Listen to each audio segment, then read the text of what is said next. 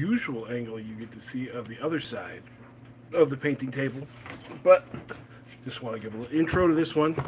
Happy Memorial Day. Okay, screen's here, camera's there. Hi, I'm bad at this. It's the running joke. I am definitely not a professional, and the music is way too loud. I know, I'll fix that in a minute. So, happy Memorial Day, everybody. I hope you all remember what Memorial Day is for. It's not just for barbecues and painting and hobbying, but it's a day where we all have to remember everyone who gave us this opportunity. So with that in mind, let's go ahead and turn the camera around, start doing some painting. Ta-da! Hey, Tabletop Date Night, how you doing? Let me fix this music. Good lord, I feel like that is way too loud. Alright. So this is what we got today. We got Mummified Undead, that big guy, and then I got some Dark Elf Raider Witches to do, and stuff fresh off the presses. I got a jet bike to do, a heavy jet bike, and then I got some Hellions, and maybe more stuff's going to come off the printer as we go along. So this is definitely, we're in for a long haul today. Let's put this somewhere. Let's put this over here. I also have all the Chaos guys I did last week that will be getting their bases done at some point today. So, we're going to start here. And then, of course, right before I started, the wife came downstairs and started the dryer. And I asked, what is she doing? She said, towels. Deal with it. Okay. Yes, honey. So, we're going to start off with some dry brushing. Like we start off with everybody. Happy Memorial Day, everybody.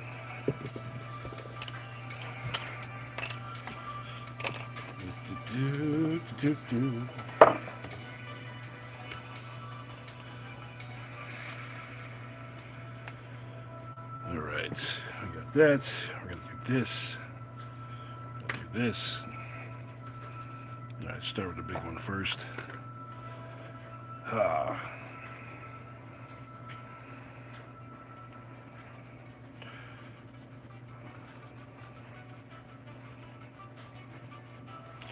let me change this to full live chat. There we go. Gonna paint 5K points? Maybe. I don't know what I got. Like, ever since the last ones got off the printer, I don't think I've been able to print 5K yet. Although this guy doesn't have a point value.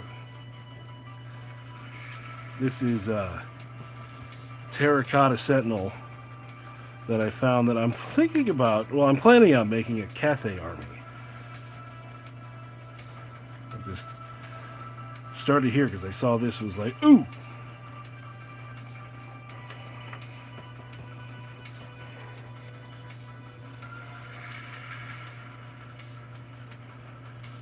Yeah. Tell me if that music is too loud. I'm trying to judge what's coming through the phone.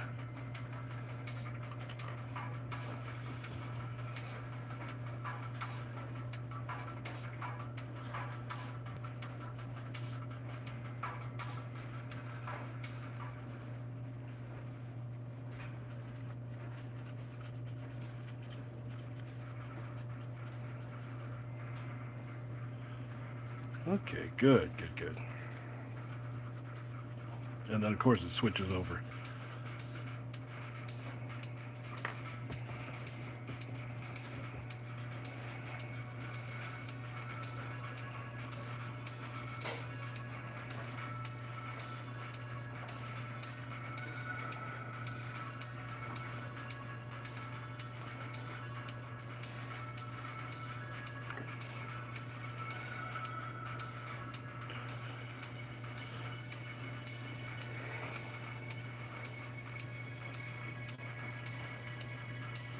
So that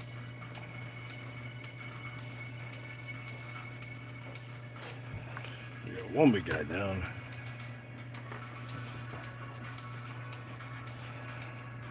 We got some skeleton giants from the Mummified Undead.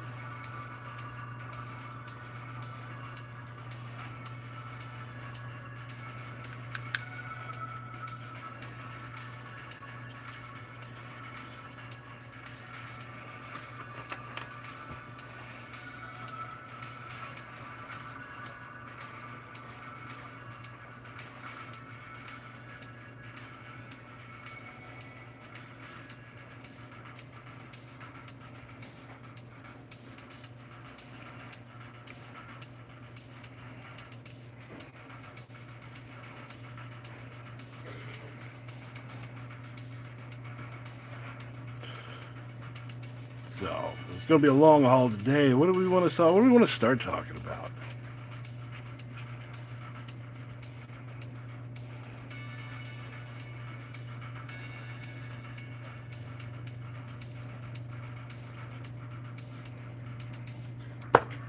That.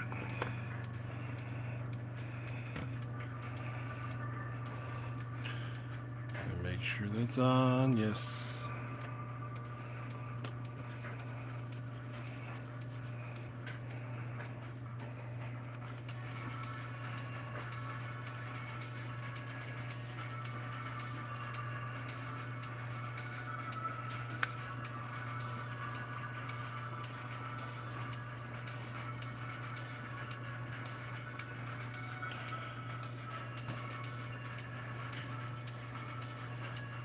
Oh, yeah?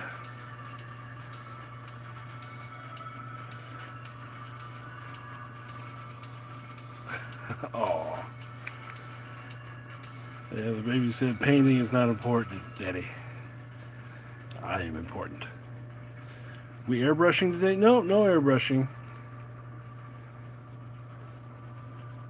No airbrushing. Yeah. Oh, I know. I know Paul.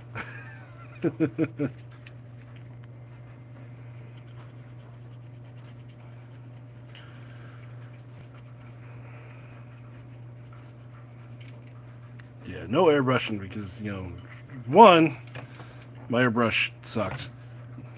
It's operator error entirely. And two, I don't know. I don't really like the way airbrush looks. I'm just weird that way. Oh, you're airbrushing today. Oh, well, good.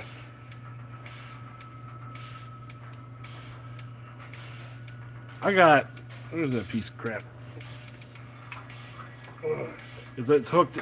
It's still right where I put it. It is it just says Master Airbrush.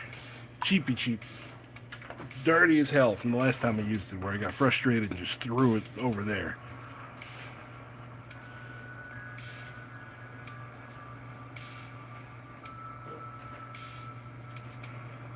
Yeah, I've had the same one for bull. 15 years.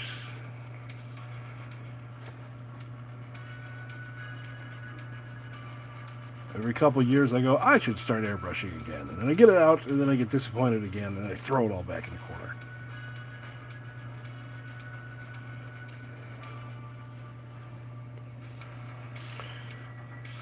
Hey, Tiger Man. Hi, Canada. The Japanese. Oh, it's, I know the one you're talking about. It's like a Wyushi or something like that. Yeah, those are nice airbrushes. What's up? What's up?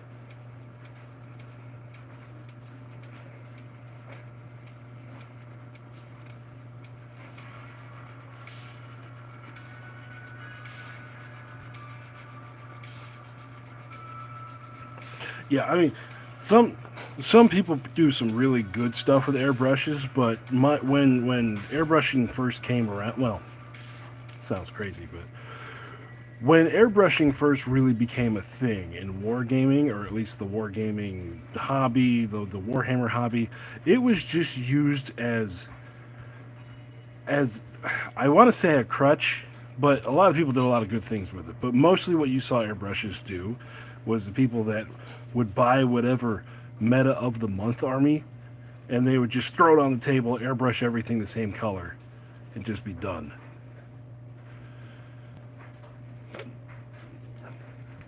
Oh, awesome.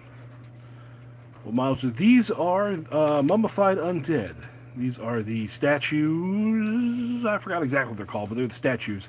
We're going to be doing these in obsidian.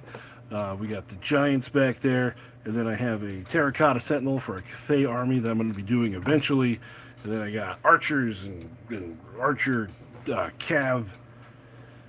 And then, if and when we plow through all this, I got some dark elf raider witches to do.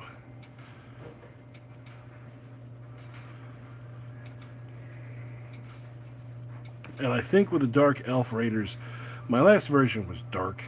I think with these, I'm going to be obnoxious. I'm going to do them purple and orange. Why? Just because they're going to be loud.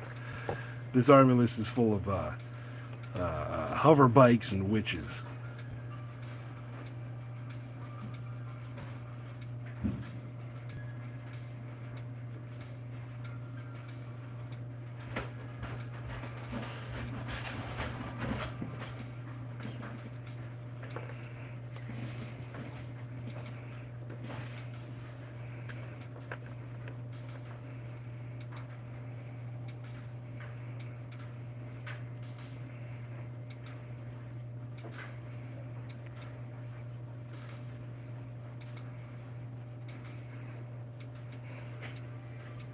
I wish the music stayed consistent. This one's awful quiet. But you know, as soon as I change it, it's going to just blow everything out.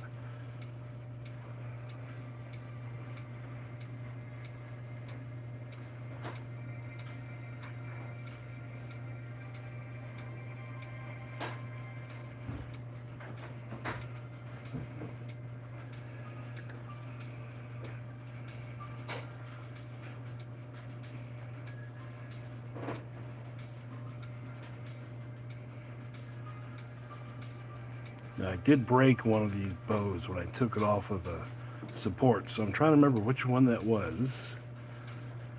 I think it was this one. No. This one. Yep, there it is. So this is the one I broke. So I'm gonna be nice and gentle with this bow. There we go.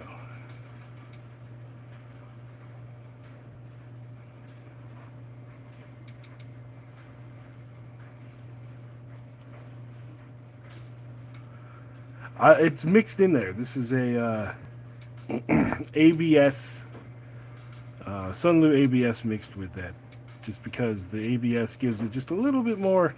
It's a little bit springier.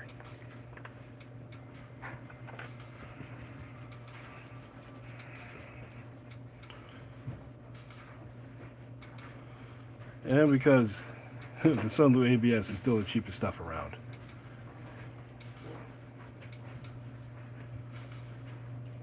Or at least the cheapest stuff, the cheapest, tougher stuff. Yeah.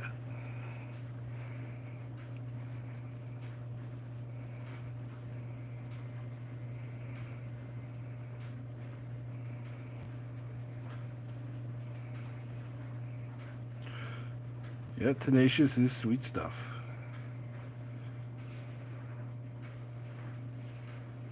But that's always... I haven't looked at the price of that in a while. Has the price of that come down ever?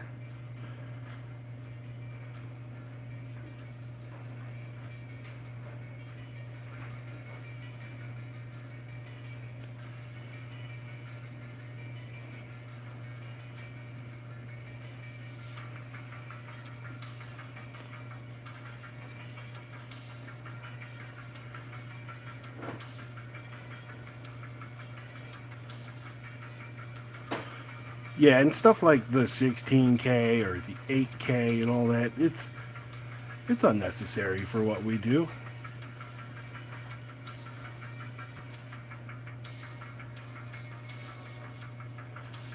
I don't need ultra high definition on something because at a certain point you run into the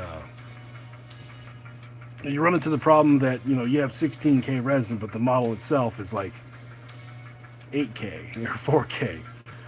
So it'll get you... It's like trying to get really sharp lines on a sphere. There's only certain designers I could think of that would really need that type of resin.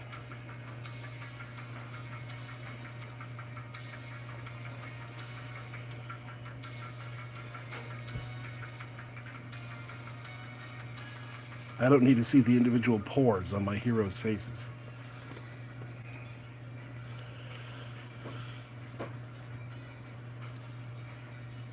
Mm-hmm.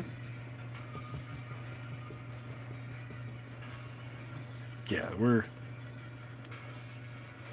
making wargaming models. We're the nice midpoints on what we need for resin. Like what our resin needs to be.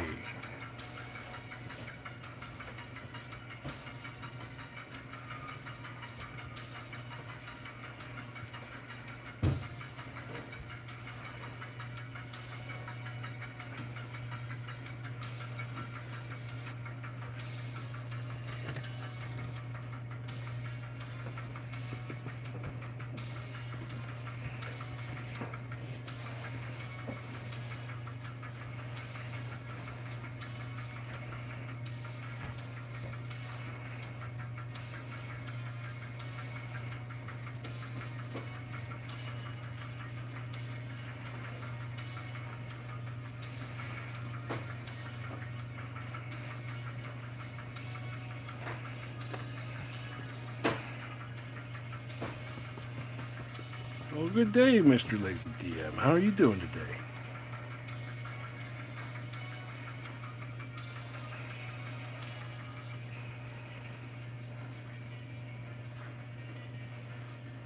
Oh, a couple things came in there. Dialing in the settings is more important. Yeah, it is. The best prints I get on a printer is supposedly terrible resolution. Put paint on, and you can't even tell which is which. Yep, exactly. So, like I said, we're resin has advanced to a point where we don't necessarily need it to be. What is your favorite OPR faction right now? Well, my hobby ADD is kicking my butt so hard. My favorite faction at the moment.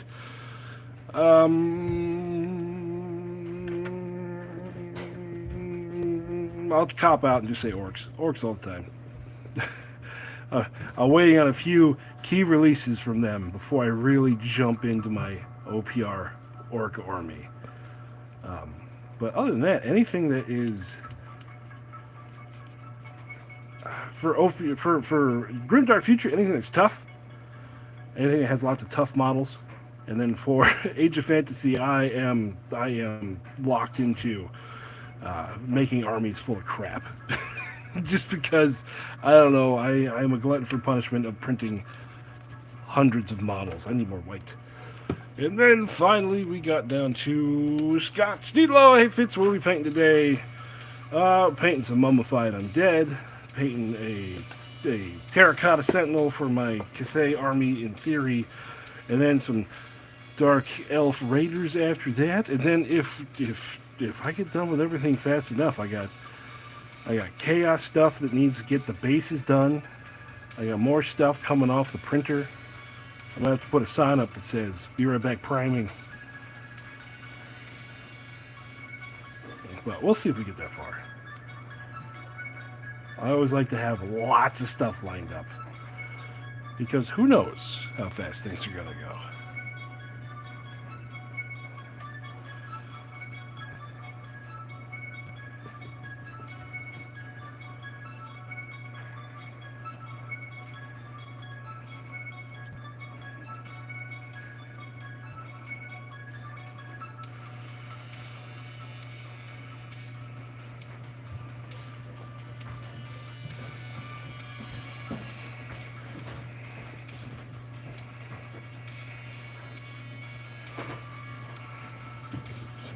Left over there. Ambitious, yes. My ambition knows no bounds, well, except for time constraints.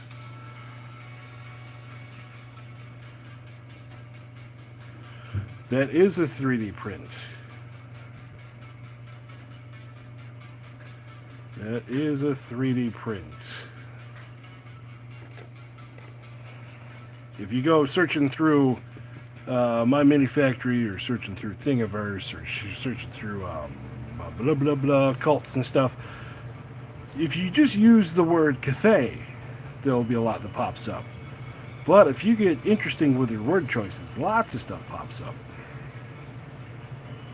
I'm not going to tell you exactly where I got it because OPSEC. But it's out there.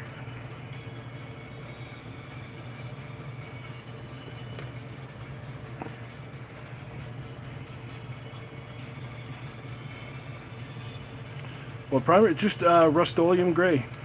Rust-Oleum Gray primer. Sometimes if I have a can of like automotive self-etching primer out there that if I run out of gray and I'm in a pinch I can use. But yeah, just all gray. It starts with a good mid-tone, that way that I can bring it up and take it down at the same time as stuff goes along. Ooh. Alright, now clean out this, go up there, clean out this, and then we can get started.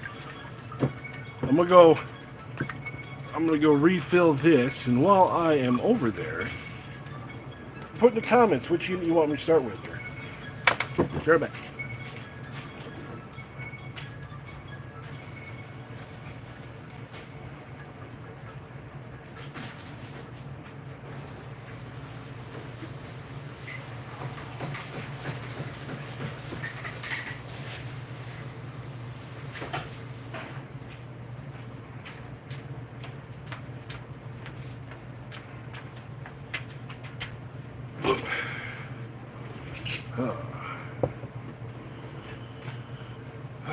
Find a good cheap white primer spray that you use. Okay. Home Depot Matte Black is the worst. My worst horse primer. Okay. HDX Matte. Okay. And hey Fitz, I keep forgetting to ask you, have you found a good cheap white primer spray? Yeah, the flat white primer from Rust-Oleum. That works too. Trainaholic, hey Trainaholic, how you doing? Look, I'm painting undead stuff, mummified undead stuff. We'll be here in a second. The biggest one, workhouse, horse. Oh, workhorse. Got it. Okay, well, this one, we're gonna save this one because this I'm gonna have to look up a reference picture because I forgot what colors it actually is. So this will be later on. Let's start with the giants. Why not? Start here. Okay, these. You got this. You got this. They're the little zoomy. Attempt to zoom. Attempt to. Ah, damn it.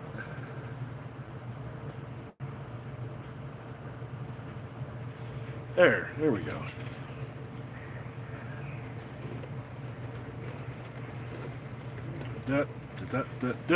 Boop, boop, boop. There we go. Haha. Okay, so we always like to start from the inside out.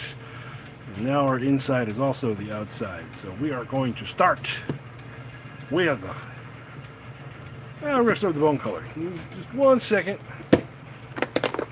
And you can see here, he's got a little dot at the top of the head. That's how you know I printed it.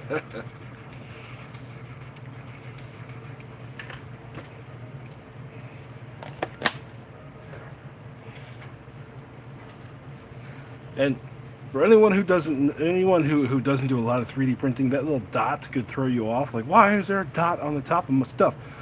Well, that is the highest point. And as the machine's going boop, boop, boop, at its highest point, if it's rounded like that, it tends to get a bubble. Just the tiniest little bubble. Just poop right there on top of the head. Just throwing a little bit of my... Been doing this long enough, I know what does what info out there.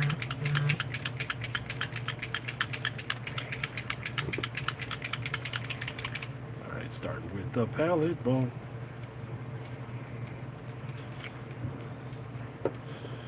Then we got, he bumped his head. And then we got our flow aid, which is low enough to where if I try to drip it in there from the cap, it just goes everywhere. So we're going to use a dropper bottle. A little dropper stick. Boop, boop. There we go. That goes there.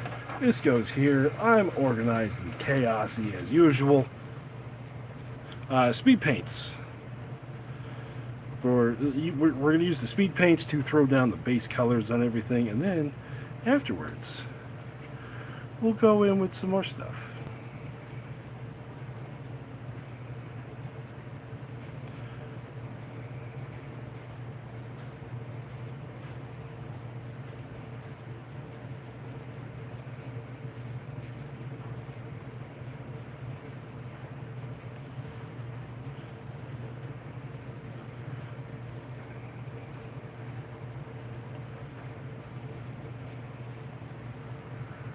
They are neat models.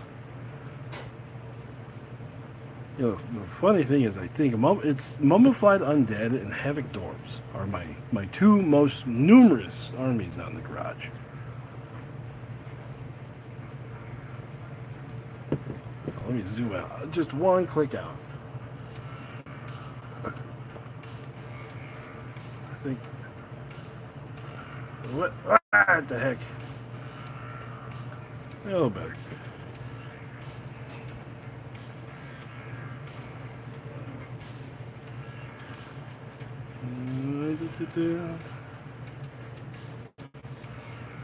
I don't even know why they became my most numerous army. I'm not like. Oh yeah, that's part of the chess piece. Okay, we'll go over that with something else.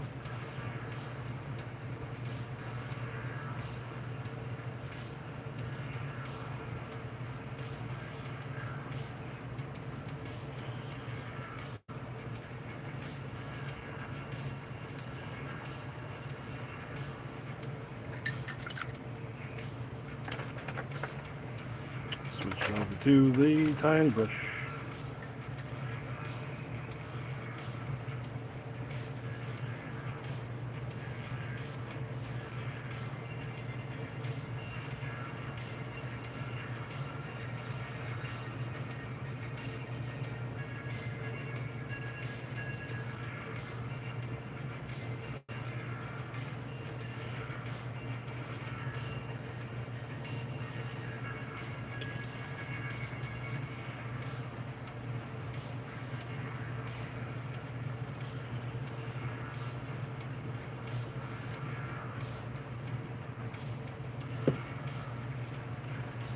We have a full box unpainted. We'll break them out. Let's paint them together.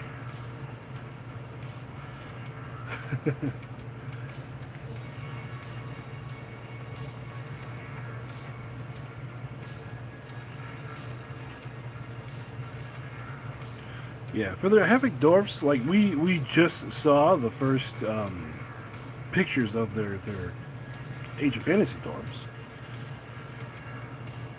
So they're very, very blocky, very angular. Which will be interesting. Well, I mean, they'll kind of paint themselves.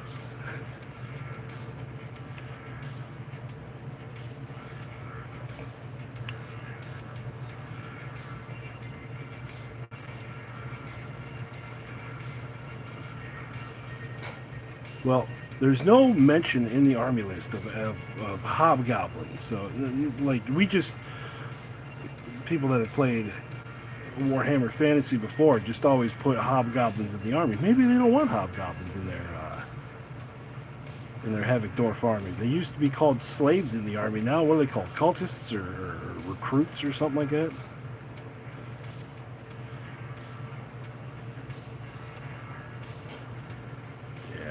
Everybody goes overboard once they fire their printer up for the first time. And again, this thing is so big. We'll just.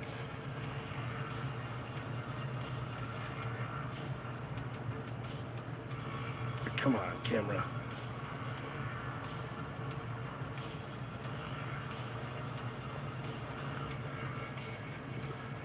There, that's better. That was driving me crazy.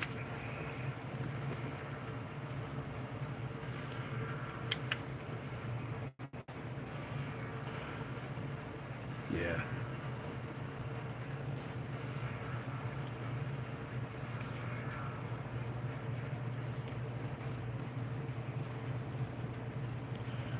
Oh, I missed some stuff here.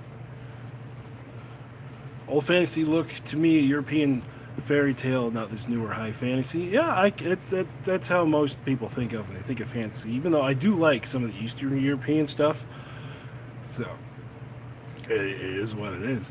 Doors being associated with blockiness fascinates me. Doors typically associated with Art Deco, and the blocking designs and angles speak to both practicality and function as art. Yep. Mm-hmm. Laborers, that's what we're looking for. A hobgoblin faction that could honestly be rather neat. Just have to wonder how they make it stand out. And I always thought doors were rough like stone. Yeah, a hobgoblin faction could be interesting because they do have some interesting stuff. Oh, I hit the button. Sorry, everybody. Whew. Okay, back. Is that speed paint? Yes, it is speed paint. Just what it is really good at is just blocking in the colors. I hope I didn't lose anybody on that one.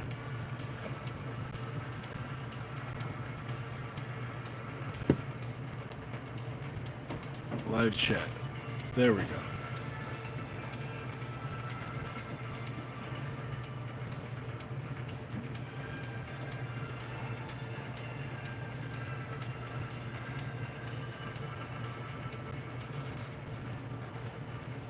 I'll stop hitting buttons. I'll just get down to painting for a minute. Yeah, speed paint is, it does tend to pool, but if you just keep it moving and spread it out, if you just want to use the blocky color in, it's great.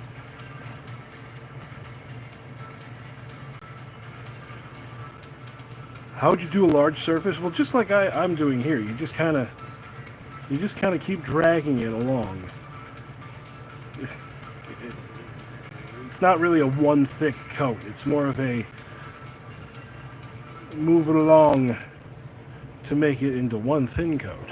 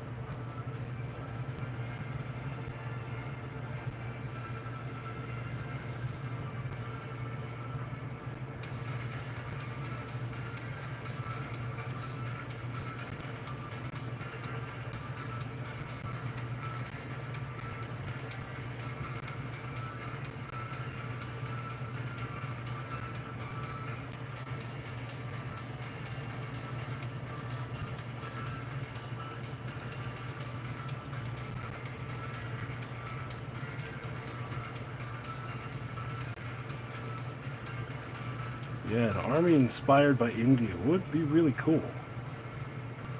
You'd have like, oh, look at the historical Indian stuff. You'd have elephants in there, and then you could put like heroes riding tigers, and all kinds of interesting stuff, really.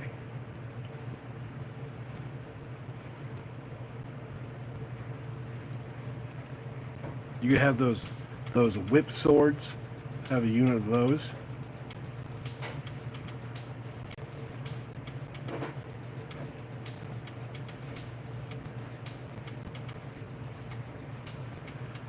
Yeah, I don't know enough about Indian folklore or Indian fantasy, but I know enough to know that it will be very interesting with what they do about it.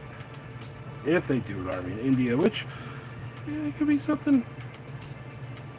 Could be something I talk to somebody about. Like, hey, I know you got 17 armies you're working on, but this is an idea. All right, so we got the bone. We're boned.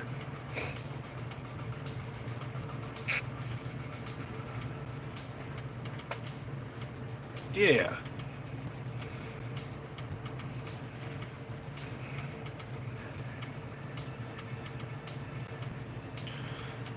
Yeah, doing stuff for like different parts of the world instead of the normal, European, Western European depiction of a fantasy army or a medieval army would be a really cool concept.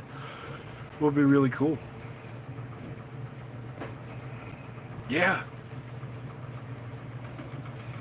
Yeah, and these are all cool things to just like base an army off of, to just make an army off of. Like choose something like Human Empire, build a list on that, ally in some cool stuff, and you're off to the races.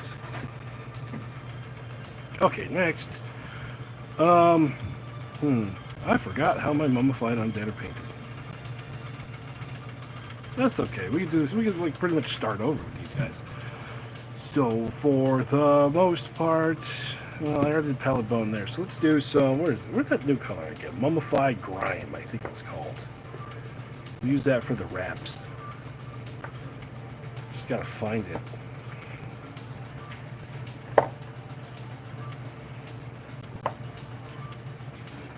Gray pallet bone. More of that over there. More of that over there. You can go sit over there. Bear with me. I really need to organize. I need to get a paint organizer so I can just like look at the bottom of the paints to know what is where. There it is, mummified grime.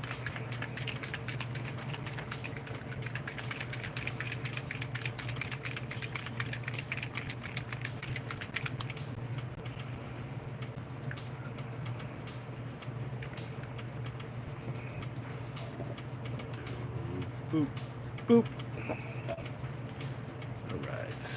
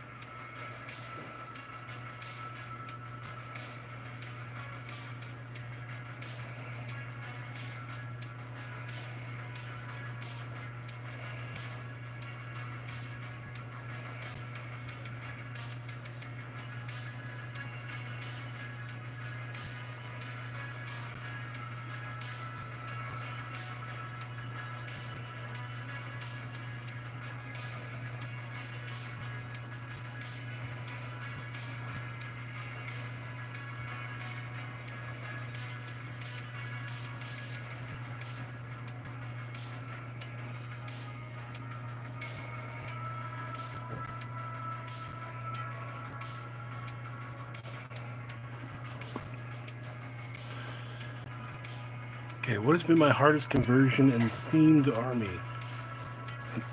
Well, nothing's really hard, but probably the one that took the longest to figure out and the longest to do the bases and stuff would be my swamp goblins. And those have not been on the table in a long time.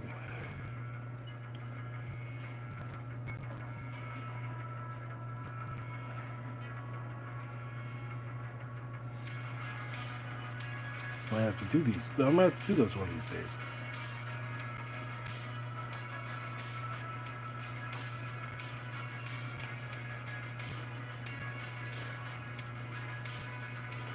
Actually, come to think about it, I think they only ever made it to one video.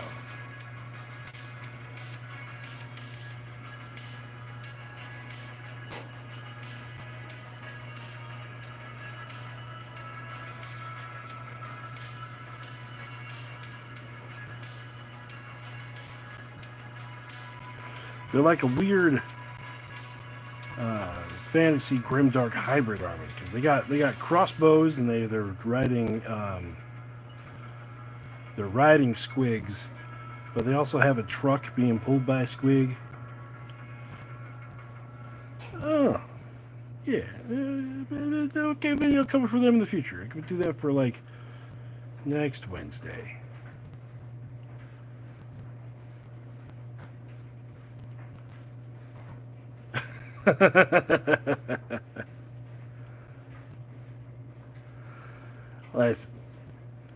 It's model agnostic. You could use whatever you want, man. I chose gnomes because I saw those stupid gnomes from Warped Miniatures. I'm like, yeah, I got to do these. These are silly.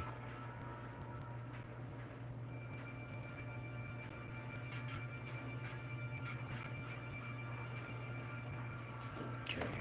Woo. There. Oh, around the neck.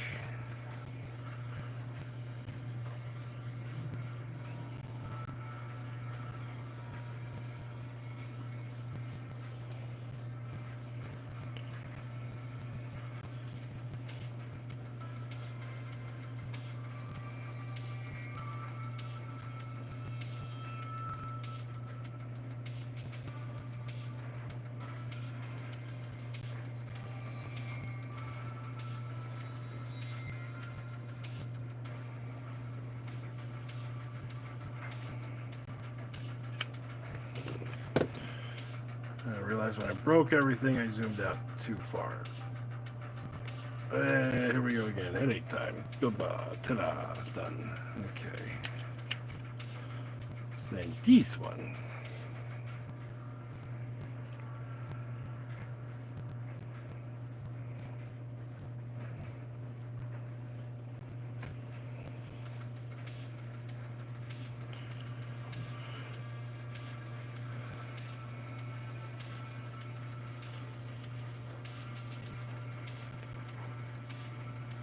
Yeah, they did a real good job with the alien hives. Or the alien hives, the shadow stalkers. I think they do a real good job whenever they have their own original faction and they could just write whatever they want.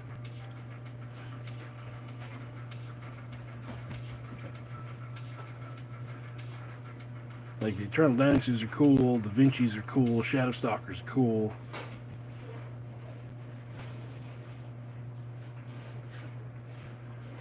It's like whenever they have something that's coming over from a GW or something they based on a GW thing years ago, they tend to kind of get stuck.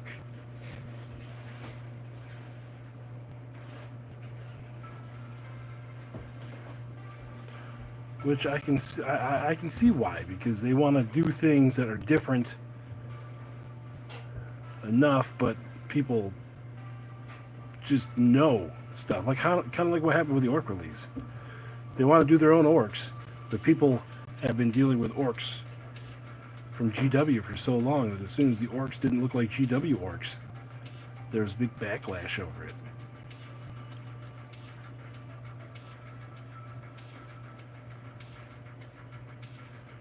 Now, most people know what's up. Most people are like, yeah, okay, your orcs are cool. But there's still some people that are like, nope, ain't gonna do it. Those aren't orcs. Like, man, those are orcs. Deal with it.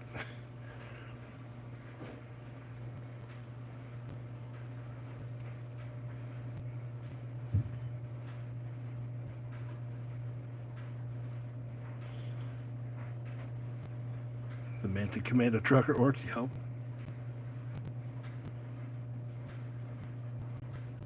Well, when I pull the trigger on the orc army, I'm just waiting for them to release the trike at the beginning of the next month, or whenever that releases. Sometimes they'll show us a preview and it's 2 months away. So whenever that releases, that's when I'm going to do them. And because my one orc faction is based on the War Boys from Mad Max Fury Road, I'm going to base these guys on the Buzzards from Fury Road. So it's going to be Rust. It is going to be Spikes. It's going to be so much fun. I'm even finding places to go get plastic I-beams so I can cut them up into the spikes.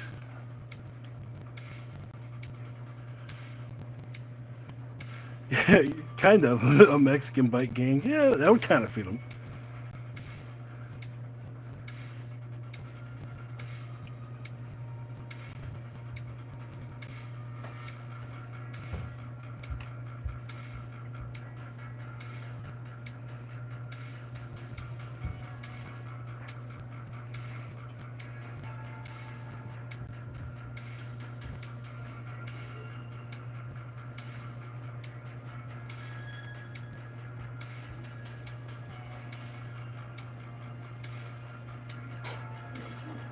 Yes, they will have Australian accents.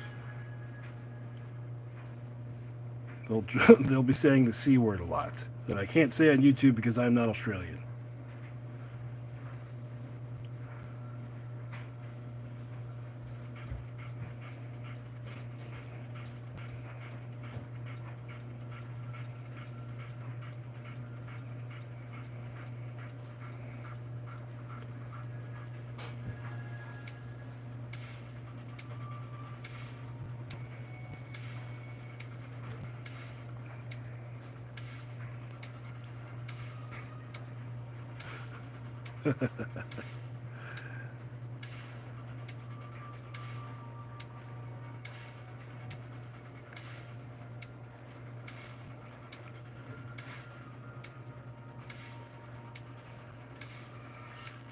Yes, crumping. That is the C word I'm talking about.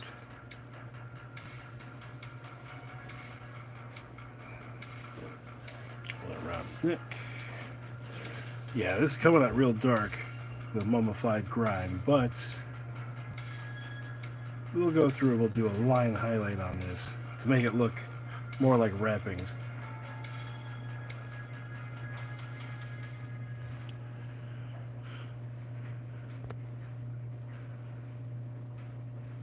And I don't speak a lingua franca. Yep.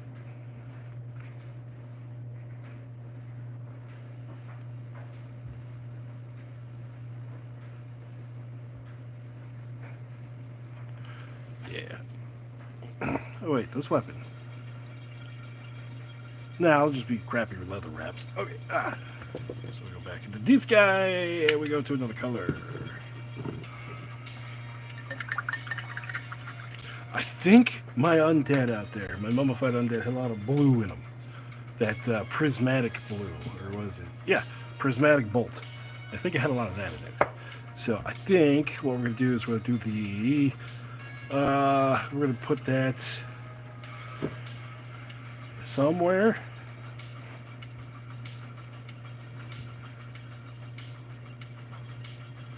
And of course, as soon as I clear my palette, that's when I see I missed the... whatever.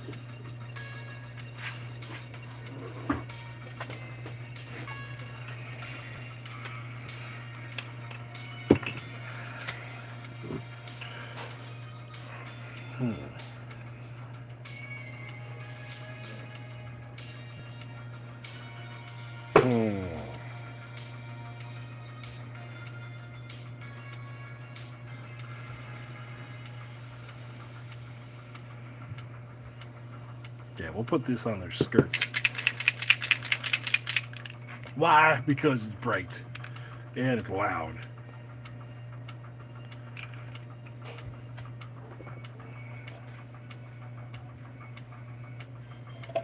And this I could use the bigger brush for. I say that, watch me ruin this.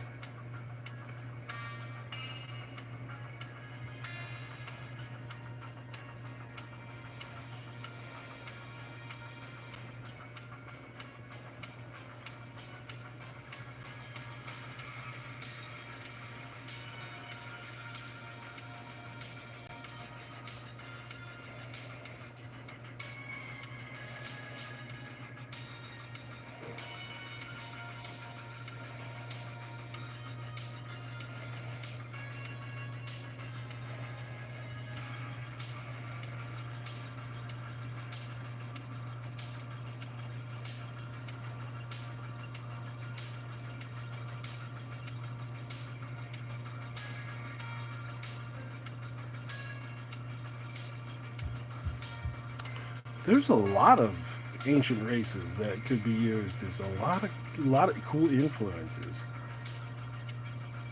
Like I said, the Minoan people, other than like lizard men, we don't see much Mesoamerican stuff. As we were talking about earlier, India, don't see barely any of that.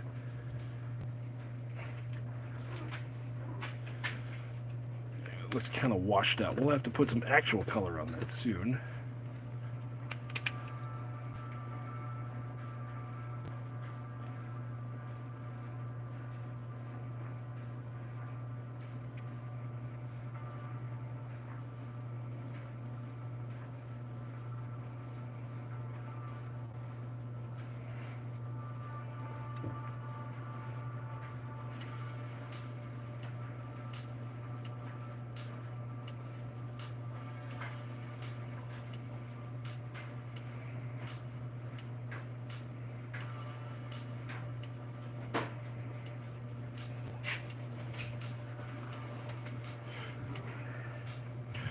And there was that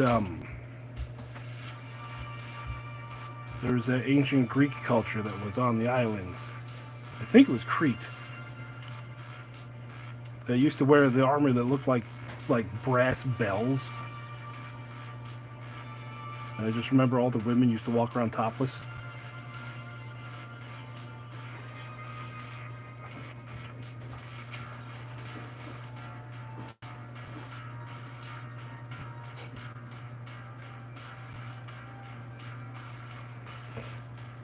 Those were the Minoans. Yes, okay. I thought so, but I thought it might have been a different name for those.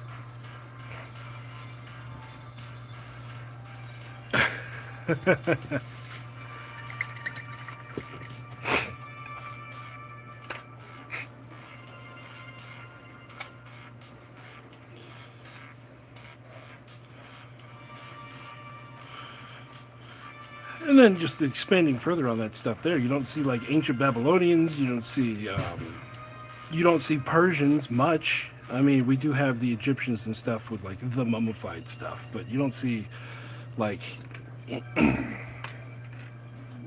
don't see the Byzantine, you don't see the Persian Arab armies.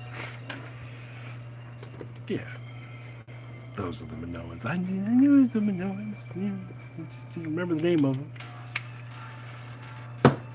Back to this guy. Okay.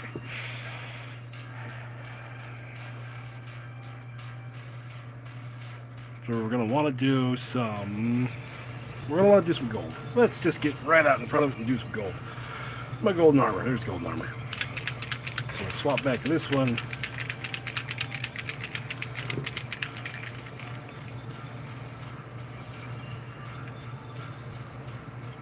Yeah. Like I said, Eastern Europe has some really cool stuff.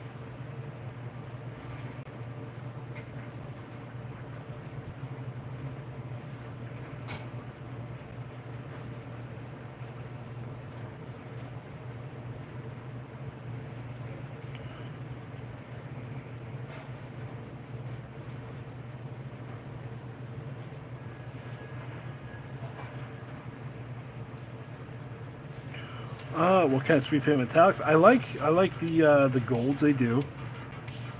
And then broadsword silver, like the silvers I like as well. But then once you get to like the other ones, like the brass color and that, it's like they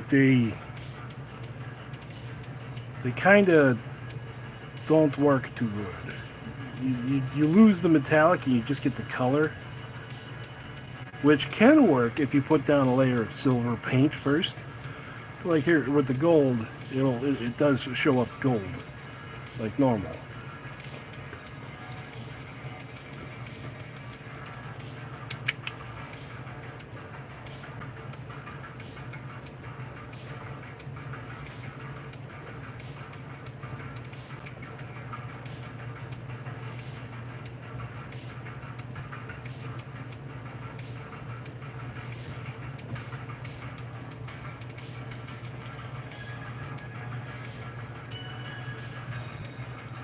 Yeah, the other colored ones are worse.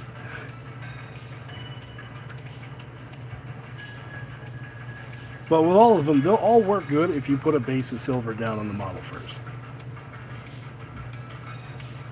And whenever I do that, that's when I just use straight up Vallejo silver metallic, because that feels like an ink.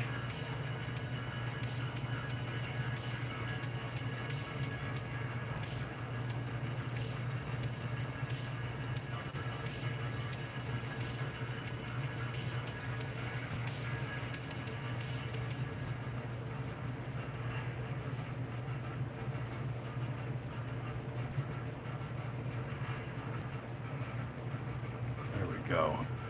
So that, oh wait, the little anklet thing.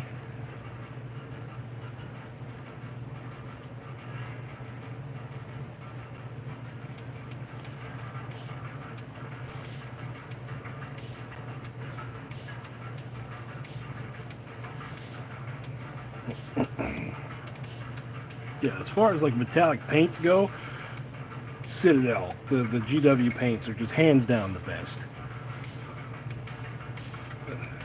Hands down, they are just better at it.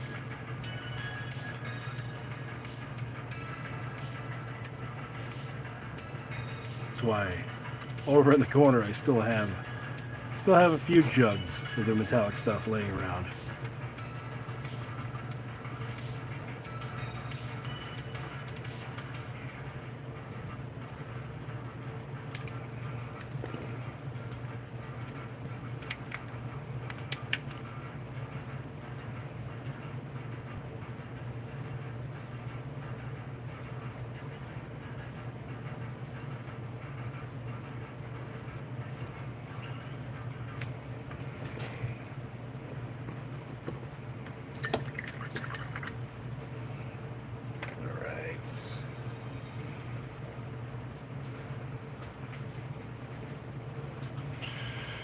Alright.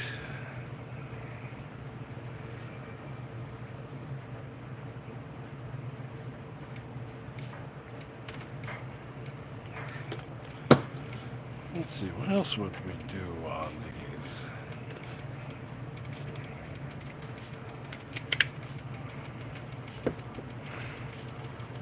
Okay, I'll be right back. I'm gonna go grab one of my mummified undead out of the garage. So, talk about yourselves. Give me 2 minutes.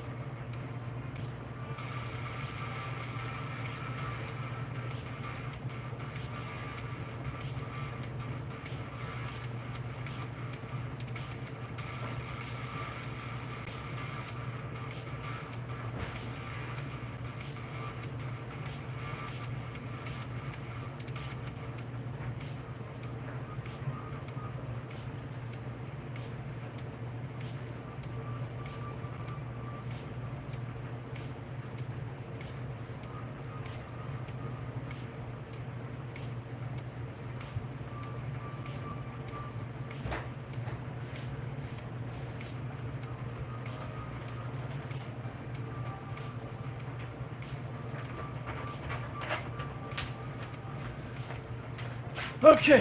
Oh, I am back. And I was completely wrong. I did a lot of red in my mummified undead. So we're going to do some red. Hey, okay. Okay, we'll put this over here. Reference stuff. Okay, so what was it? I used...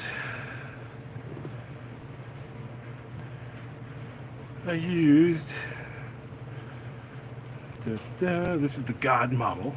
So that's one of the colored ones. That sounds terrible out of context.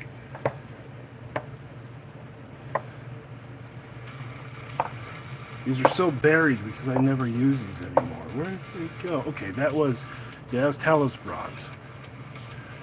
Ta-da.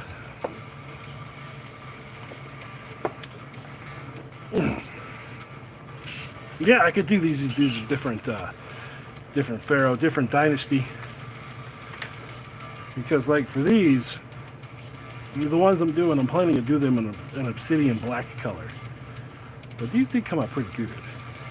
That's out of focus. So, yeah. Okay, you all hang out over there. Hang out over there while I paint the rest of them. But bronze does make sense. And for this, we're going to go ahead and do the silver. We'll do that for the back pieces. I am running out of this.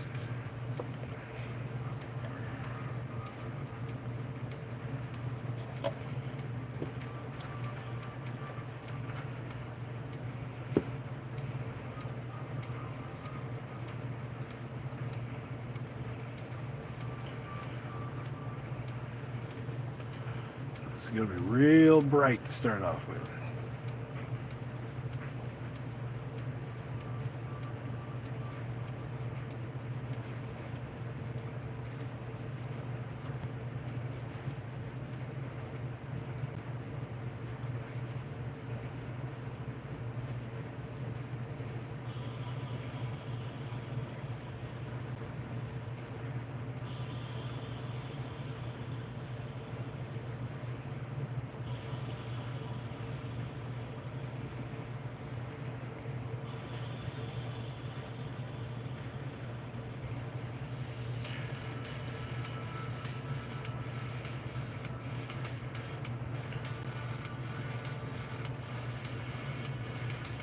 Saunter, the spellcaster here, just spitting facts.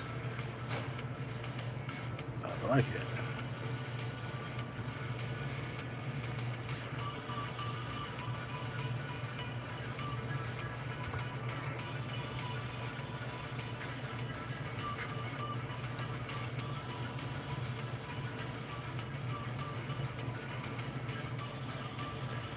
Yeah, oh yeah, absolutely. Keep on going.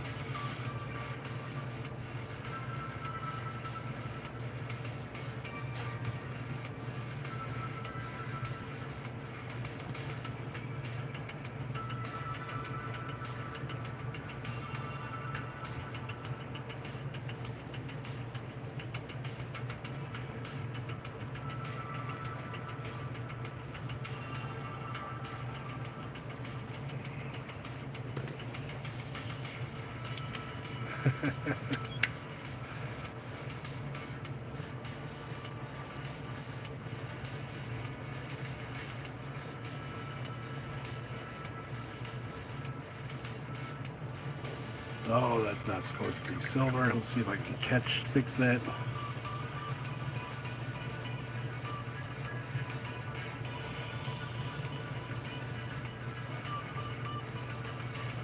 There we go.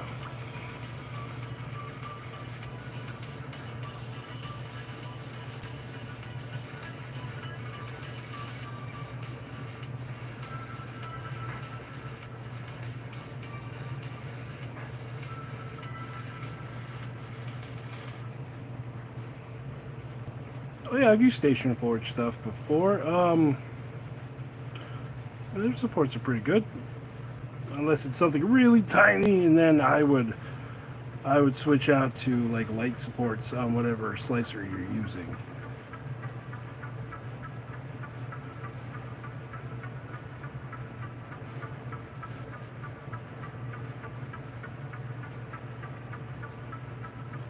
I just ran into that because all the Dark Elf Raiders I'm doing, I'm getting them from Edge Miniatures, and a lot of the Dark Elf stuff is tiny and frail, and a lot of his supports are thicker than the piece that he tried to support.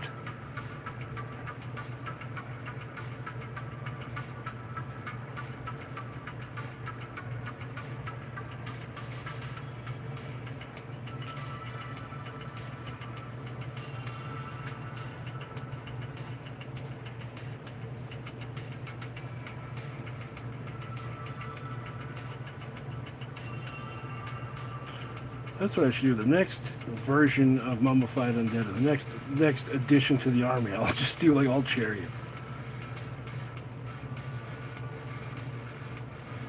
Because the only army I have done chariots with so far has been the Beastmen. Let me tell you, they work pretty damn good. That, and then we'll do this part here, the hooks to the stone.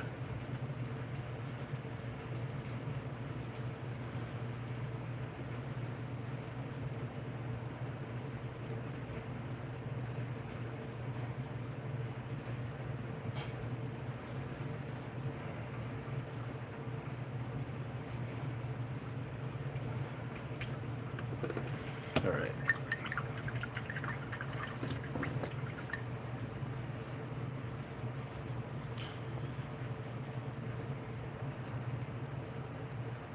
As well. What, impact? Oh, impact is fun.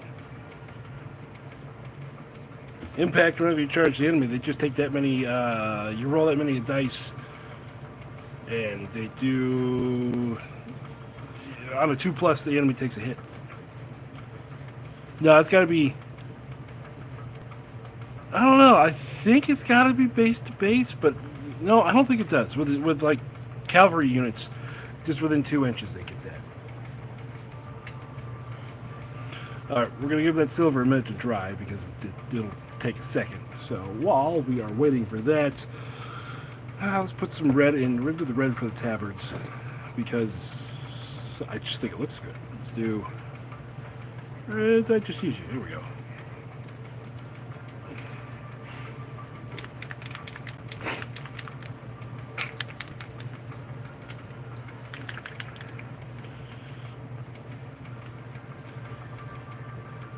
Tell him to get on it. Make himself a chariot army.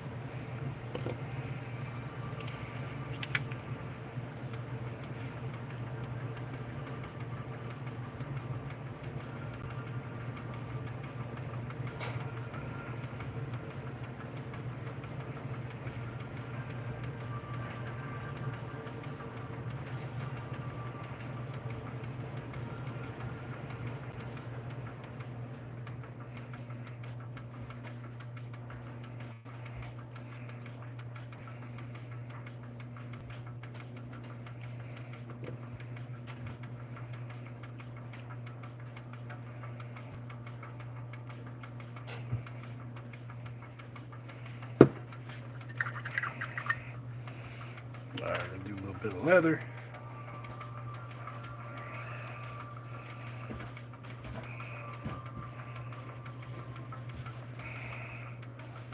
Oh, this is the thing too. Whenever you use red, red is like the one speed paint that will just activate and run. So I like to be real sparing with it. Either everything is red or just a red and a little spot. I just saw it. There it is.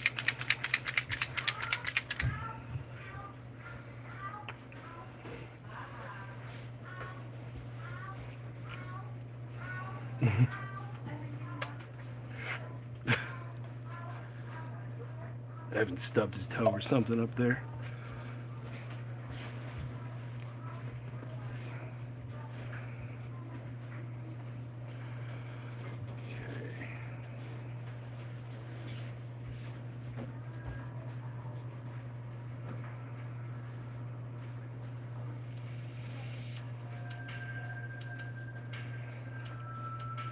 Was that a cat? No, that was my son going, ow, ow, ow, ow, ow, ow. He stubbed his toe or something, or dropped something on his foot.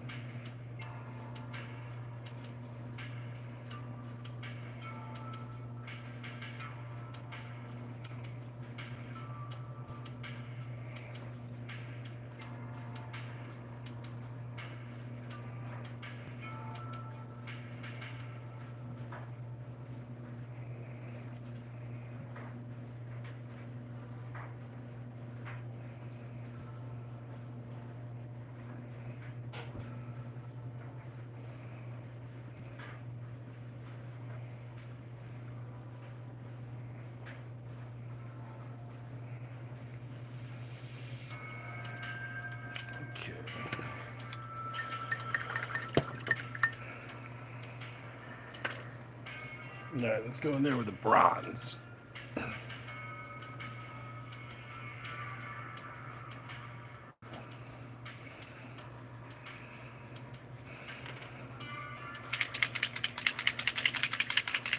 Shake the crap out of it.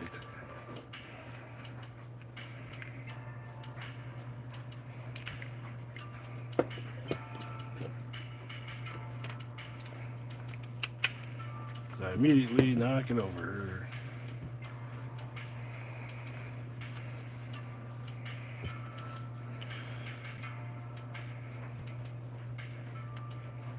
Okay.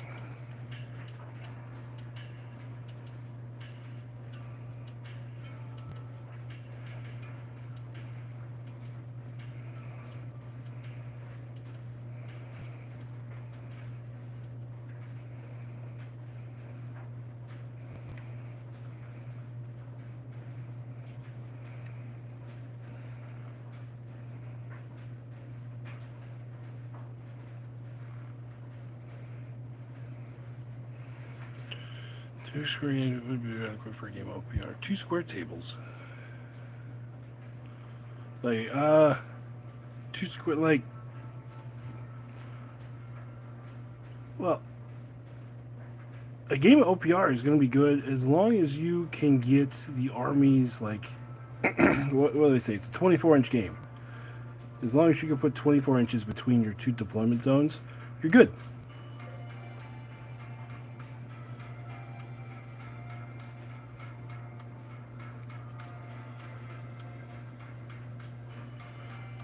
And then if you're playing on something smaller, you could just cut all the ranges by half.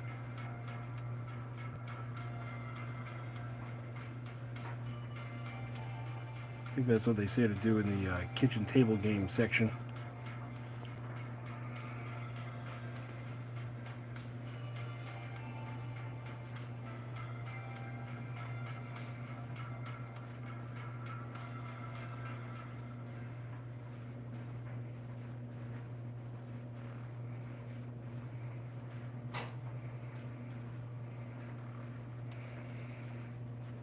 There we go.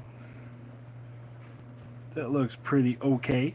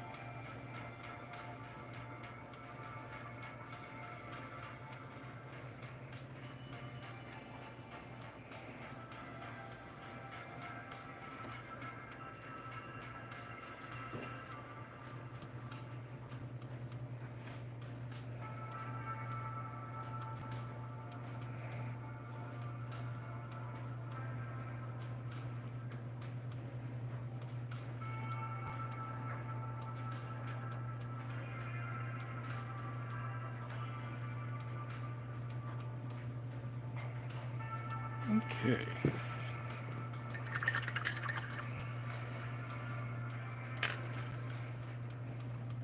Now we're going to go back and do some other little stuff. I noticed they both have armbands. I forgot to paint gold, so we're going to go hit those. Then we're going to do the metal work and the stone rock, and then it's time to go in and do some details on these. So, gold, where did you go? There, no, wait, that's difficult. There's the gold before.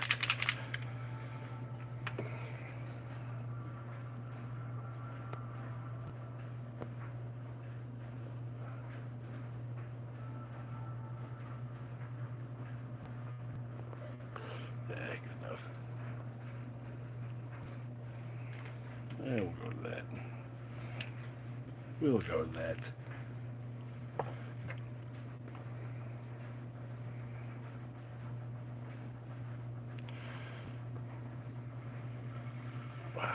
Sorry, headache inducing. There we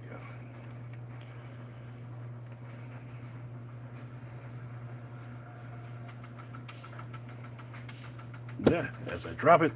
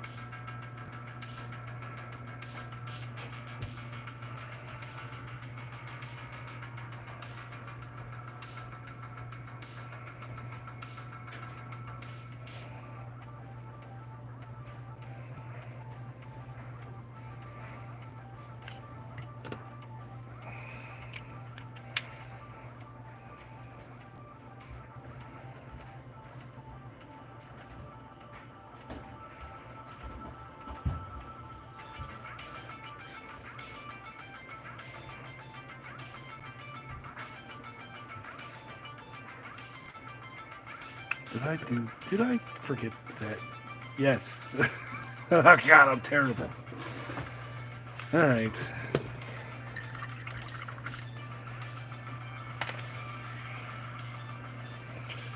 I forgot the back plates.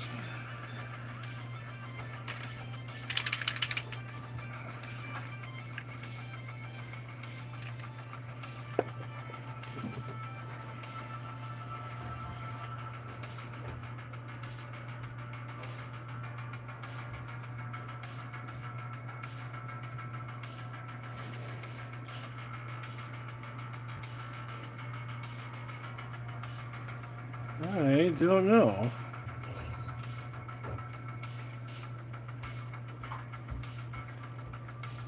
Probably it's going to be a fantasy faction, just because they started with fantasy, then they did a grim dark, now they'll go back to fantasy. I think. Don't quote me on that, but that's what I would do.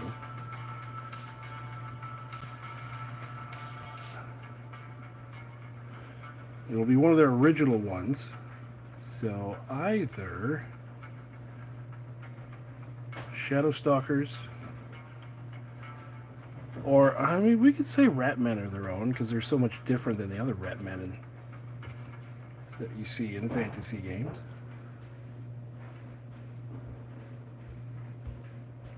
Probably one of those two.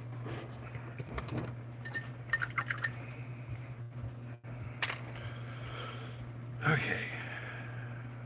Broadsword silver now for the silver stuff.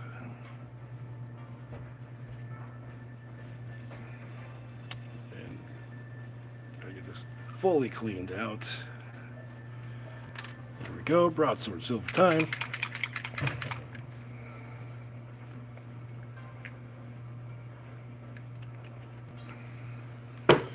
And just a drop. Boop.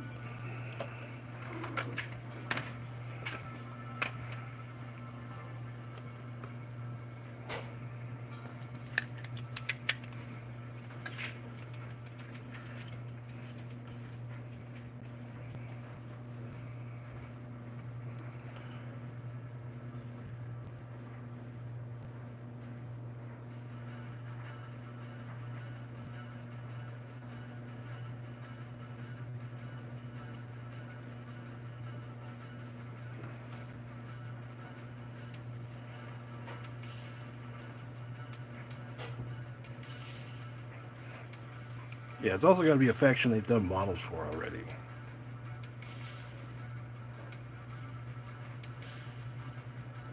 So they've done models for both of those.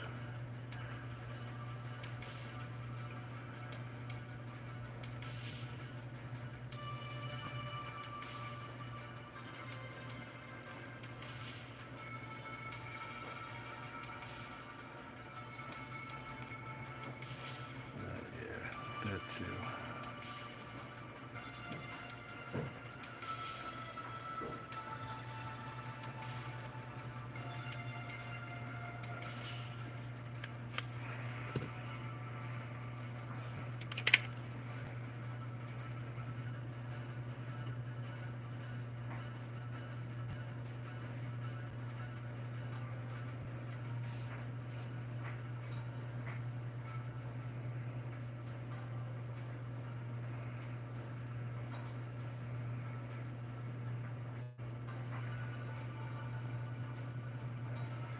You can see here the gold kind of ran down into the creases just because when we put that on, that was still wet. That's okay though.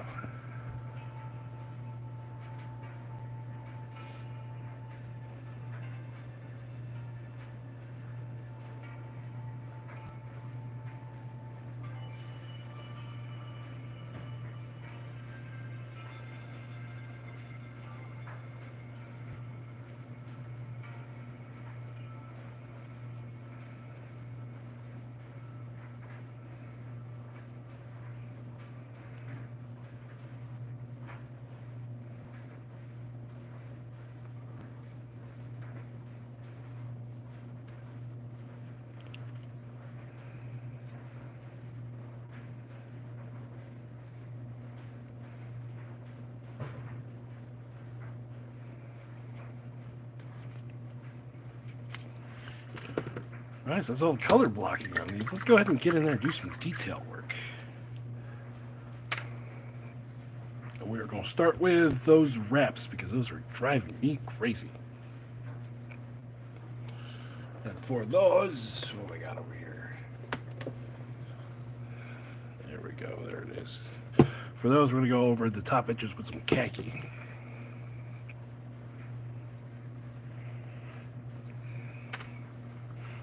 I need a new paper towel because that thing is spent. Fold that there. Take a piece. Do that. We get a bigger one. Alright.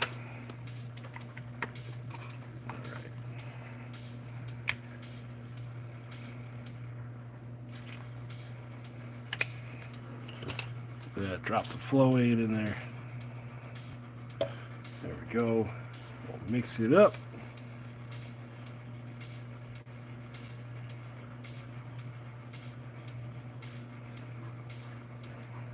Mix. There we go. I'm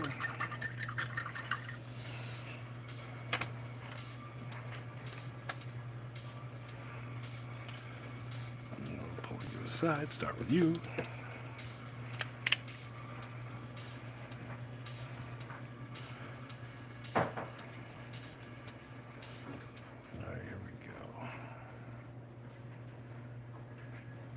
Yeah.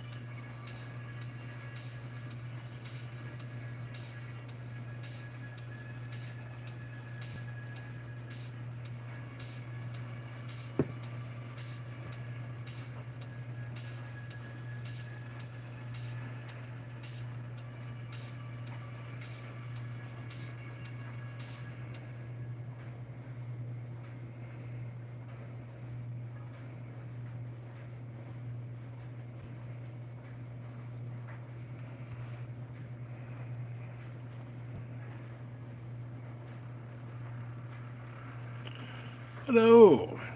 How you doing?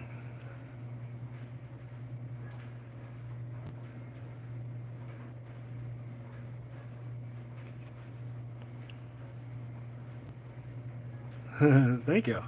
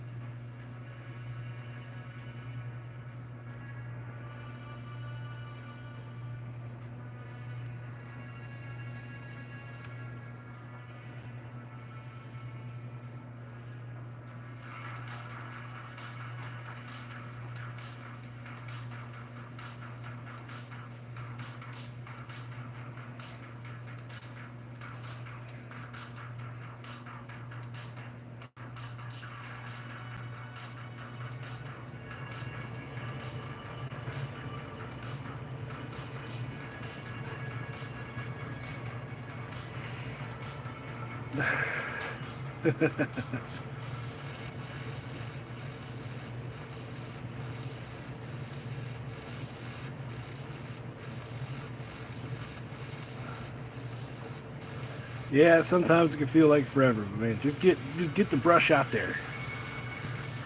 That's half the fun.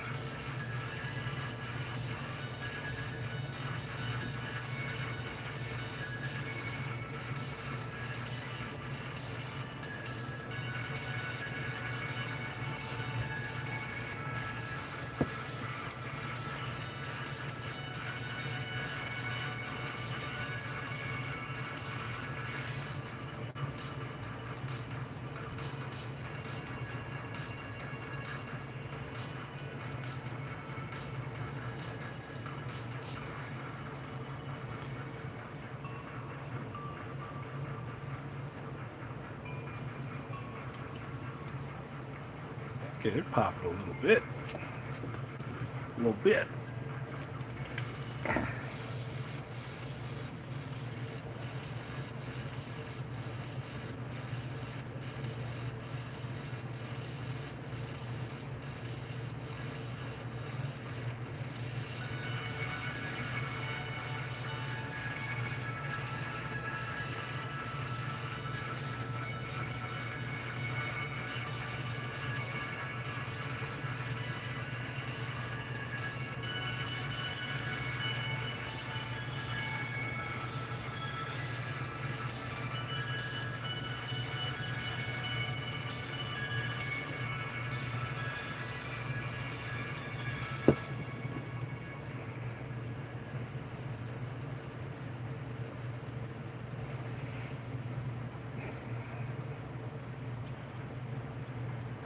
All right, man. You have a good rest of Memorial Day.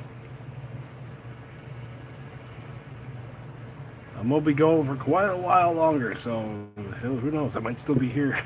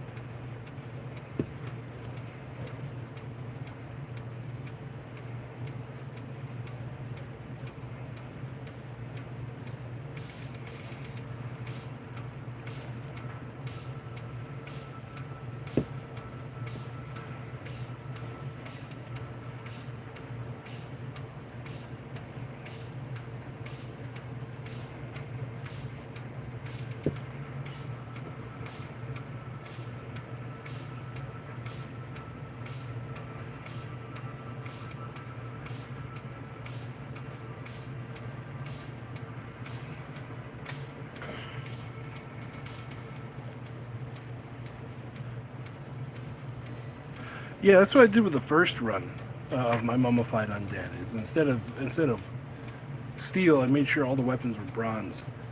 But like I said, we're doing a different dynasty now.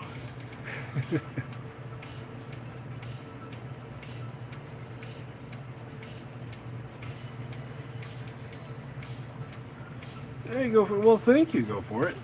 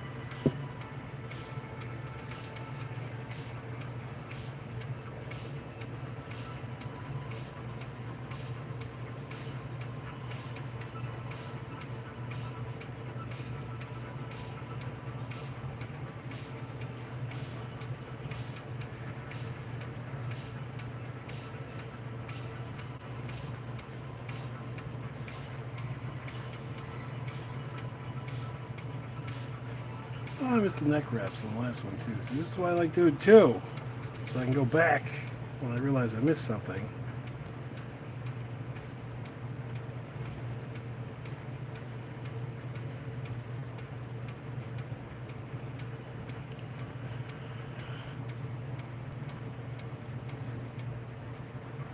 Yeah.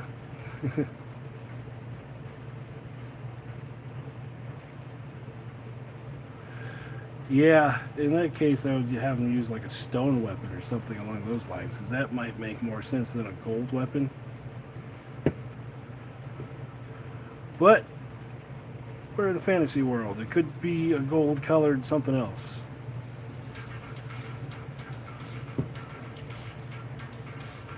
Back the other one.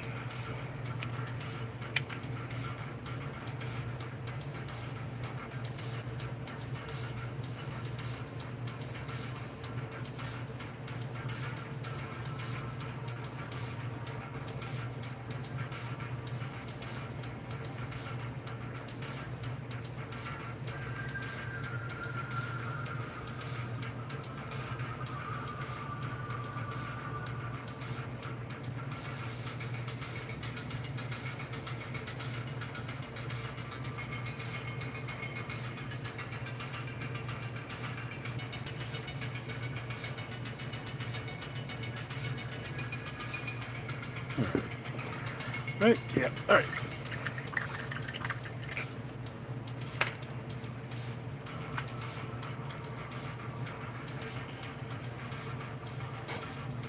All right. Let's clean this out.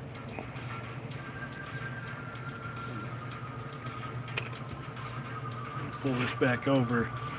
Now we're gonna go for those skirts they had. Let's do. Not that. What?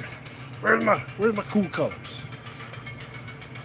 There we go. We'll do some Caribbean on those. We'll pull back this guy again. No, do I want to do Caribbean? No. Listen, what? I'm going to put a second coat of prismatic bolt on there to see what I come up with.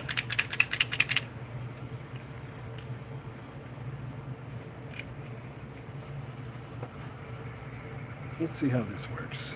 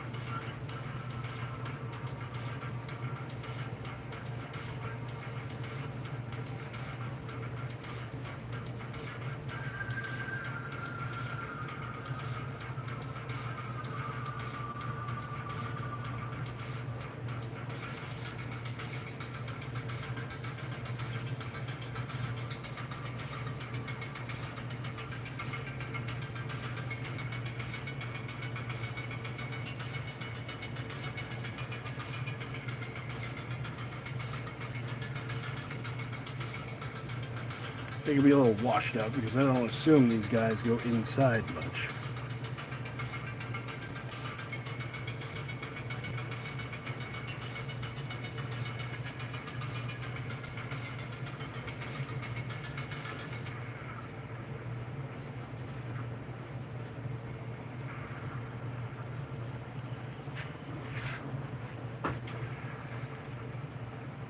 Where do they come from? I mean, we're playing in a fantasy lane, so there were giants out there.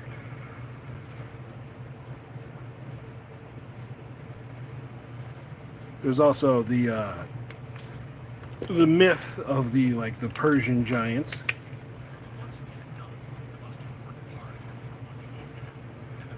You just say there's some of those.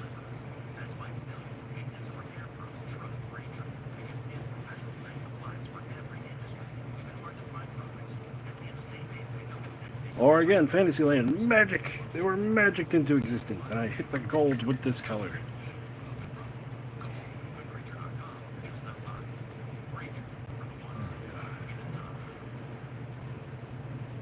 Well, what you should do is you should grab your orc army and paint it while you watch. I always have mindless stuff on in the background when I'm painting anyways. And speaking of, we got to the end of that one. Sure. We get some dark synthwave playlist again from White Bat.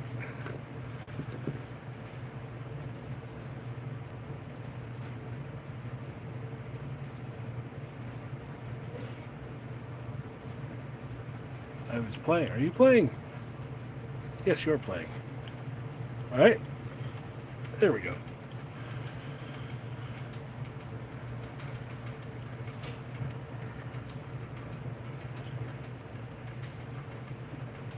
There we go. Saltrix Spillick, I like having you in chat today. Tell us about those guys.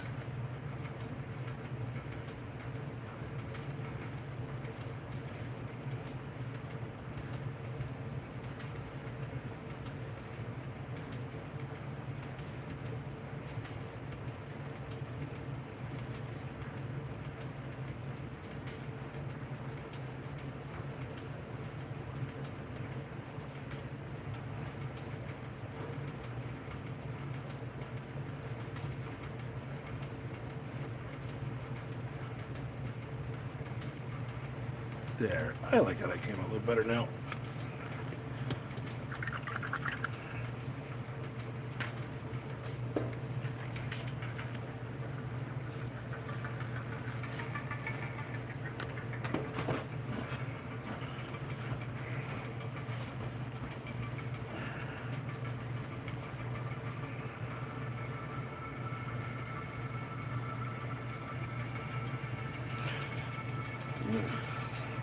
Now, before I forget it, we're going to hit the rock with...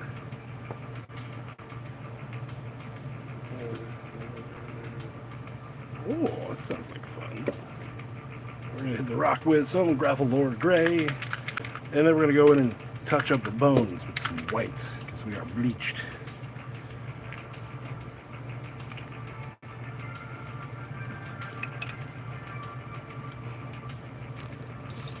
Alright. I've been waiting on a new table mat from Amazon for a month now. I actually called it out in the last video we recorded yesterday. I'm like, I'm still waiting on this damn battle mat. But for now, I switched over. It was the Robot Legions, and I switched over to my all silver mat. Just was the one that. Ooh. It definitely sounds interesting.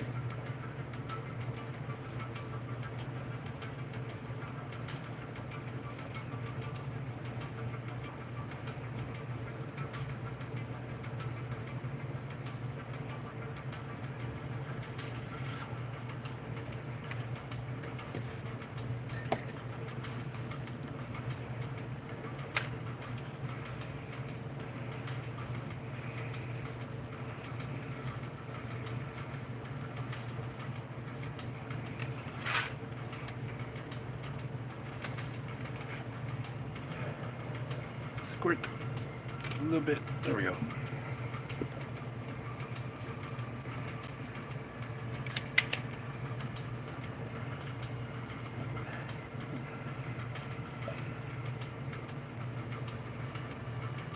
Mix, mix, mix, mix.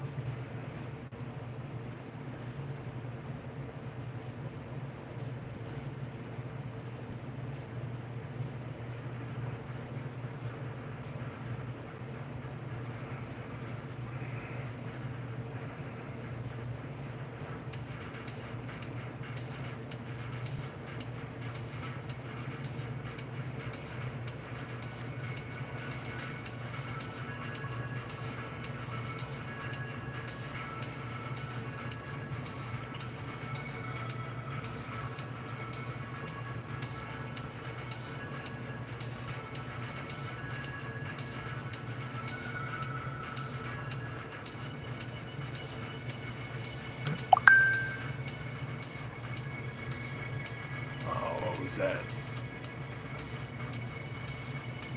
Oh. Okay.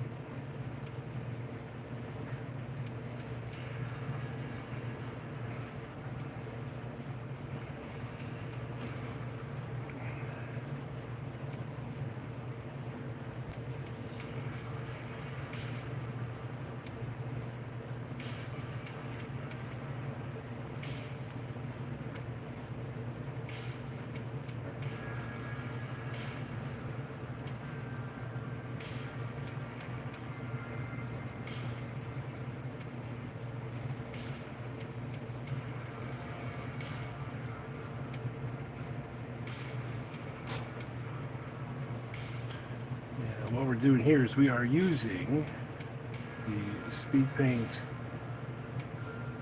reactivating to our advantage. You see how here on the feet I put that on a stark white and now it's a nice pale color? It's because the white will reactivate the stuff underneath it. As long as the white is not on too thick, it will come through. I'm out of focus. There we go. I'm out of focus again. Focus! Thank you!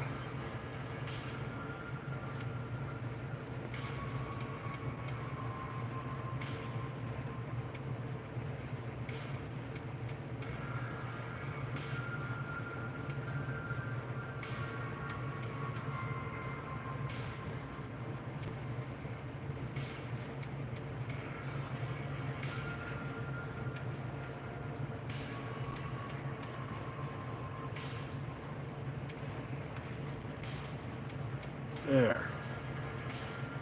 Again, that top of the head will mellow out here pretty soon, but there we go. So you're mostly done, guy, and we're going to go through and highlight up a little bit of the silver in a second. There we go.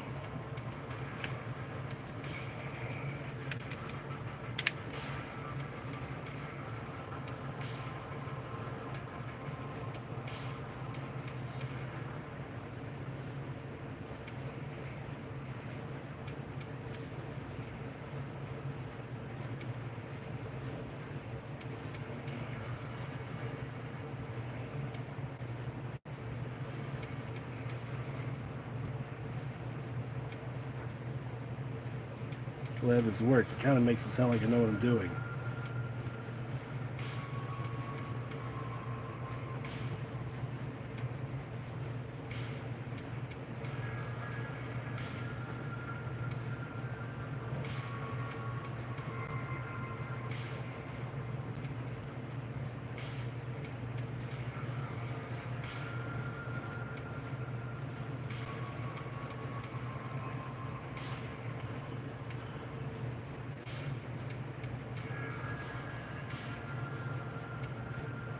Which big guy? These are mummified undead giants from One Page Rules.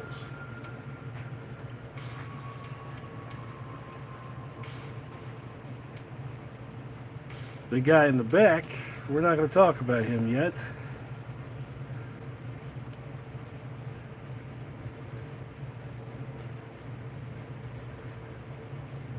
With all the takedowns going on lately, we're going to maintain OBSEC on that one. I'll tell you, just go search for terracotta or Cathay or Grand Cathay, and there's stuff out there.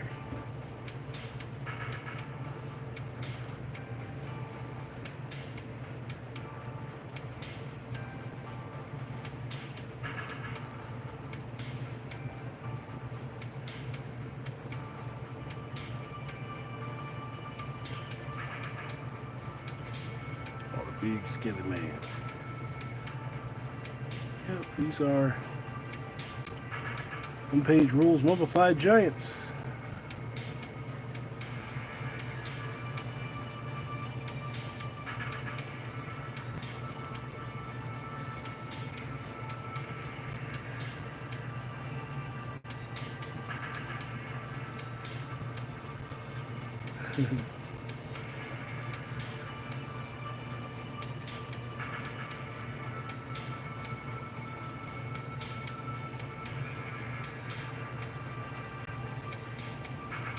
Where am I? There I am.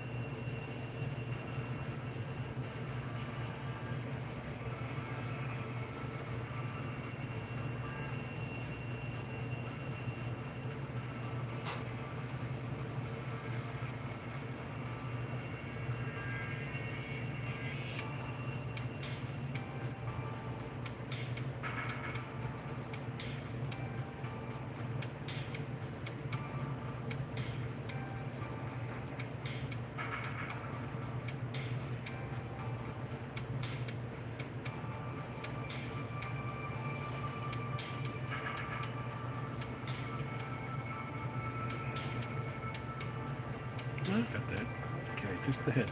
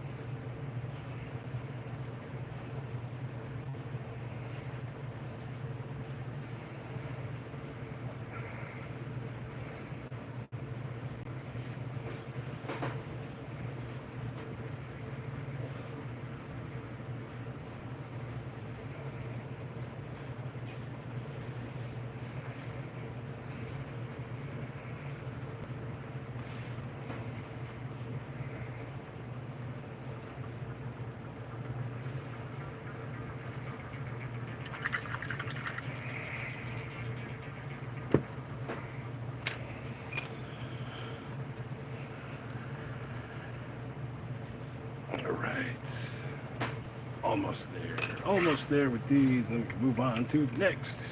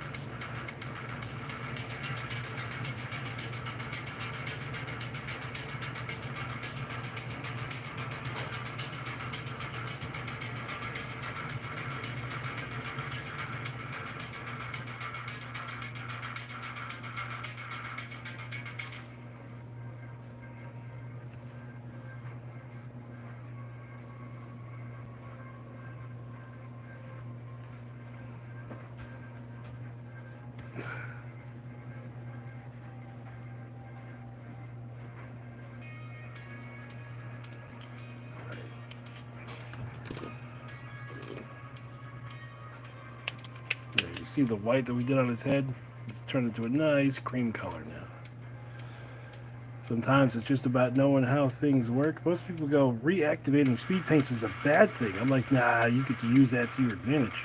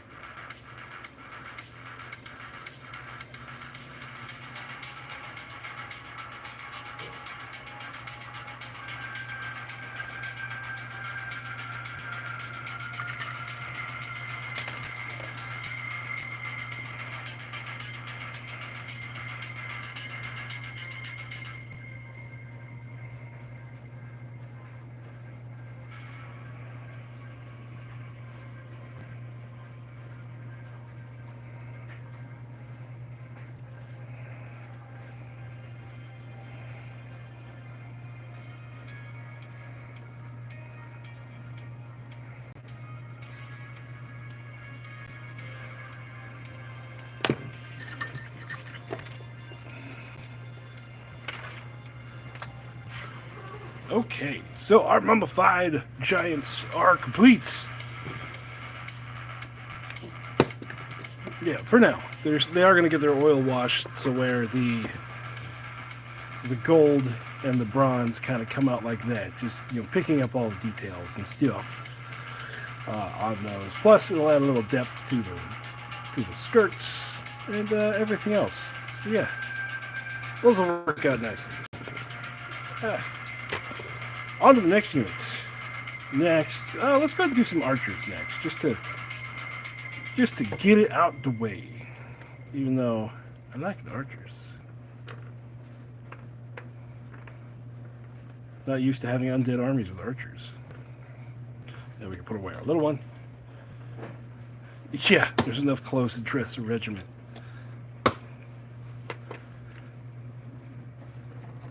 Listen. They popped out of the ground with it on. Alright. Let's start here. And starting at the bottom, we're going to do the bones. The bones! If I can find my palette bone, everything... This is what happens every time I paint stuff. Everything gets so jumbled up.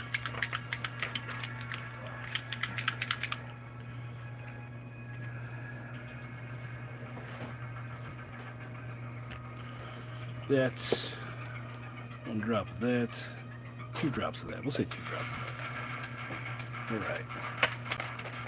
What, the little... Them bones. So we'll set you 2 back here. Just get you out of the way.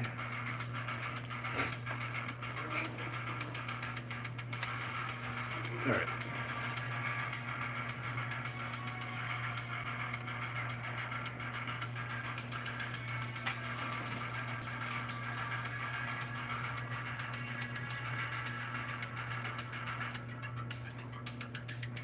It feels just weird having archers in an undead army.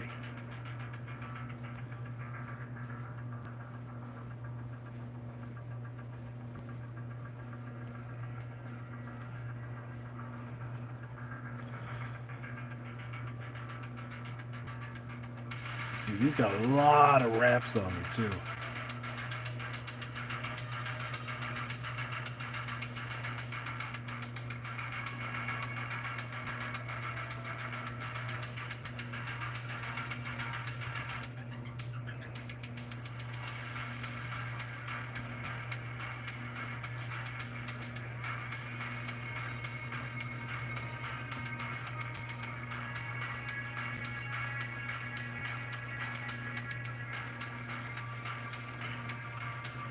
I think that's almost all the exposed bones.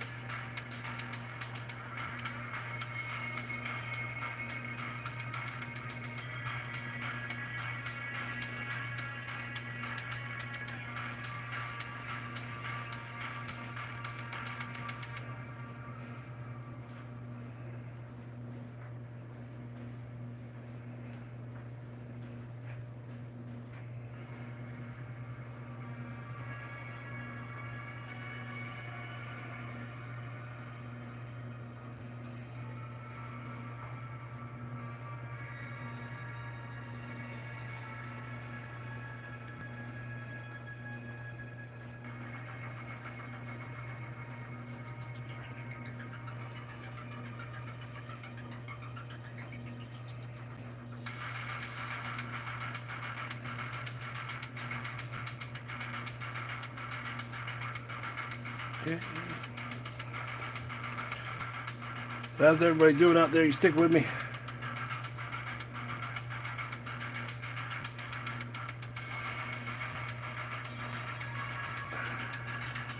Oh, some mummified undead army. It would be mummy archers.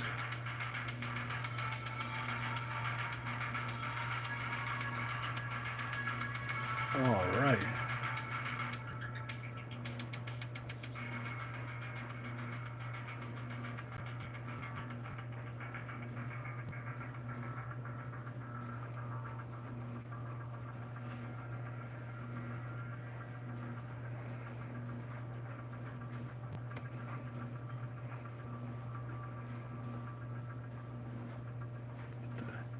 Hair off of there. There we go.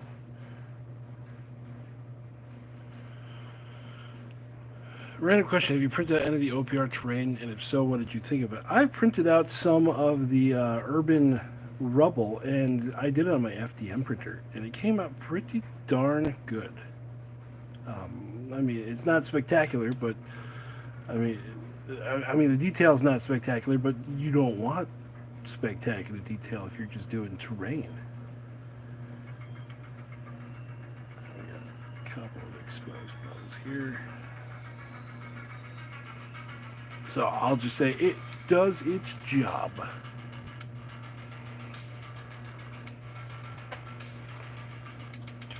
Don't the Yes, the vampiric undead also have archers,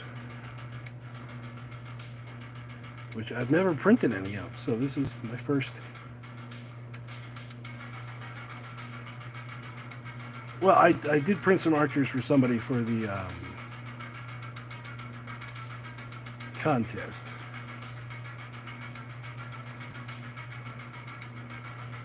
But not for my own armies.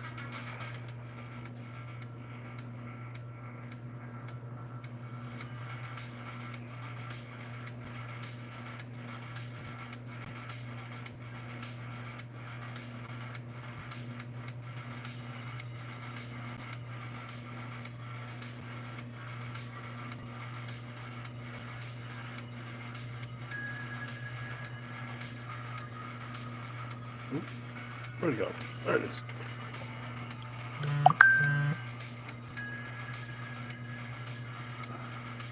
Yeah, the sculpts are pretty good for the vampiric undead as well. Just instead of Egypt inspired, they are European inspired.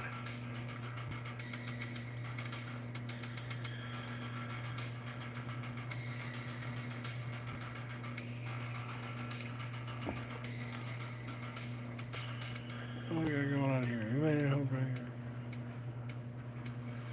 Oh, we just checked battery. We're at 59%.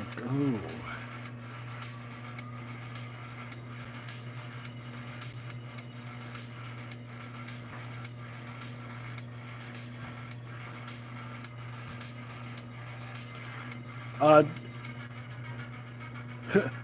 The handle thing, normally I don't use it when I'm painting just without the camera on, but this, for me, it just reminds me that I need to hold it at a certain spot. Because normally I'm all everywhere when I'm painting.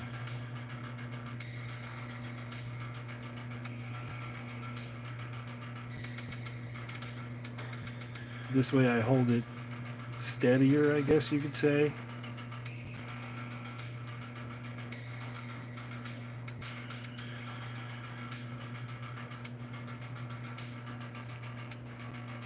Yeah.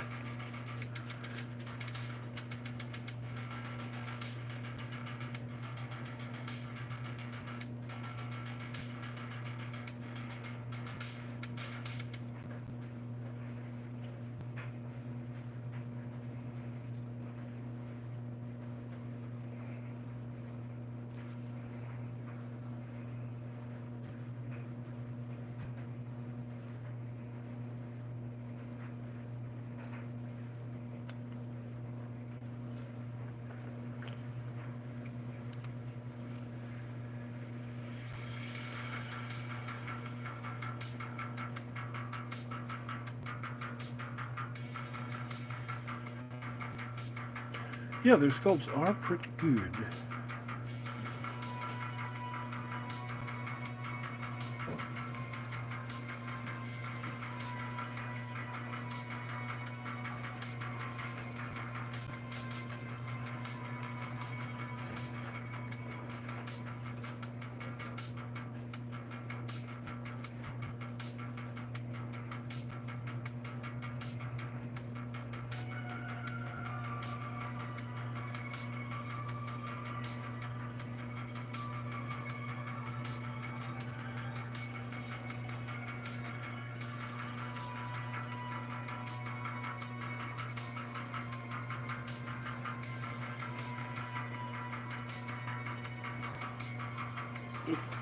There's a cat. Hi, cat. All of a sudden I felt something fuzzy.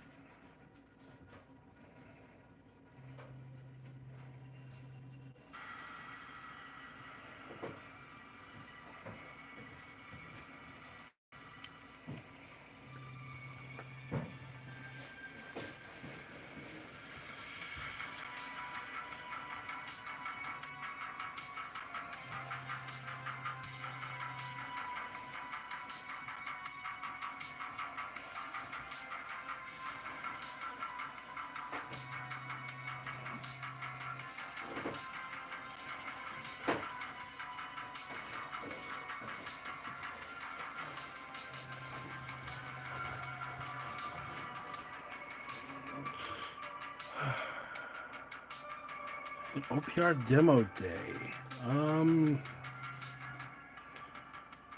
Tell you what, the thing that I learned when I was running demos is just be enthusiastic. Because people will feed off of that. If it's just like their first time, they've never played any OPR games before, which normally is the thing for a demo. Cut out a lot of the rules that don't really matter. Like cut out like ambush and don't worry about like robots or undead. Just do base stuff. Well, that's if you want to like do a lot of them over and over again, like how we did it at the convention. But I mean, if it's a smaller thing, you got like 5 people, and you got time for a full-blown game, then yeah, explain what the rules are. But yeah, like we cut out scout, we cut out ambush.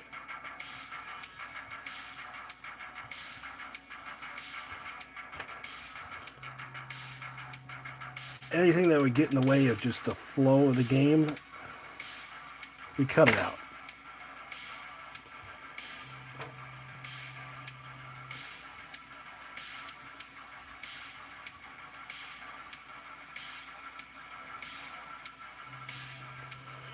Man, I play more type of game. How do you feel about the situational buff the Jackals have on Trail?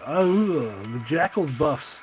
Okay, that noise kind of gives it away. I don't like the situational buffs that the Jackals get, because you're not going to be on that type of terrain on every table. Unless it's something that people make sure that is going to be on every table. I feel like that should just be a buff they have in general.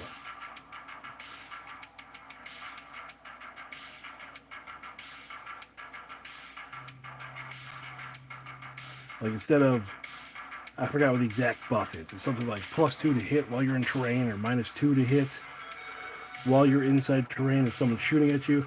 I think it should be a universal thing. Do I ever use any other colors in my priming? Yeah, depending on what it is. Like gray is like the universal one, but if it's something like they're all like 90% of it's going to be metallic, then yeah, I use a metallic spray. Or sometimes I use white if I want it to be a brighter army. Yeah, it's situational, but 90% of the time it's gray.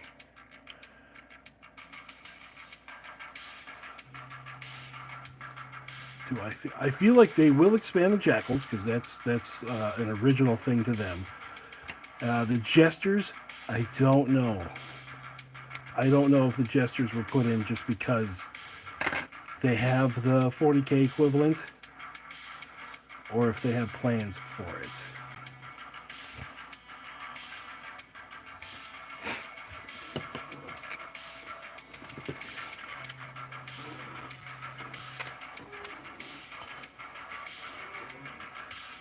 Yeah, that is true. They haven't done much with it, but the question is, what do you expand with the Jesters?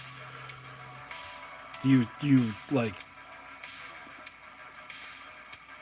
what is the Jesters army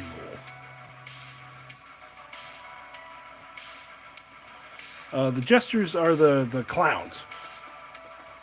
The clowns. Yeah, with the Jackals being really consistent, you'd have to knock it down a little bit. Like, just if you put a hero in the unit, you get like +1 hits, or you give them stealth, like most of the other armies get. Yeah, Jesters feel like they put it in there just because they had to.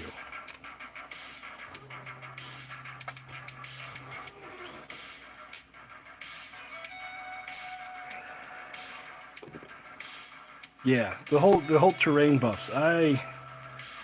I'm not 100% on the terrain buffs, just because, like I said, you're not going to find a lot of terrain on boards. Like, again, it all depends.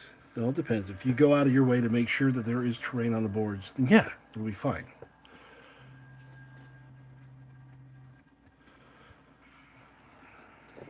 Where is the mummified grind? I just had it. Where'd it go?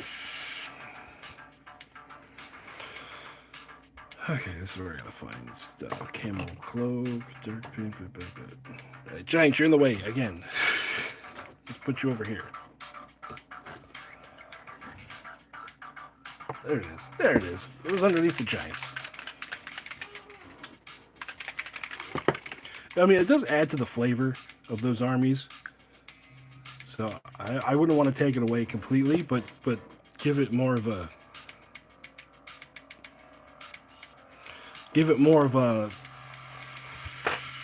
I don't know, more of the ability to go off instead of just having to be in terrain, because a lot of people don't use terrain like that.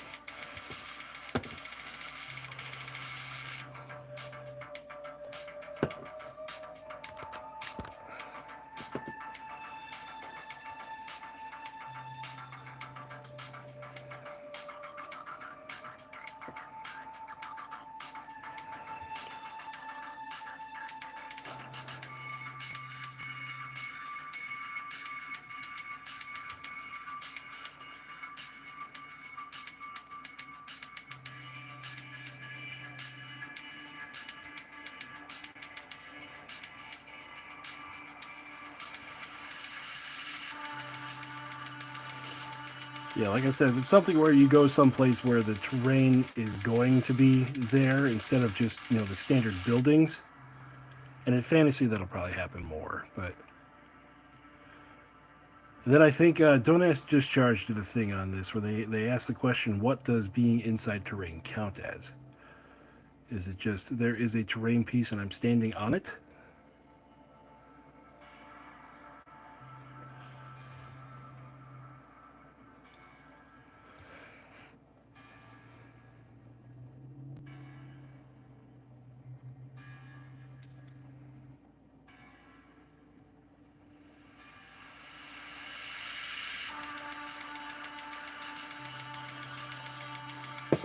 Ooh, that's loud.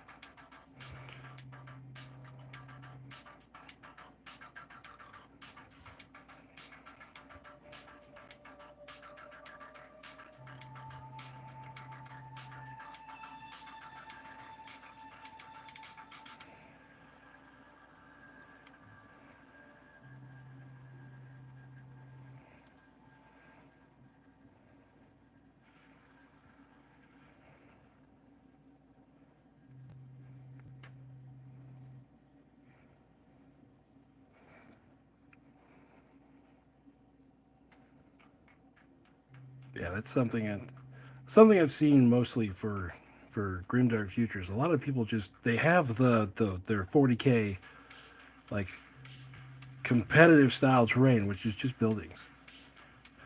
So if you add more to it, like if you add forests and cover terrain and areas terrain and stuff like that, then yeah, jackals work. Jackals work. It makes going into the trees very. No one wants to go into the trees against jackals.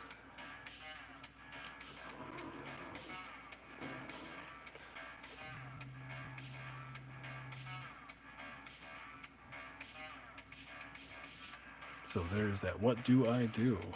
Well, I may have missed some stuff. What do you do about what?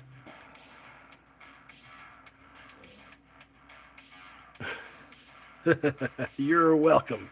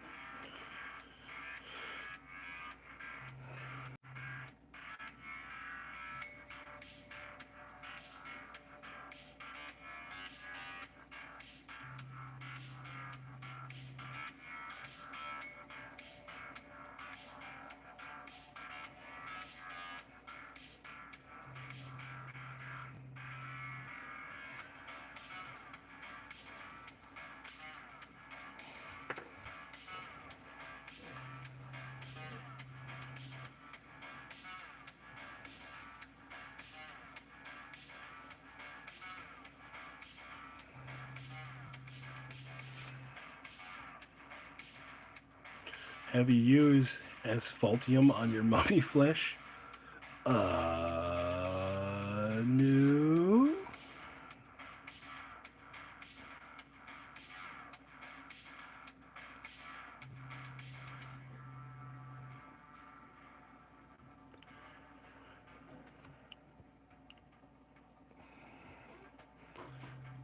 Also, is that why there's these orcs that have bad shot of reliable flamethrower become full melee? Because 13 seasons ago there was some orc on 40 that were meta. Well,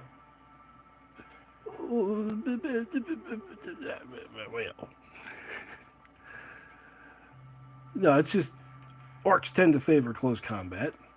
And even, an orc with a flamethrower, the flamethrower is going to be a reliable flamethrower. But even in the hands, even a flamethrower in the hands of an orc, it's still an orc. So it is just ready to throw fists.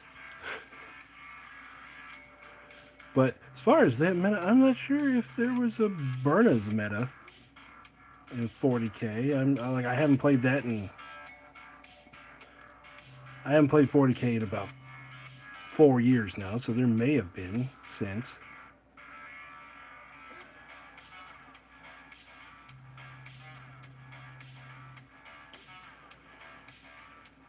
Going there were paintings with ground and mummies were getting harder to export.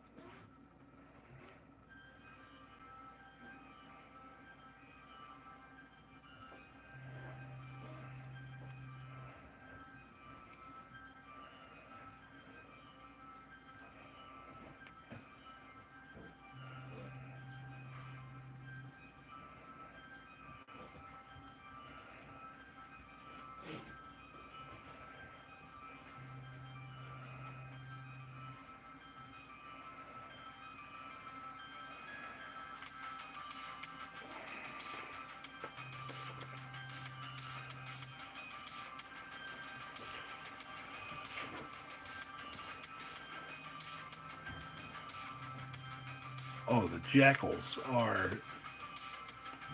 The models of the jackals are just fun to paint.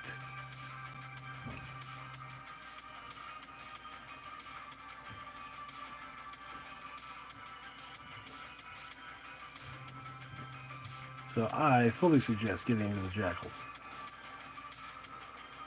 I wish I had some here to show off, but I have them at the pizza shop where I do the Ranger Days. That's one of the armies I like showing off to people.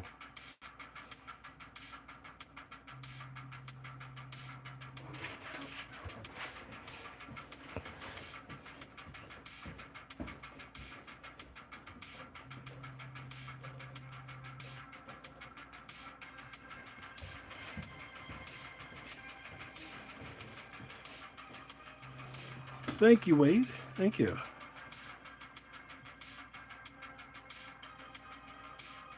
Yeah. Yeah, just some people are just intimidated by the painting, and I'm just like, screw it. Roll with it.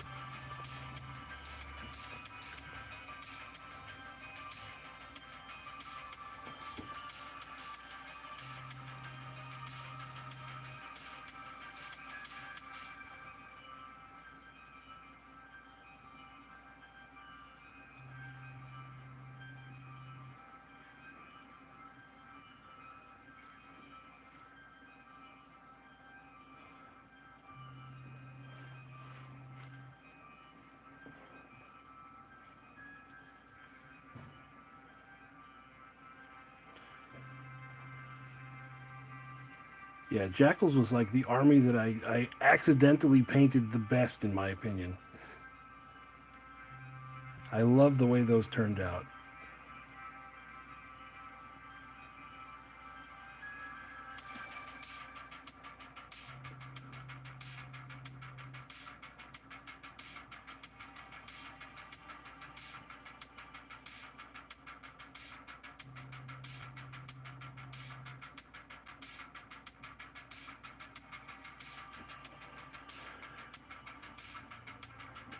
Yeah, it was one of those. I didn't put like super effort into them, but just the way that the paint seemed to fall that day,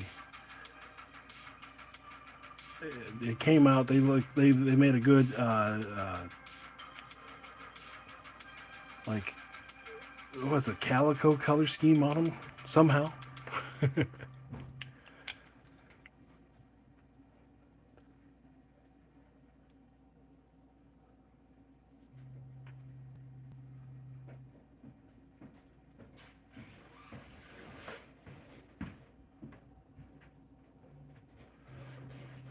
Yeah, I say accidentally because I wasn't going for what I ended up with, and what I ended up with was a lot better than what I was going for.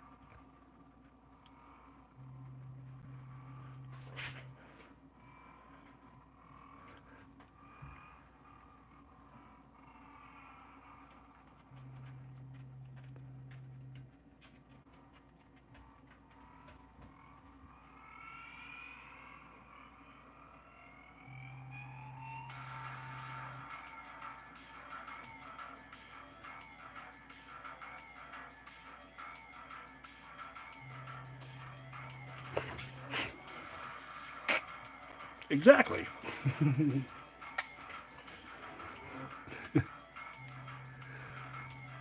Don't be intimidated by paint. It won't bite.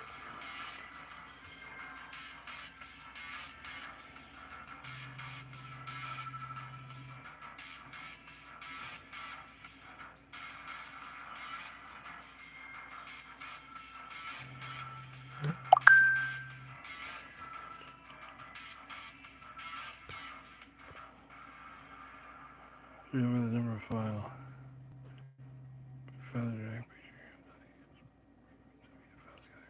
Oh, a friend of mine asking me to find files for him.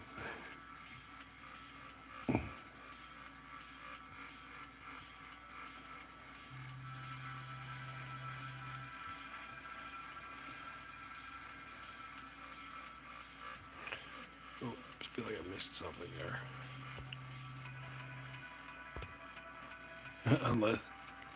unless it's lead. Yeah, not very many lead models around anymore.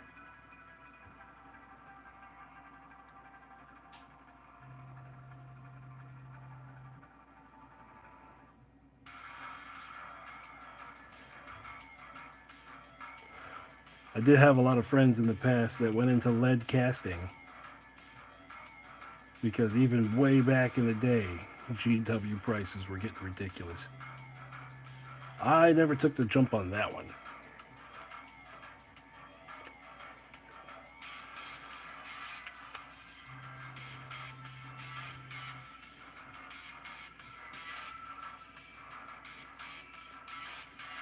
Yep, yep.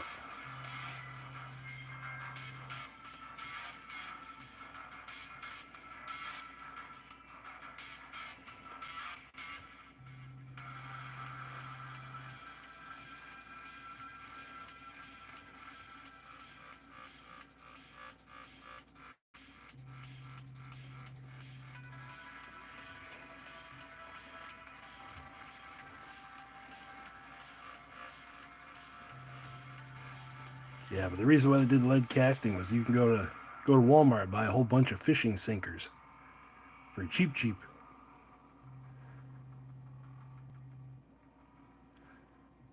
This was back in like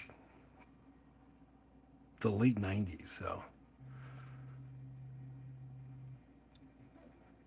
not really pertinent to today.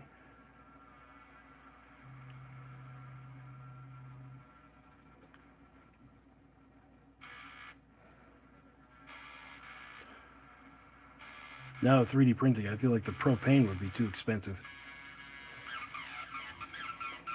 All right, we'll do that color.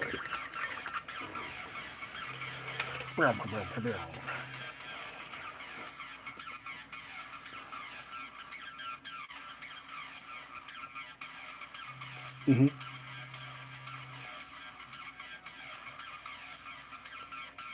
The resin-based corn oil.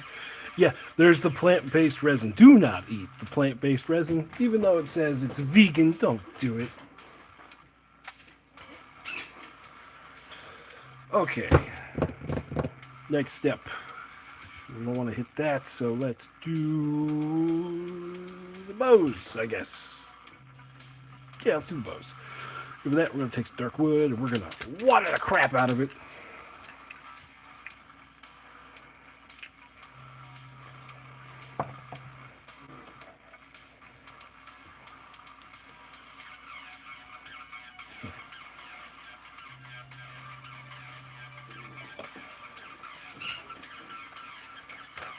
Yeah, someone was asking me how safe resin is. I'm like, oh, it's not terrible as long as you don't, drink it. And he goes, well, I got plant-based stuff. I can drink it. I'm like, do not drink your resin.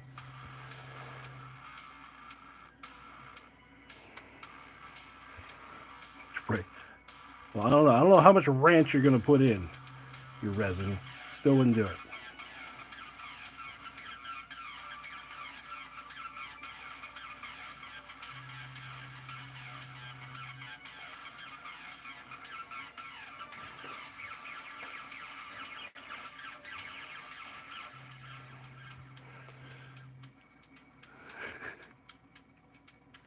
Yes.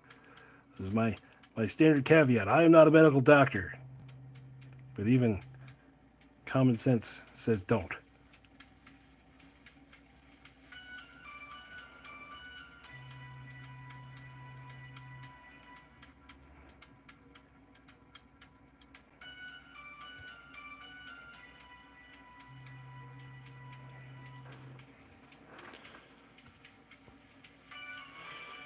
So ask me what I told treat it like you would when you work with cards. Like, oh, exactly.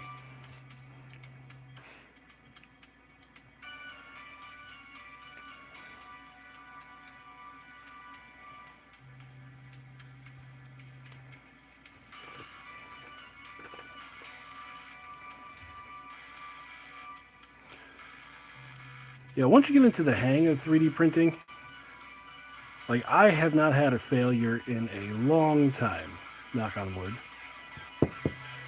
But whenever I do have a failure, it's obviously something I did, and I can generally tell what the failure cause was.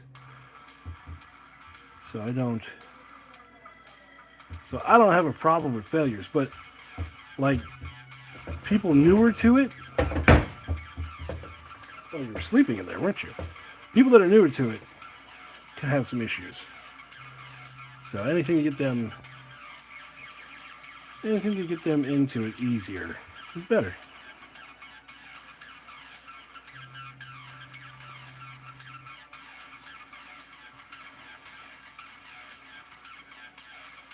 I've been doing it for a couple of years now. It's funny that usually you start seeing failures pop up. People going, what's going wrong? Around September.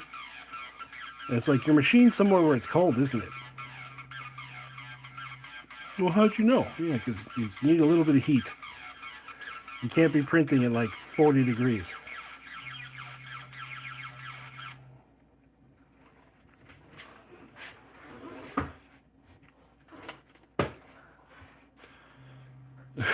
Don't drink the liquid in the battery.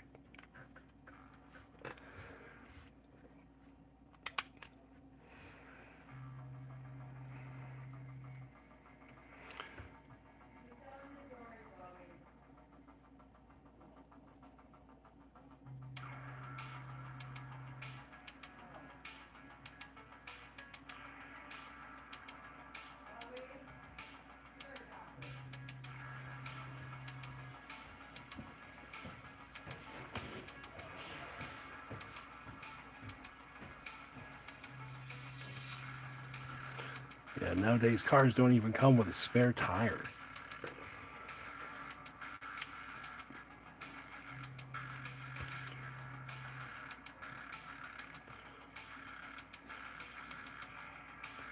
I was trying to talk a friend to how to change his tire. He was on the side of the road. I was like, okay, where's your spare? I don't have one. Look in your trunk. Sure enough, it wasn't there. I'm like, all right, well, just call somebody then. I don't know how to do. I don't know what to do for you.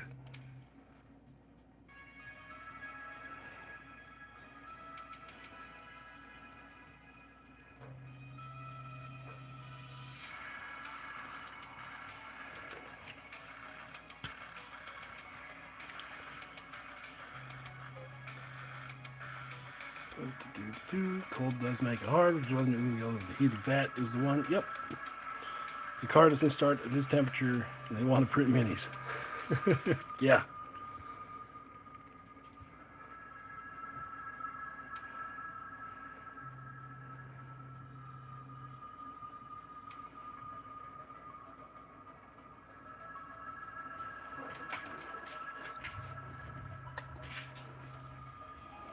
Yeah, I've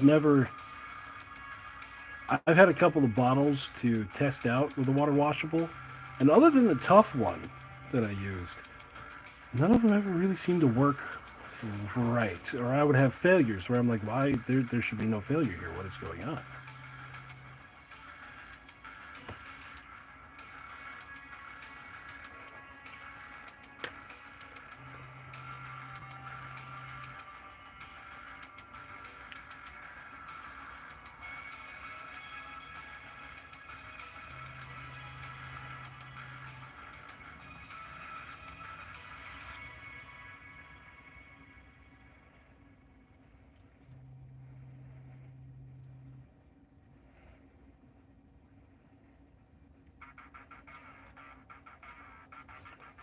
That and people buying the one you had to hammer with the door. Yep, that's the one. That one technically was water washable, even though I did wash it in acetone like I usually do with everything else. What was I going to say? Oh, when people buy standard resin now because it's cheap, and then they go, well, why does everything break? Resin is so brittle. It's like, man, because you're buying crap. You're buying stuff that's made for like display pieces that you build and you barely paint and you don't touch ever again. Now, minis, we need some hard stuff. Well, it's harder.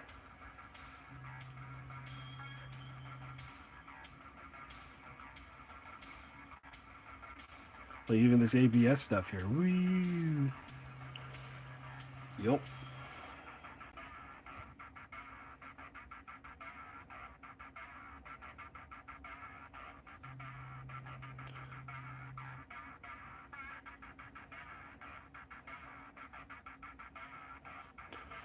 Like even me in the beginning, I have an entire drawer over here. I have a whole drawer. Where is it? Oh, not you. It's you. No. Where is it? Where are you? No, that's extras. Yeah. I have a whole drawer of war demons that I never painted because I did these with standard resin, just bleh. The only reason they're still around is I'm slowly cannibalizing the bases off of them. But, because that was one of the first armies that I printed. I didn't know no better. I'm actually surprised that halberd stayed together until I just broke it. Yeah, ABS, that's the way to go. That's the way to do stuff.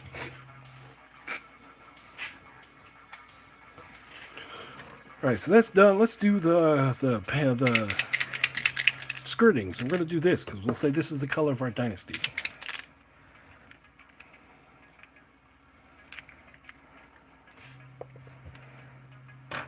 Switch over to this brush. And we'll just move everybody over. This guy's got a tiny little skirt.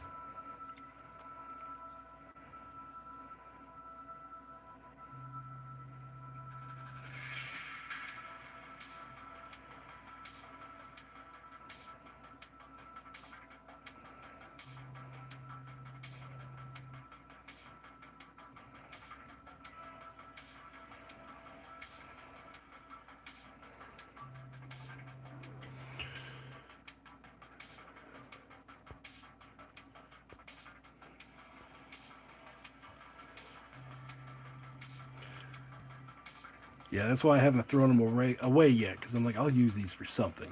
Just don't know what yet.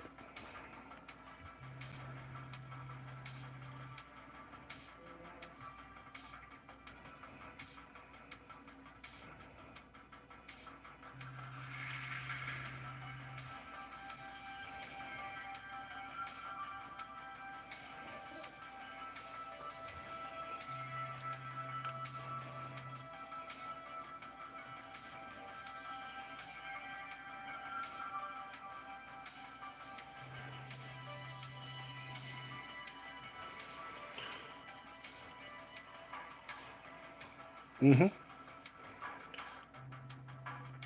Like I have the Nova 3D tough stuff mixed in here with these guys. I'm not sure what the mixed percentage is, but it's in there.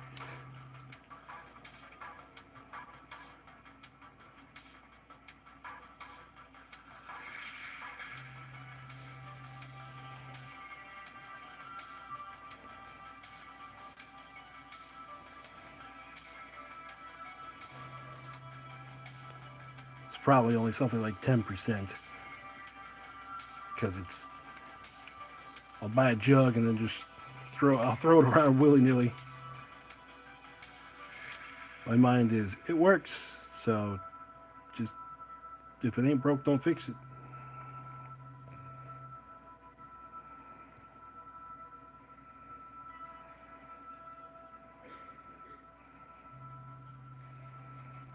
And the only breakage I had on all these, I had one guy that broke. This guy here, when I was taking him off the supports, his bow snapped there, and I just glued it back together. Just because I was not kind when I was taking it off the supports.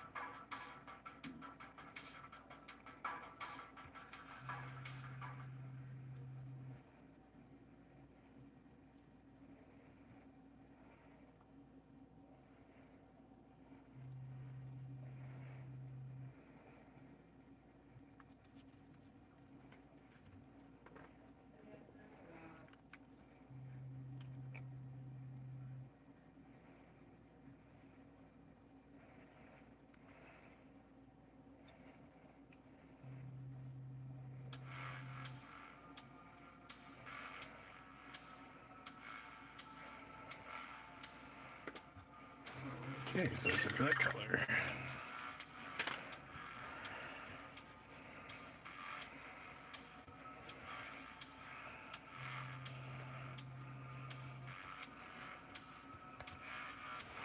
So now we're gonna also do these guys armor pieces in brass, but I'm not gonna do the silver first. We're just, well, not brass, bronze.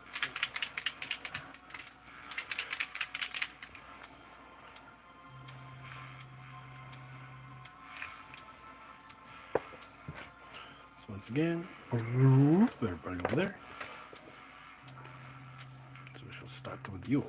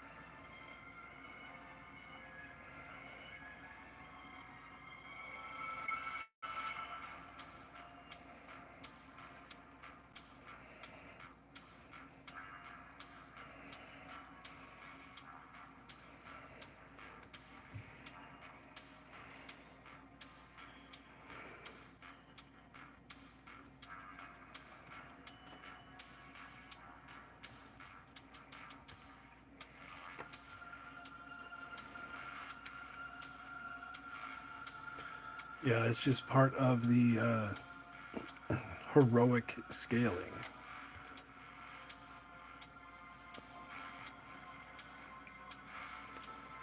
Like even rifles in like World War II miniatures and stuff, they are huge compared to what they should be. Because if they were the actual scaling, they would just look tiny, and you wouldn't be able to tell the difference between a lot of the guns.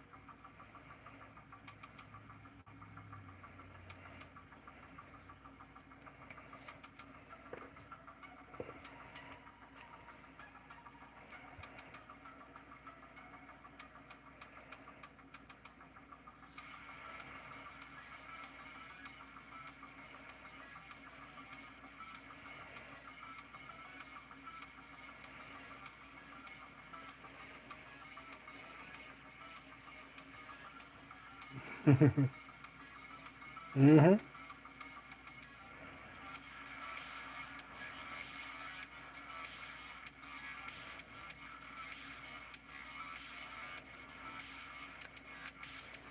Yeah, it's definitely the gist. Is that they just kind of got resurrected with whatever they were wearing at the time.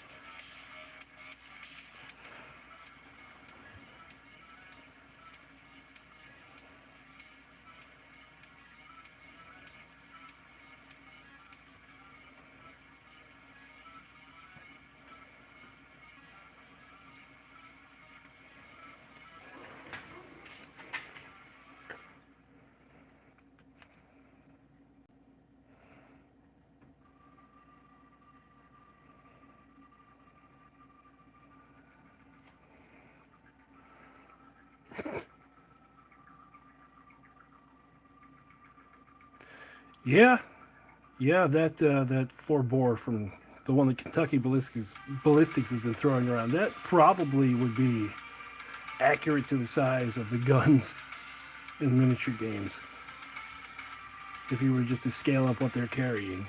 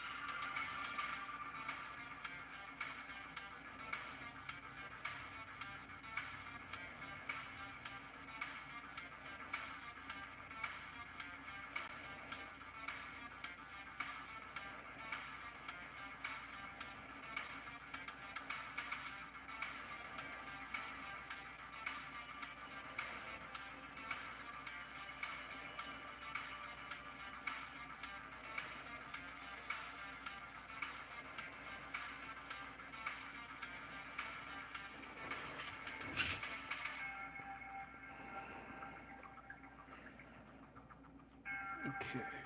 Got that done. Where we are for percentage-wise? We're 51. Okay. Okay.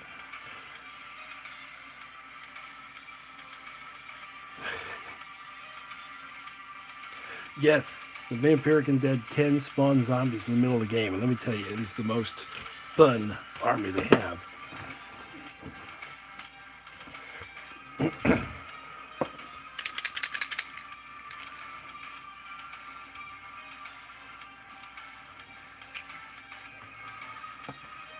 It's most. As soon as I started playing with the undead there and looked at the list, I was like, "Oh, I can do that! I'm so doing that." My carpet of zombies army, so much fun.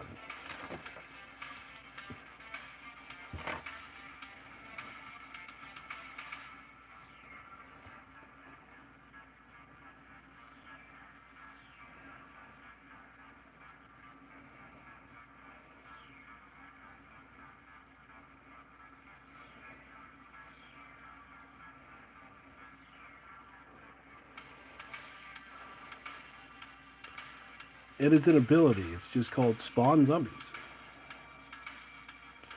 And you can do it on the corpse carts and the leader guy, I forgot the name, drained leader.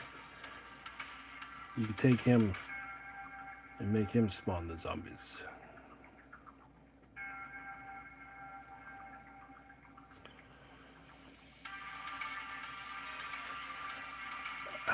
How many armies am I up to now? Well, I've passed 150. Believe it or not.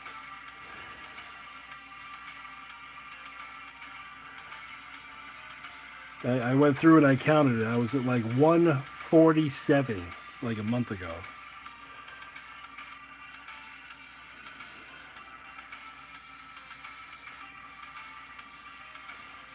I've got them coming out in my ears. I'm building more shelving for them.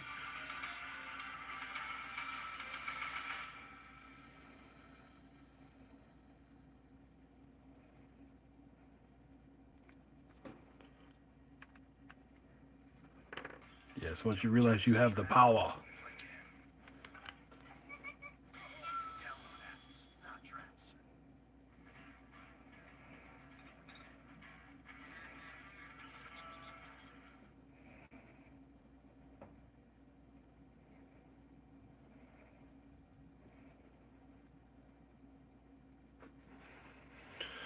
Hey, Scott.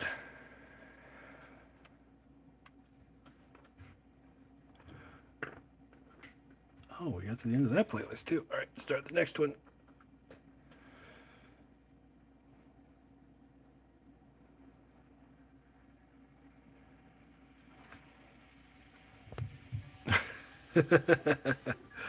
Yeah, I was joking, and I was, what was I doing? I was on Discord, and someone's like, "How many armies do you have, or what army is that?" And I was like, "I was probably like 95, 96."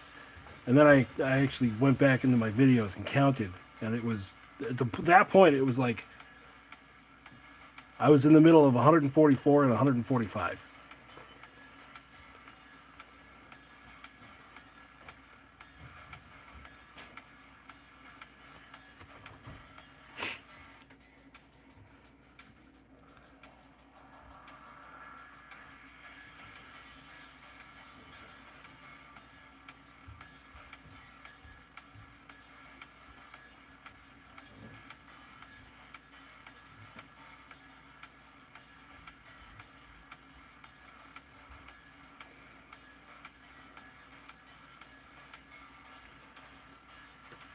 Yeah. The numbers always surprise me. Like last year, when I did my 2024 in review, I realized I had painted 3,500 models in 2024.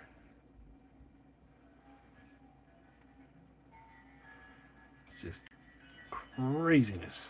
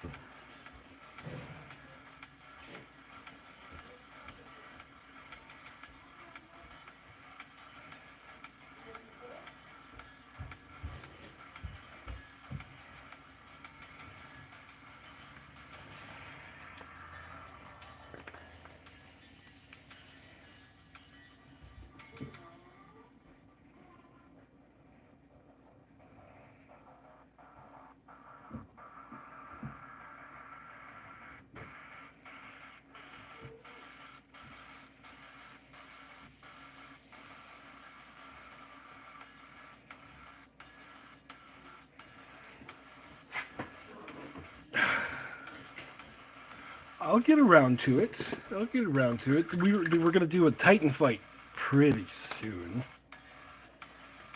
I just have to decide on what Titans to use. Because I got, I have 10, 10? Yeah, I have 10 Imperial Knights. 5 of them I've printed. So these are from the before times.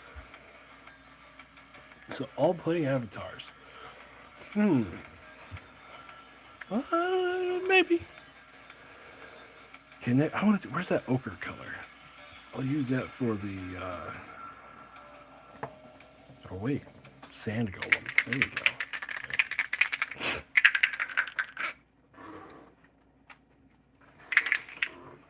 Can you run knights with them? Yeah.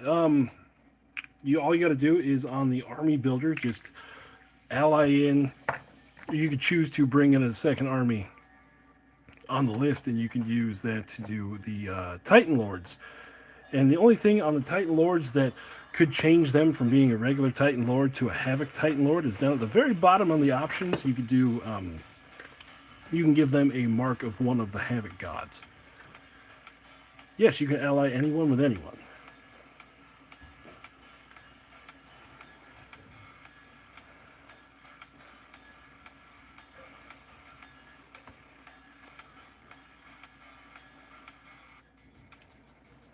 And if you're using the force organization chart thing, you can ally in up to 40% of an army. So you got to have the main army that has 60%, and you can bring in one other one for 40.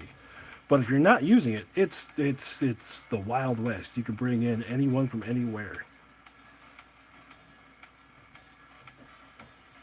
Like the Cathay list that I put together, I think it has 5 different armies in it. Just because I didn't want to make a custom army for it. I wanted to use what was there to fit in. Oh, we got commercials.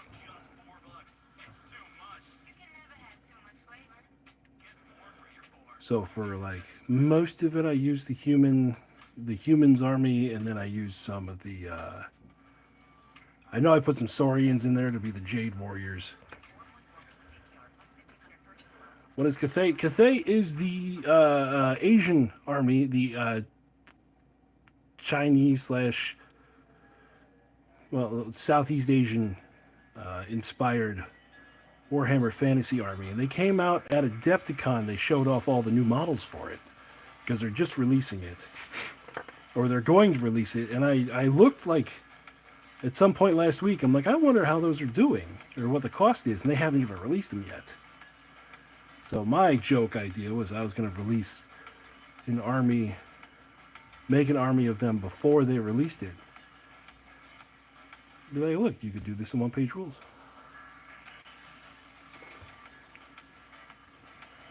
That's what the big guy is over here. He's the first model. He can't even fit in the screen. He is one of the terracotta sentinels that I got a file for.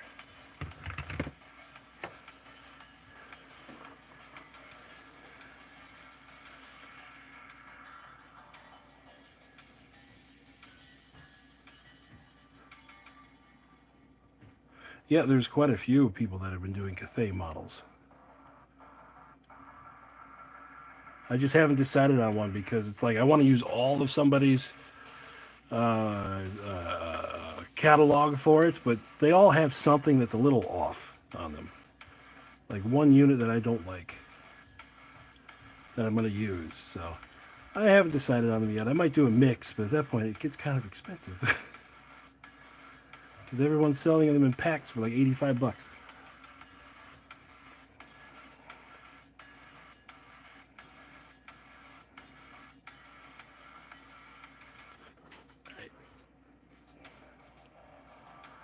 What is this? This is just droning music. Hold on. Stop. Thank you.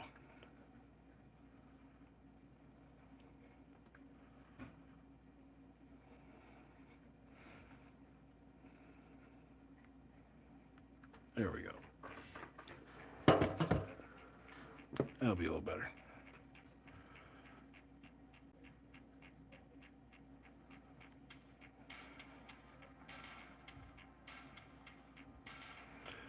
Yeah, it was just a fun idea I had to get out there and troll GW.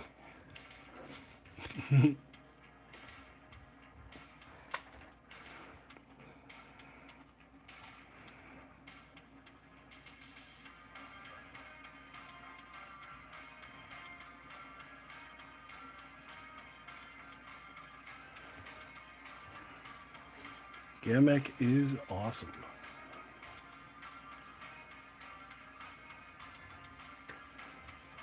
Yeah, I try not to really jump down GW's throat about stuff, but sometimes it's just fun to rib them.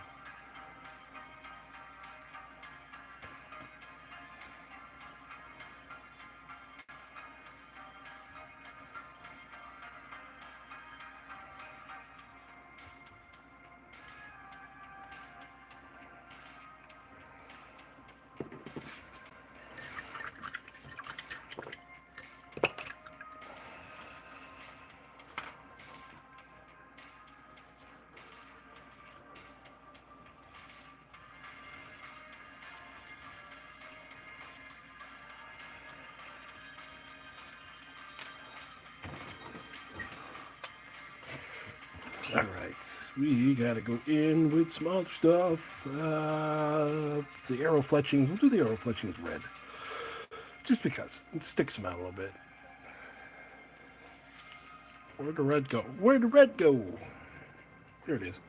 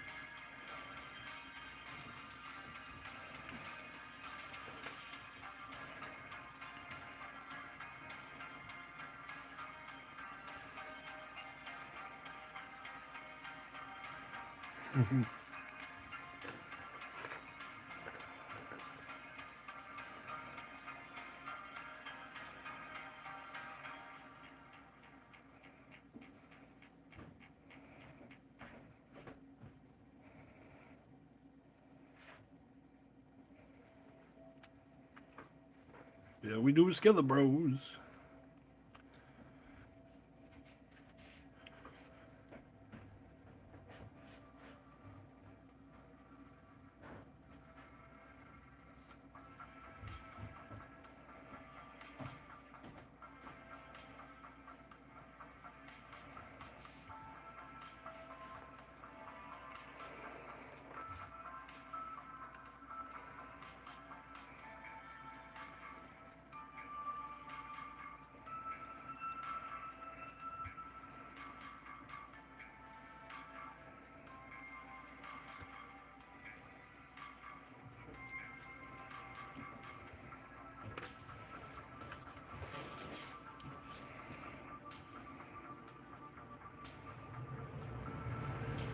Oh, there goes the air conditioner.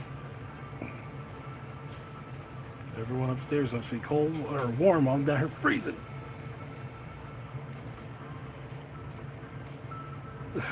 A little bit of both.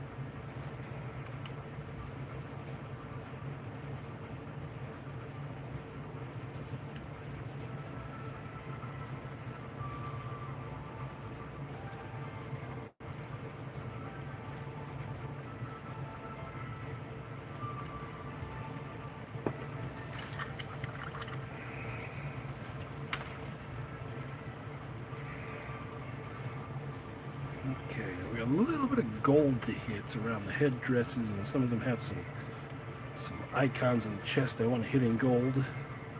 And then another touch up on the bones, and we are good. Gold. I said gold, right? I'll go gold number.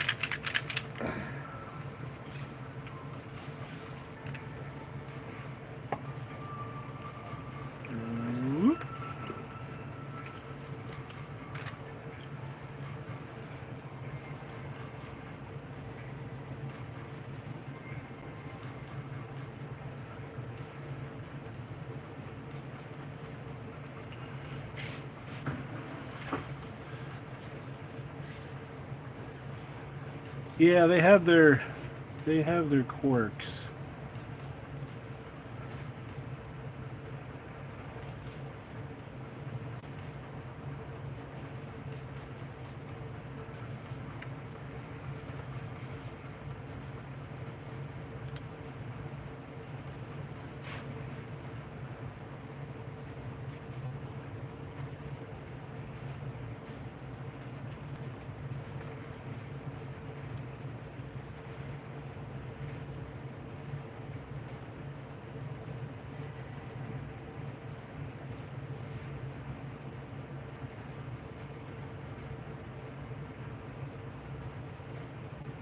Yeah, I like their broadsword silver, and I like their polished silver. Their enchanted steel.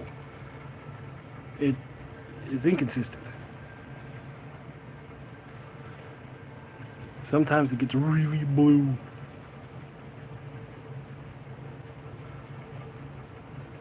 Yes, I love their gold.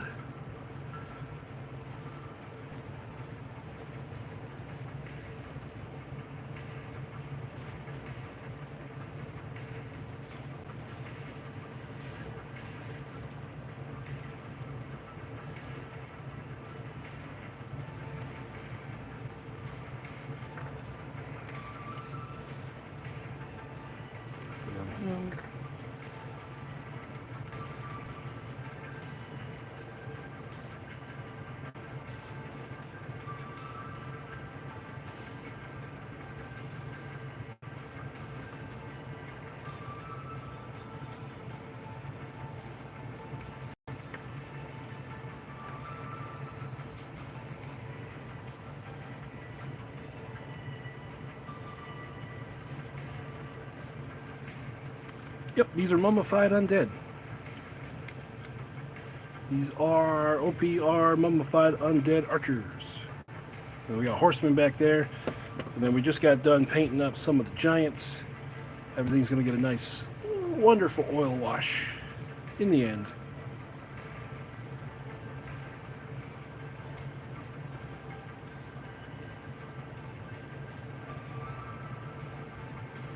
Okay, that's that.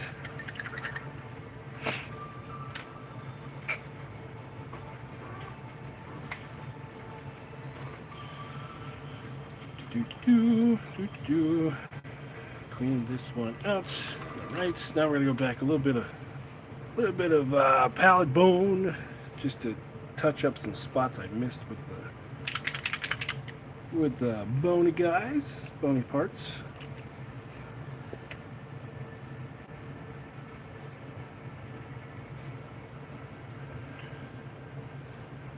This one was mostly good. We'll hit those spots there. Just give it a little color. And there. Just enough to give it color.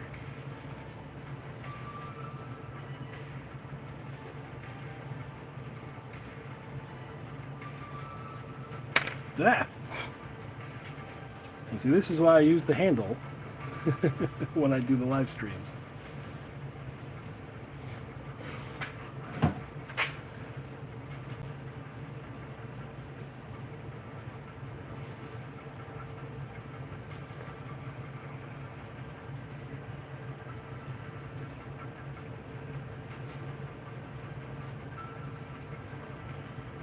And with these, I'm going to keep their little headdresses there white.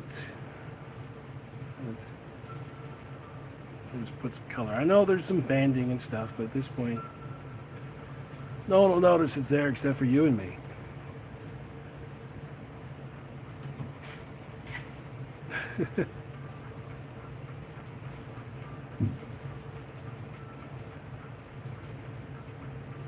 Yep.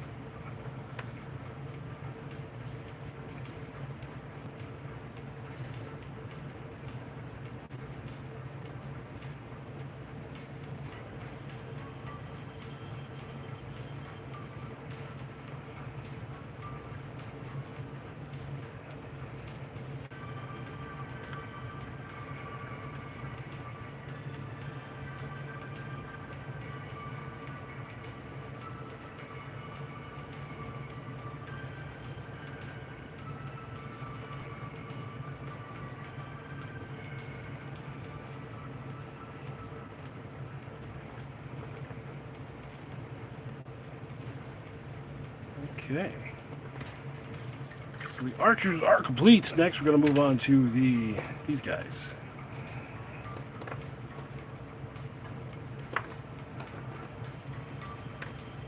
I'll move the horses back.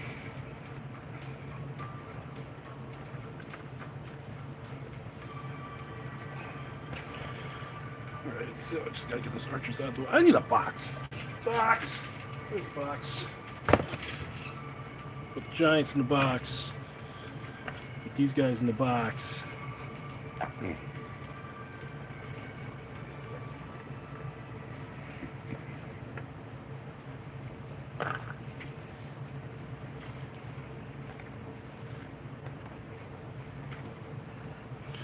No, they're not lizard folk. They are the statue things. They are these guys. I brought one in just to give myself a reference of where I was. But instead of the red, we're going to do the prismatic blue. Yeah. This is what they look like after the oil wash is done. It just gets into the details. And I think I did his face silver. So that's why things kind of look a little blah when I get done with them. The oil wash does everything for me. So, take my court-mandated Diet Coke break. Oosh. I was going to say, oosha titties. Yep.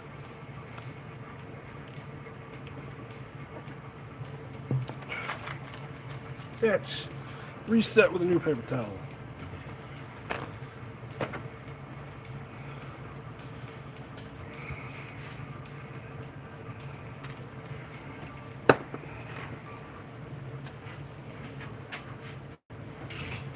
Alright, these guys, I want to do actually something special. I want them to have like an obsidian skin. So I'm going to do them, I'm going to do their skin black. Why? Because it's something different. That's why.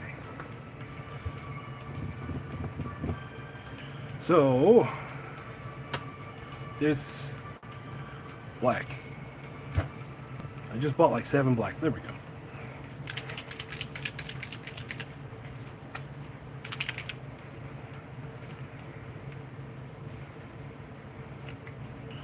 That, and then we do some of this.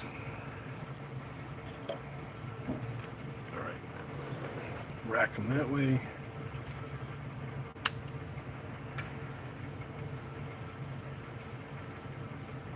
Just a mixy mix. Alright, we are good to go.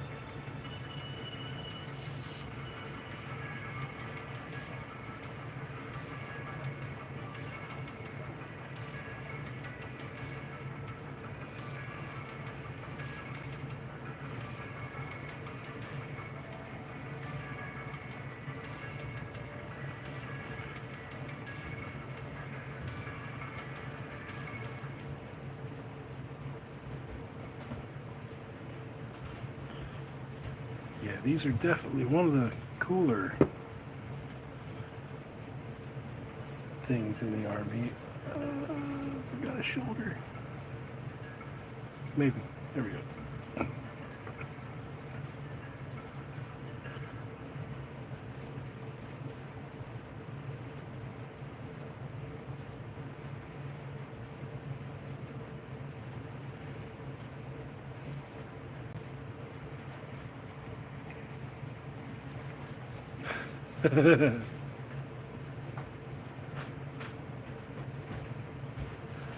Yeah, well, remember, it's a fantasy setting. Wizard did it.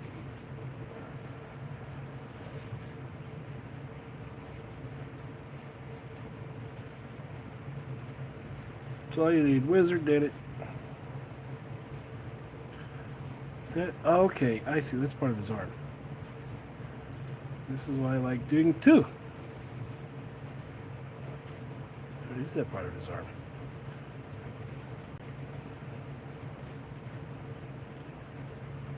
I think so.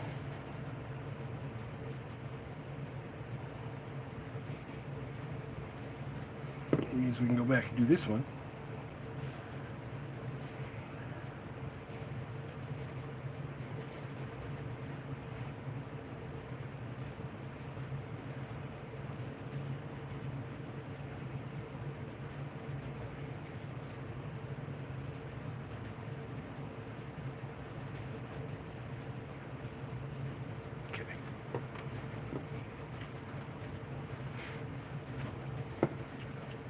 What the phone just shut off?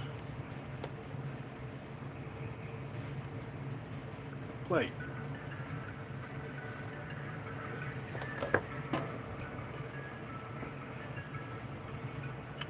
Here we go.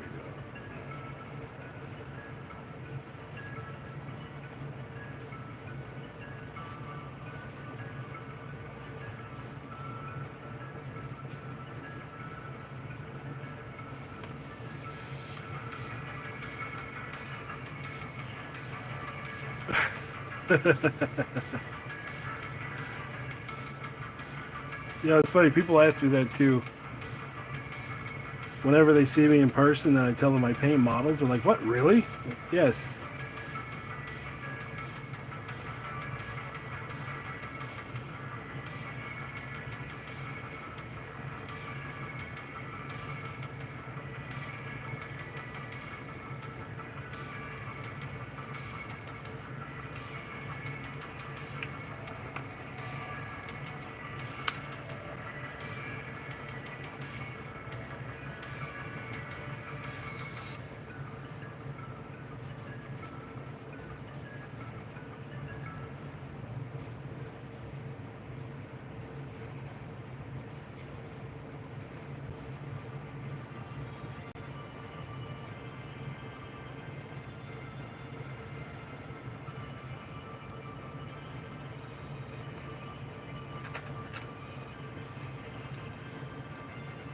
Well, thank you.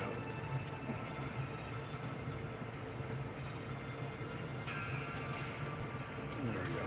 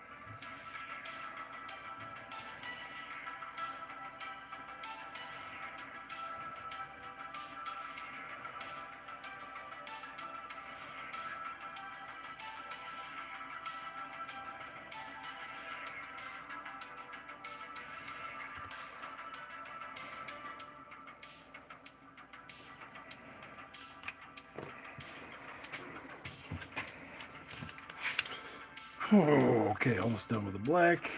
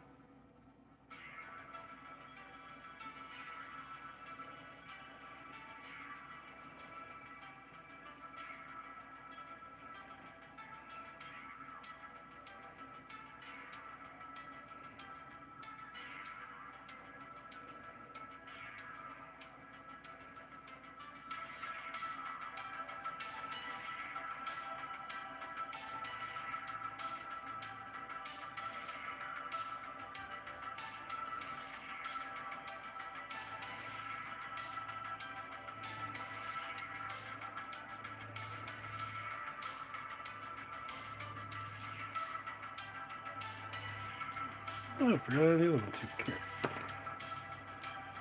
Forgot to do their ears.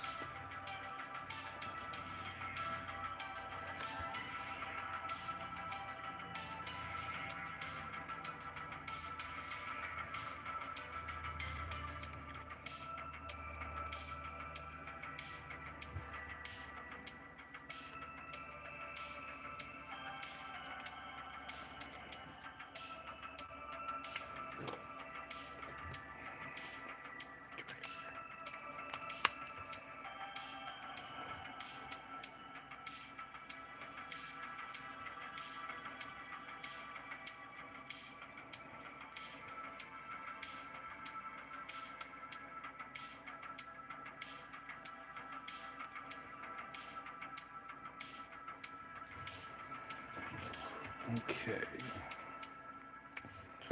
All right. Black is done. There's it's that point where I've been going long enough. I'm kind of tunnel visioning when I'm painting stuff. Can multiple sorcerers stack the same buff on one unit? No. No. The rules are you can only gain the rules of something once. Like say if you gave somebody +1 to hit, that particular spell or that particular buff can only be applied once. But if there's some other buff, some other spell that gives +1 to hit, then they do stack. So as long as they're two separate sources, you can put the same buff on twice. Okay, now let's go right for the armor. They got gold armor. Because of course they do. Where'd it go? There it is.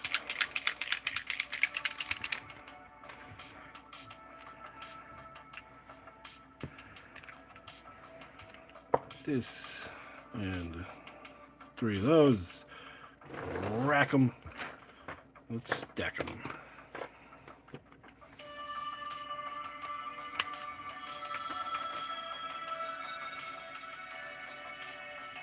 Yeah, they need different names.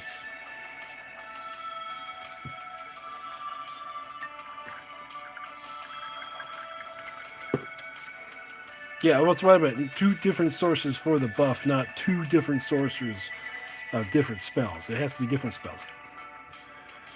Or different buffs depending. Like you could have what's it called? You could have like take aim, but you could also have a spell that hits them for +1 to hit.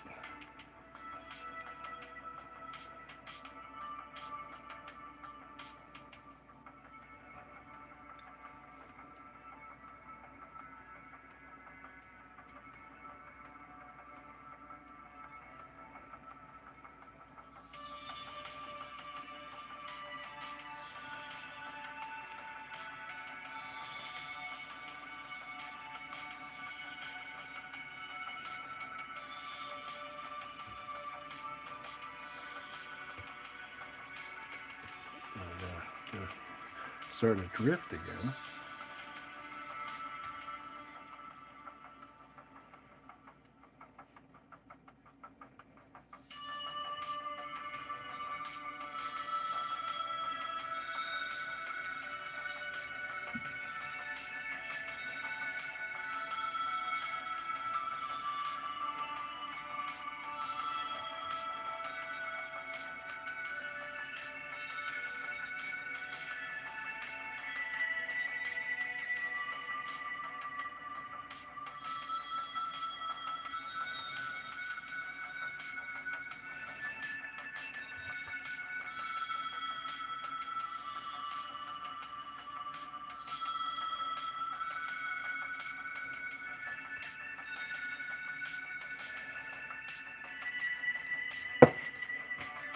Teeny ass user.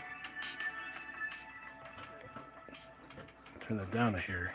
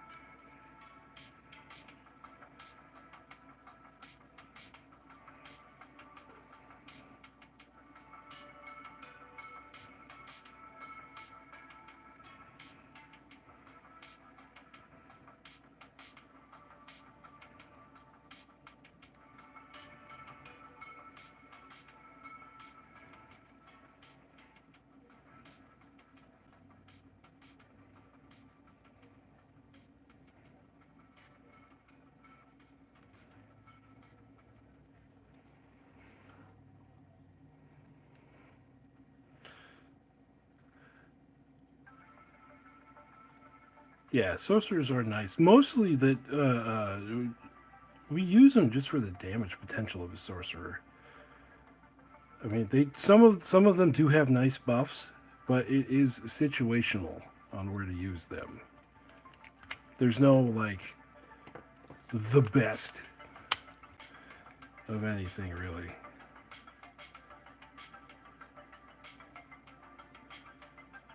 I could do all the theory crafting I want, but you know, sometimes things just do not come up at the table.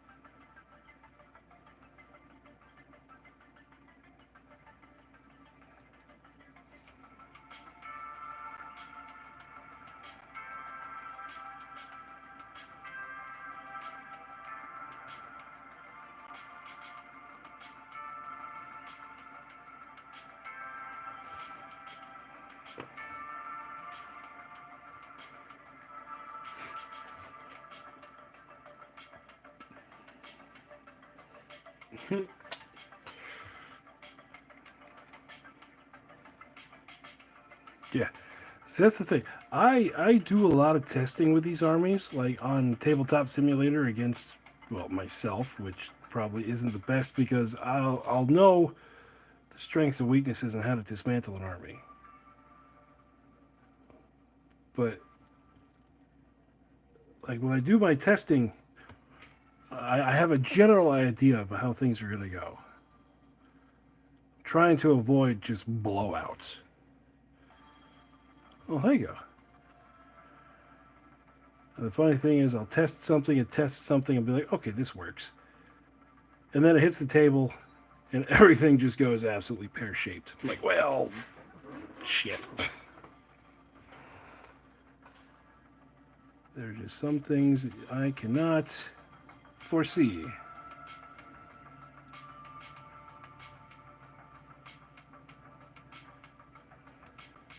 Like, we'll have a game where no one will fail a morale test. And then the next game, no one can pass one.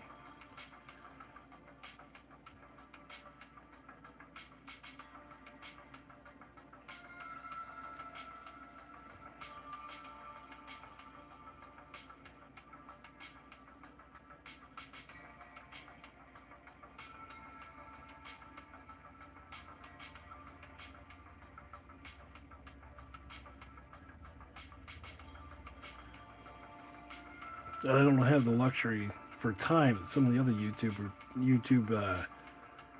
battle report channels do, where they play a game and if things are going bad, they just like stop halfway through and start over. Man,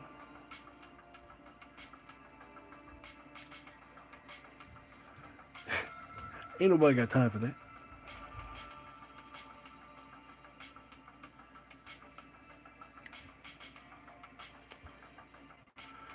Yeah, a lot of the 40K YouTubers that I know and have talked to about stuff, they say like if the game's turning into a blowout, they will just stop and re-rack and start over.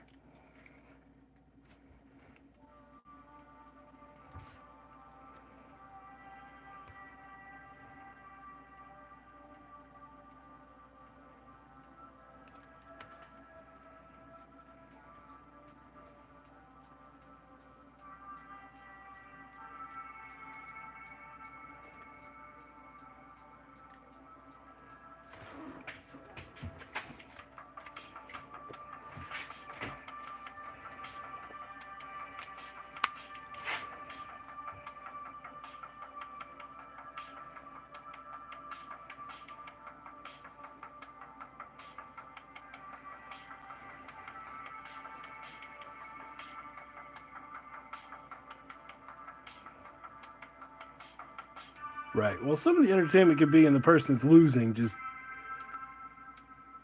rolling with it. But I know they used to do that for White Dwarf back in the day. They would have a test game. Like they would play the game once and then they would sit down to record the game or take pictures of the game.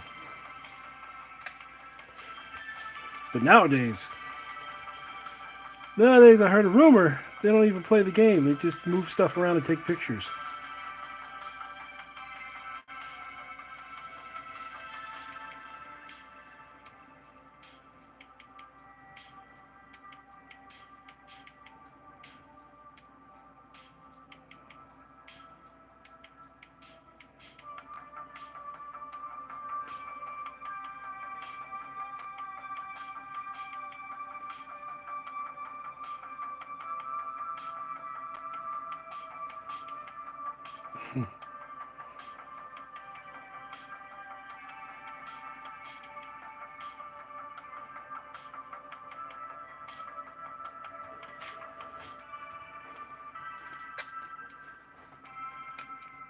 Yeah, no one in the office can be bothered to know what stuff does.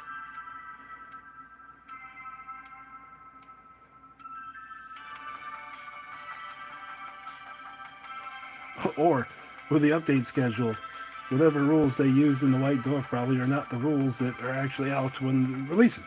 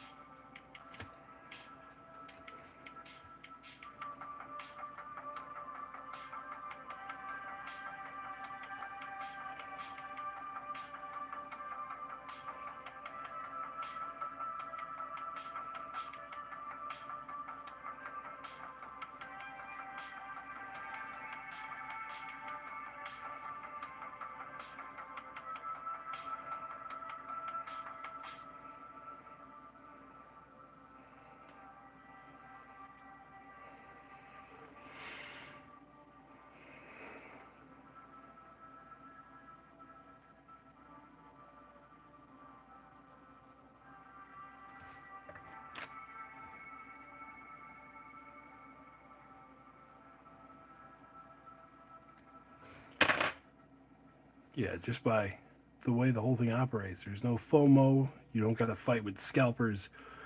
You just get what you get.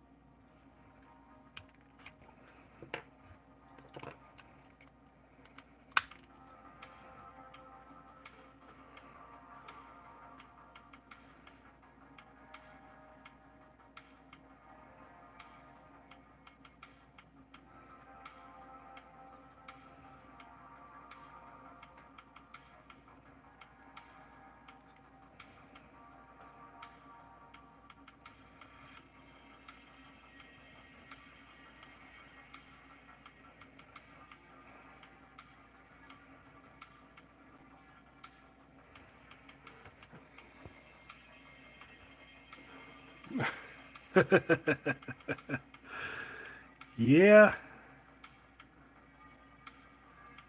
yeah, that's just the way they operate. For it was a week, it was, oh my god, rumors. As soon as I saw that picture, I'm like, oh, good lord, what do they do now? And then now it's, they've been spotted in the wild, and they look so good. I just can't.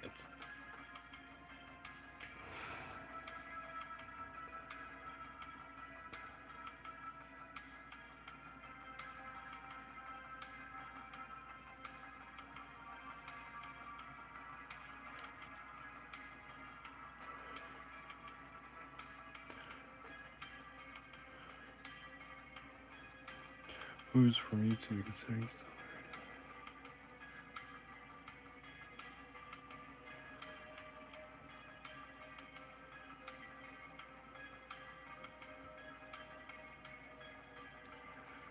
Yeah. The funny thing is, when I did the Dark Brothers, I did use Saturine armor, except I used the ones from Heresy Labs.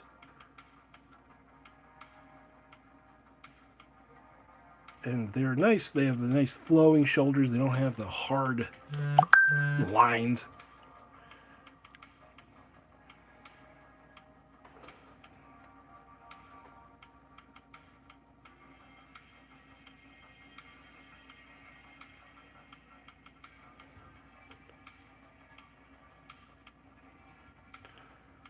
What I'm trying to say is I liked Saturine armor before it was cool, man.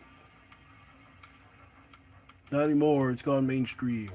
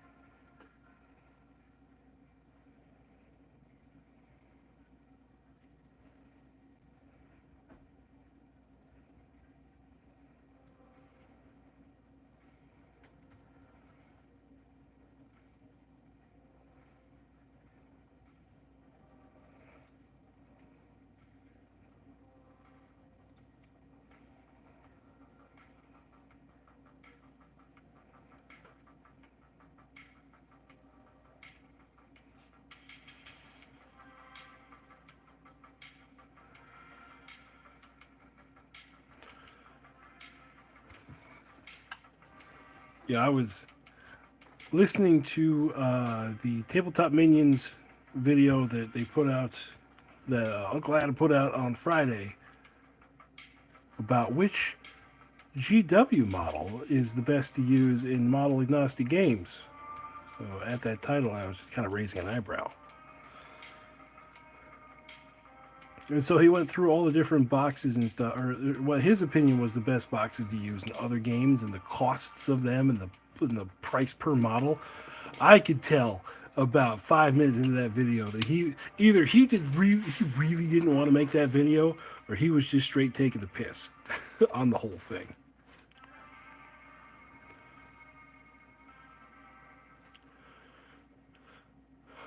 Oh, it's OPR. They have multiple starter armies available in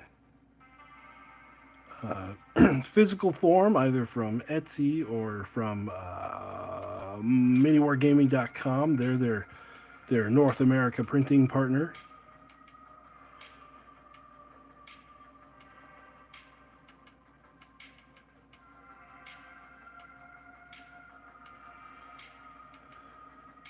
Yeah.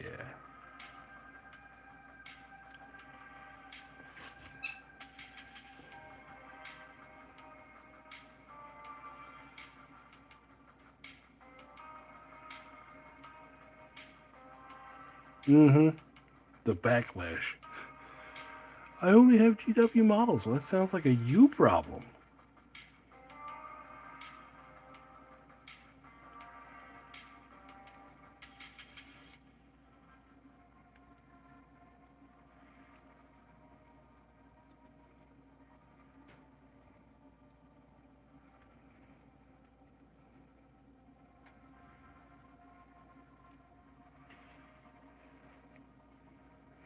Right. Well, that's the thing is it was he did a video of where to get cheaper models to use in agnostic war games. So he pulled out like War Games Atlantic and a bunch of 3D things and Mantic, and he pulled out all kinds of stuff just to let people know that hey, this is available for model agnostic stuff. But then there was a lot of people in the comments going, well, I've never seen those models. All I have is GW models. It's like, it's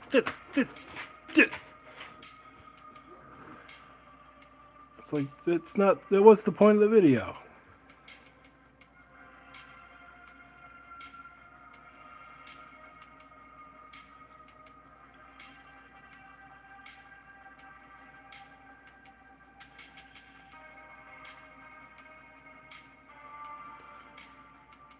But yeah, running OPR stuff with GW models, it's fine. It's great.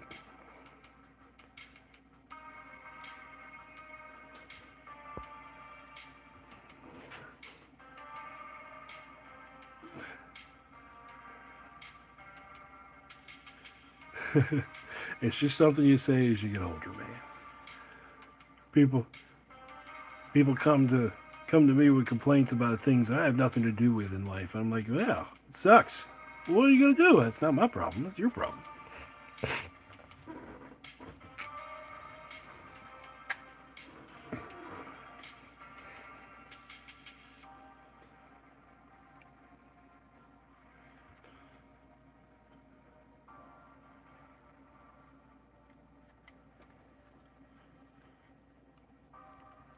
Yes, any model fits OPR. Like I could even be like, see that?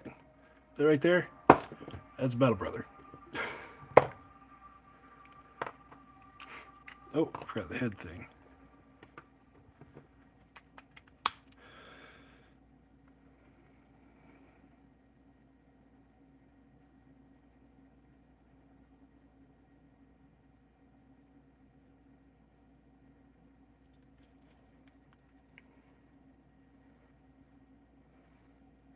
Yep.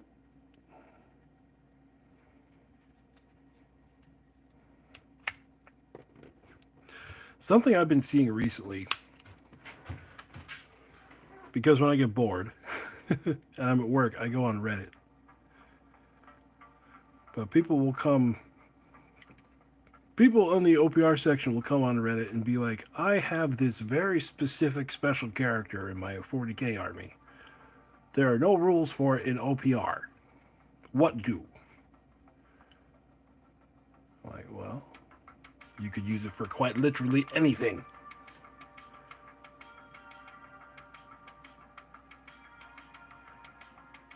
And it just, I think that's what's going on is there's a lot of 40k players that are wanting to play OPR, but they've been stuck in the 40k mindset or the Games Workshop mindset so much that it's hard to break them out of it.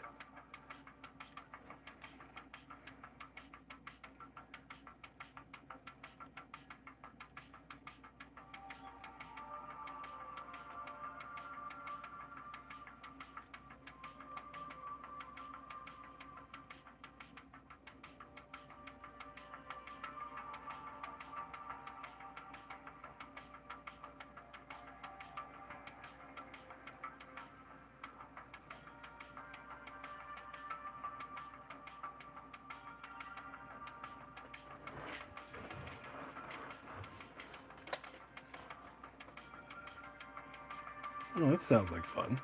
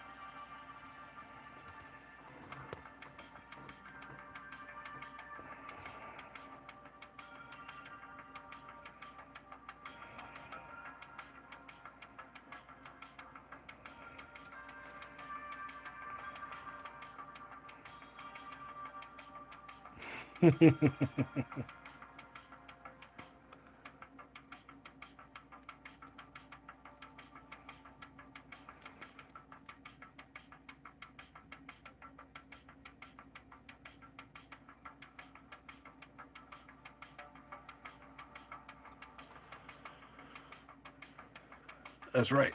Fear my space turtle.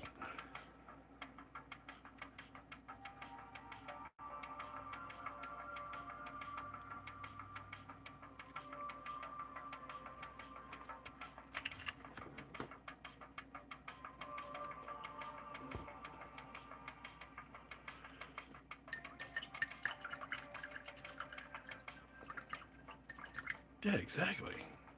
Exactly. That's how monolithic diagnostic works. That's how it should be. People are just so stuck on the plantation. Black orcs are always the correct answer.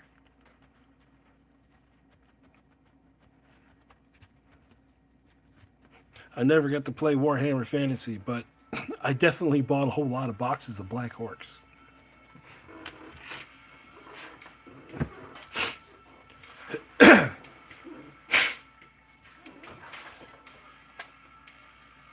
Okay, Diet Coke break.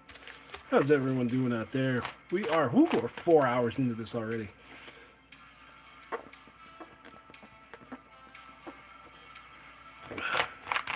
My battery's at 40%. It is slowly going down. So maybe another 2 hours left. It looks like I'm going to need like better equipment if I ever want to do a 24-hour stream.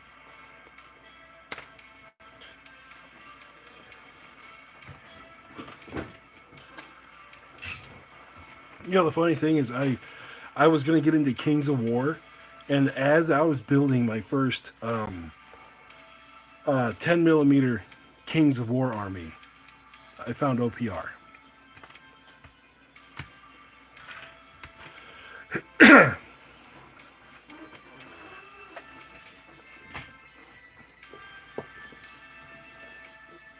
Where is that? 24 hours? What do you mean it's not healthy?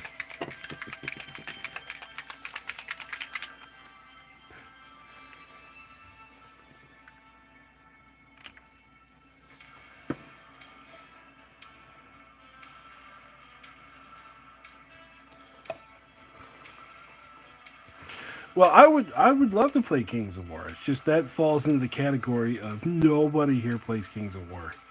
Barely anyone around here plays fantasy. Awesome. Awesome. Yeah, the monthly painting contest coming to a close here rather quickly.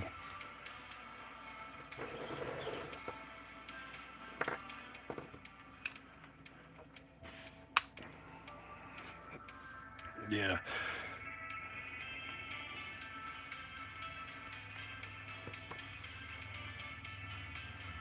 these guys have the reps.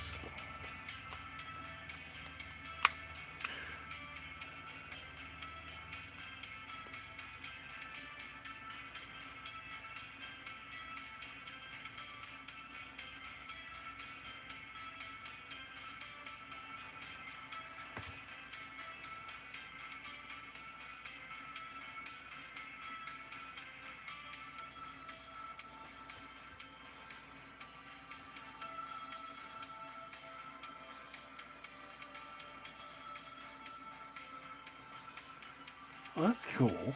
I really wanted to do a crusader army, like an entire army of knights.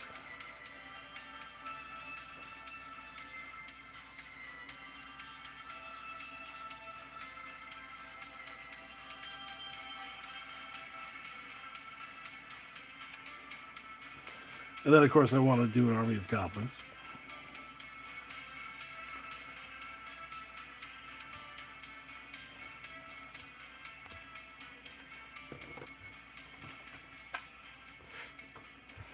Yeah, it's really nice. I like the way that the models don't actually leave the board. They leave the board as a unit. I definitely like that. Okay, so we got them this far. We're gonna use the blue stuff. The spider couple army, yeah.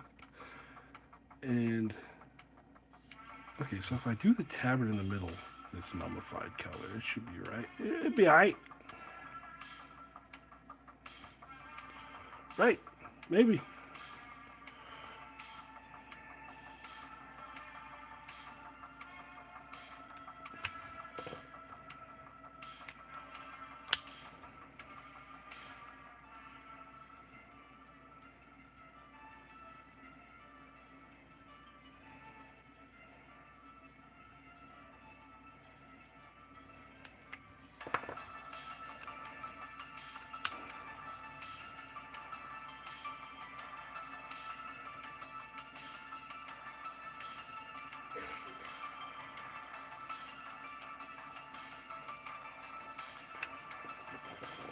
Yeah, 24-hour stream's not healthy. I'll tell you what, I may not be the best painter, but damn it, I'm tenacious.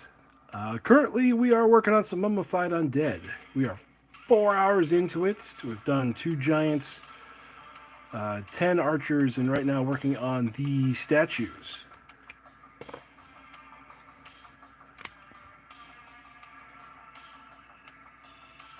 And then after this, we've got 10 archer cav waiting back there for their turn to paint.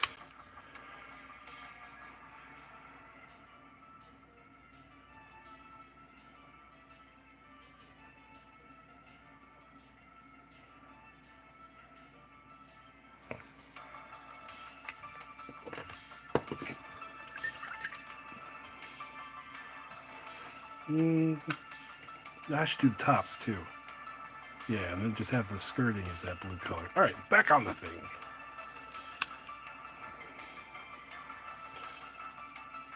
So yeah, another game I want to play is Turnip 28, just because it is so goofy.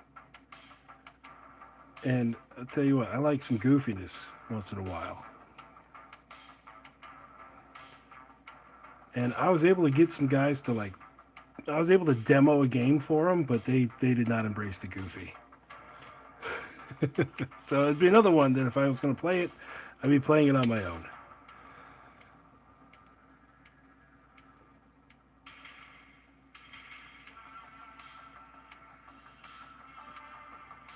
Which I have all their Patreon files and stuff, so I might one day just bust out. Yeah, Quar is another cool one that I saw that, again, that falls in the category of I don't think I'd get anyone to play with me. So I saw it, was like, hey, that's cool, and just racked it in my brain of cool, maybe one day fun project.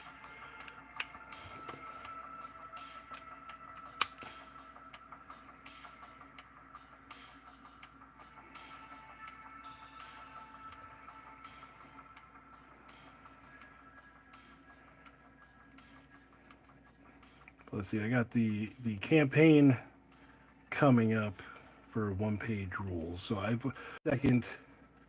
Ooh. Uh-oh. Something broke. You guys still there?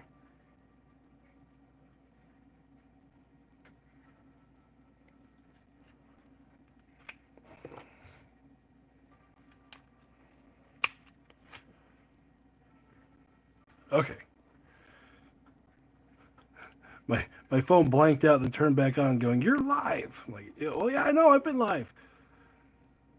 But we got the High Elf Fleet and Robot Legion campaign, and now that I have the second Robot Legion army put together and painted, that's going to start relatively soon. Thinking the first or second week in June, depending on where the Robot Legion's video itself falls.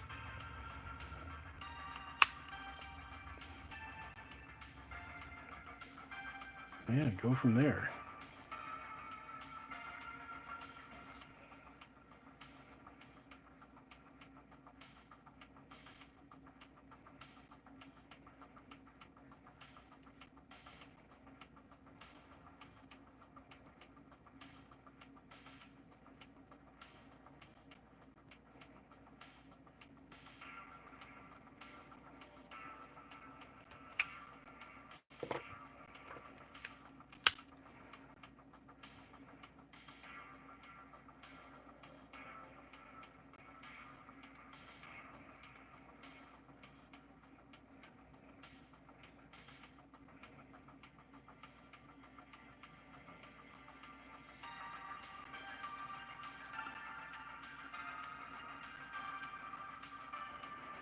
Okay.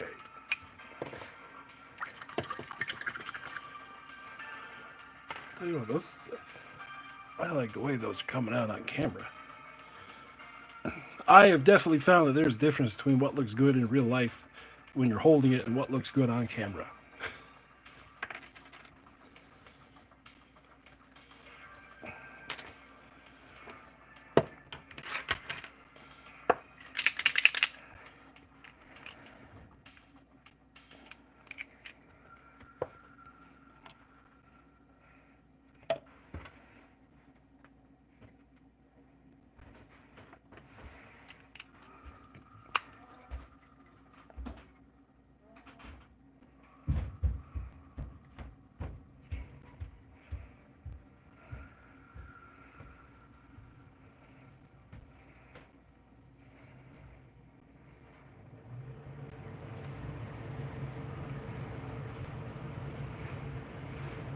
Mm-hmm.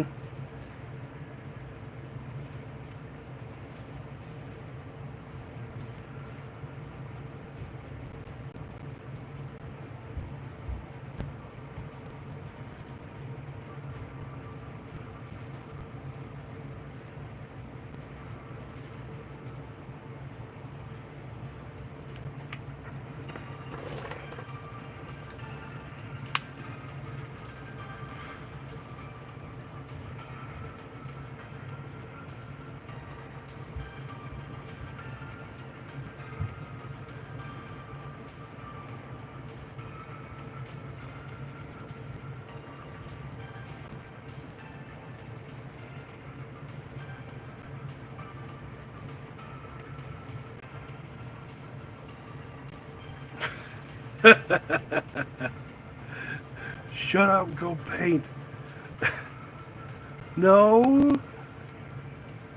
No, not really. I generally don't get cranky because my my mantra in life most of the time is fuck it. Very few times I get upset with things.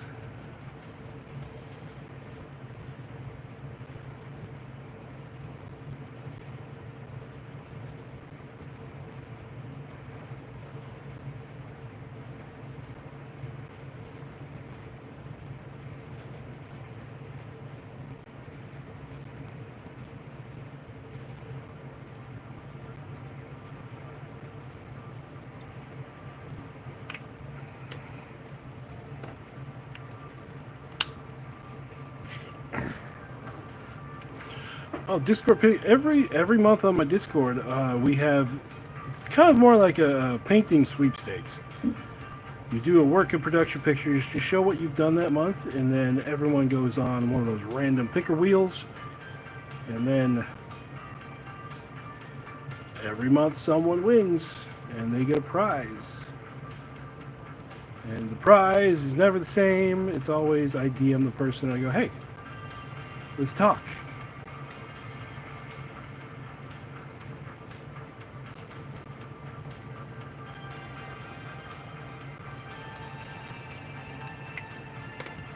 So sometimes it's units, sometimes it's other things. The one from last month, he actually designed a bust of my channel icon, which I still haven't printed.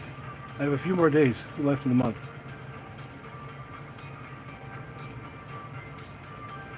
Yeah, so I'm going to print that off and paint it for him and send him one. Then also I'll print one for me. So I put it here on my painting table.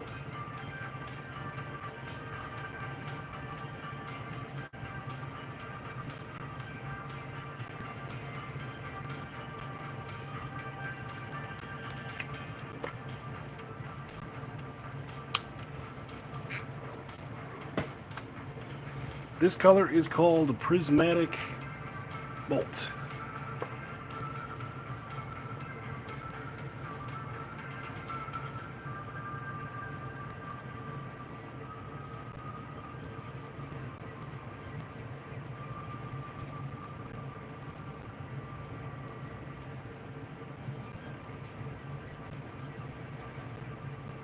Yeah, every month I make a video and I put all the entrants in there just to show off all their stuff, to be like, hey, this is what everyone's working on.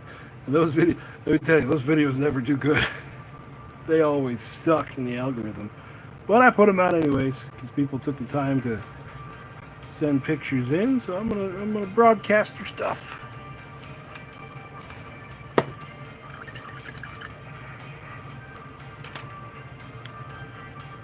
And yeah, do the spinny thing on there, but usually by the time the video's out, the person who's won's already been contacted by me. All right. You stop it with the mouse demons. They'll get done eventually.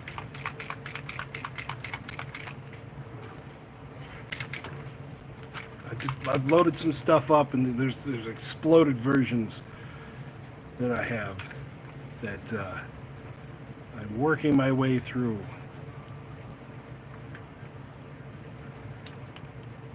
They'll happen. They'll happen one day, but today is not that day.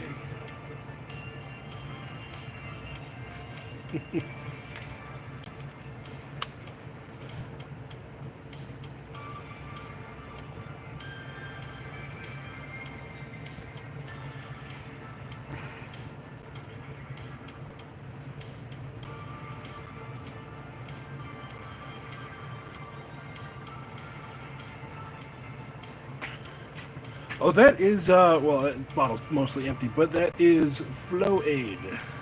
I use that because if you don't add a little water or a little something to the speed paint, like I found it starts to get tacky inside the palette, especially if I have it open for like 30, 40, 50 miniatures at a time. It'll dry out and just turn into bleh. So couple drips of this and keep it rolling for a while.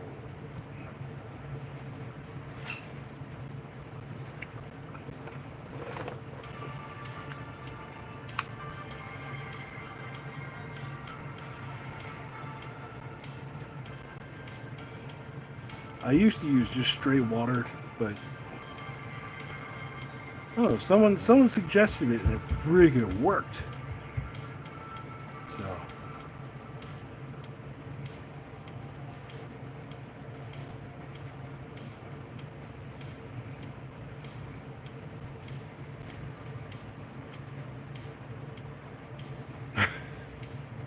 right. Yes. Oh, yes. PSA: do not drink the vegan resin, even though it says it's plant-based. It is not drinkable.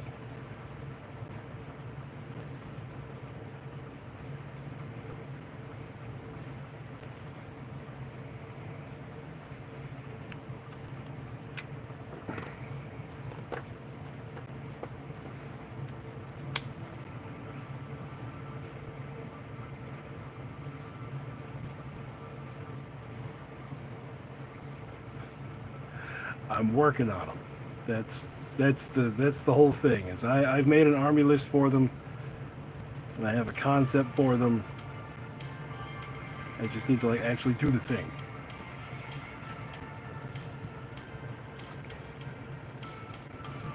Okay, well, ask your vegan friend and then get back to me.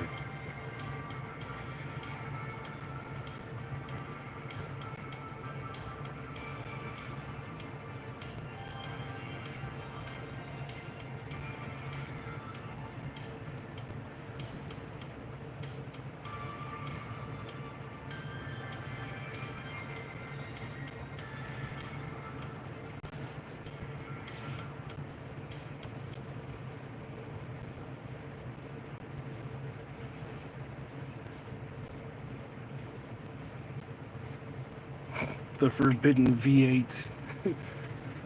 It's got vegetables in it. Uh-huh.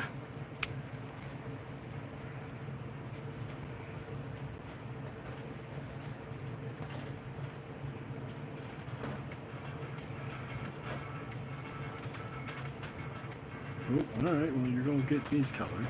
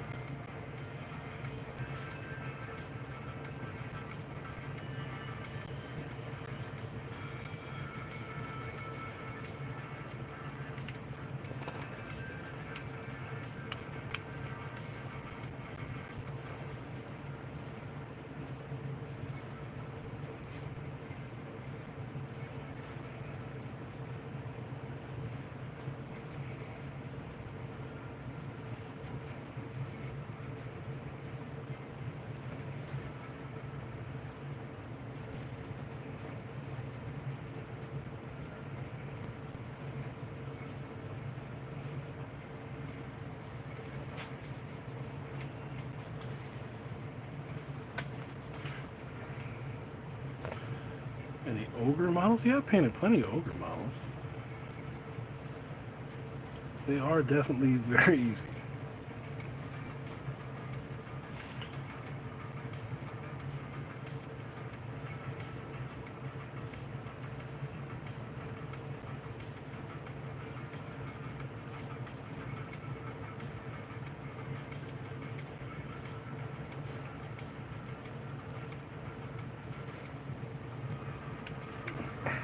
Yeah.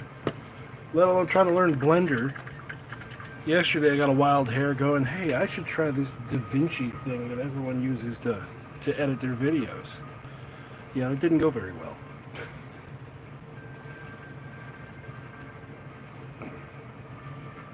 Mostly because all the files I get off my phone are the completely wrong format for DaVinci to even see them. Okay, so that's, yeah, I'm gonna highlight the, where'd it go? Oh, it's right there. Tiny, go over there. Actually, hold on, let me clean some more stuff up here.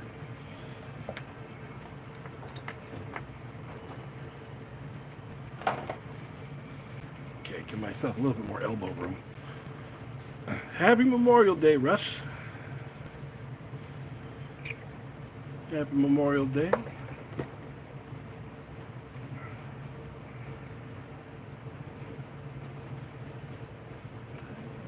Tiny little highlights here.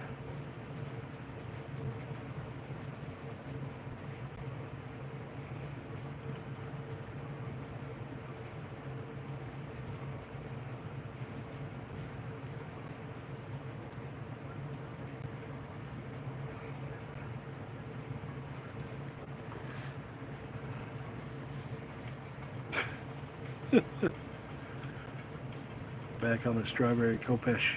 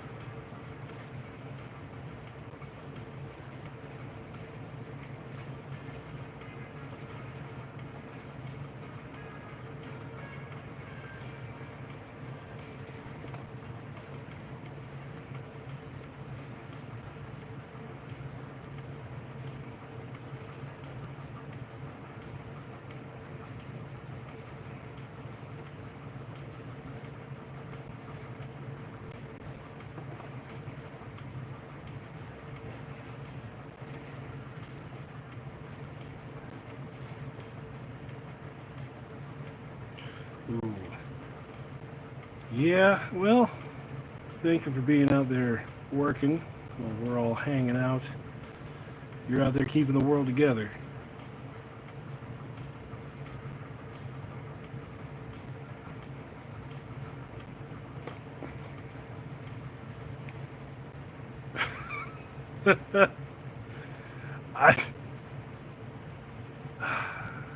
You know what? Fine.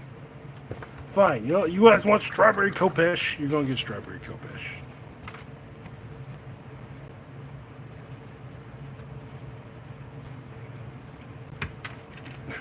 Fine. Let's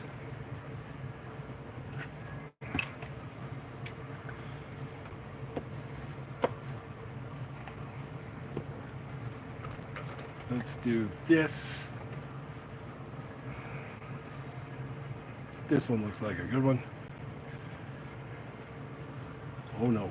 Oh no, she's gonna be glowing. She's gonna be pink.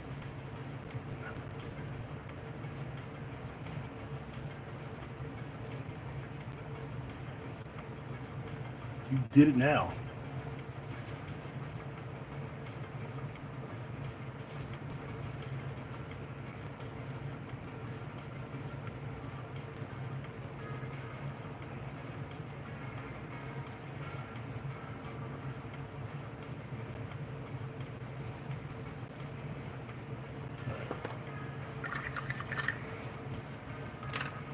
The rest of these are done. They go in the box.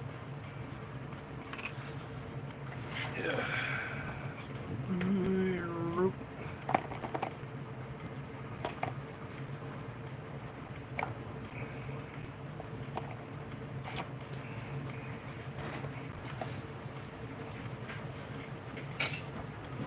Oh, I got pink somewhere. I got something somewhere. Oh, what is this? What is this? This is got. That's not pink enough.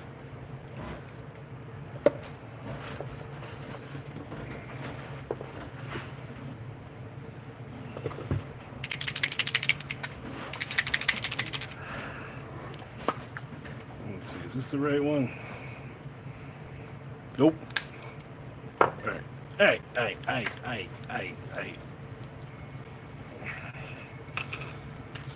Let's do. We gotta make this work. We do a touch of red. Then we'll do some whites. If I can find it. Yeah.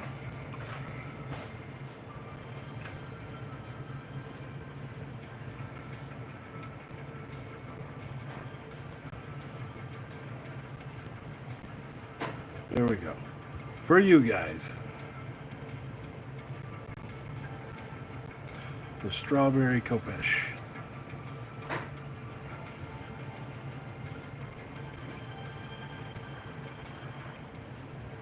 Ta-da!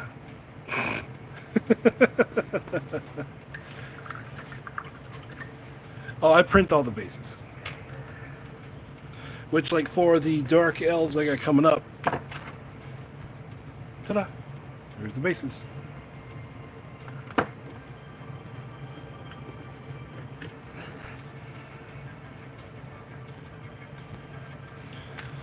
I found a file that was all the like bases of all normal sizes, which are exactly the right size for GW stuff, and then I just chopped them down to 2 millimeters thick instead of 4 millimeters thick.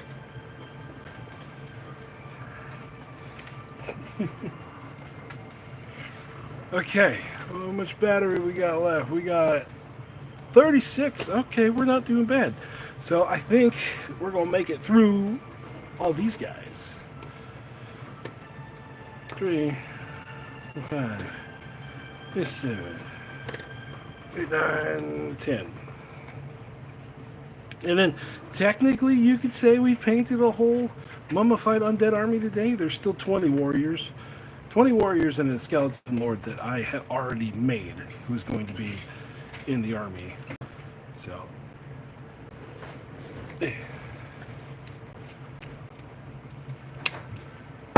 alright, so starting off with bones. Lots of bones. Lots of bones, because we got all the horses to do too. Okay. Big brush. New paper towel.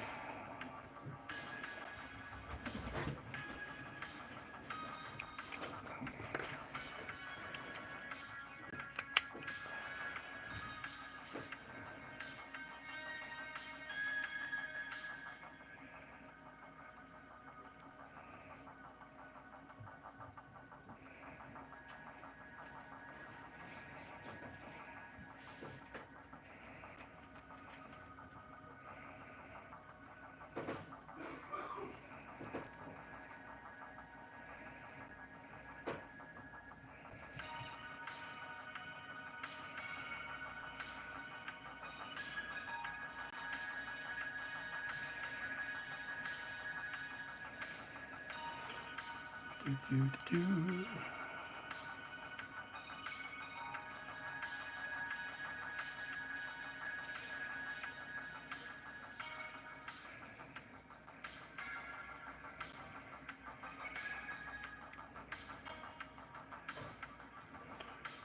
I'm so gonna cheat when it comes back to putting the white coat on these bones.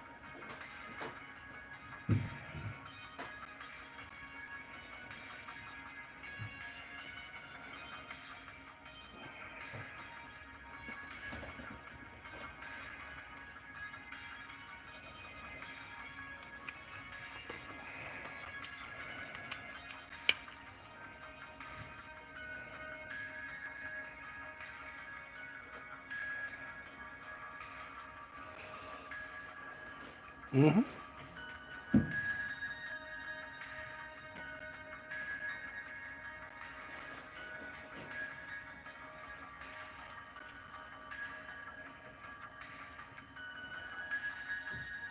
Yeah, they did very good when they designed these. When they designed these models.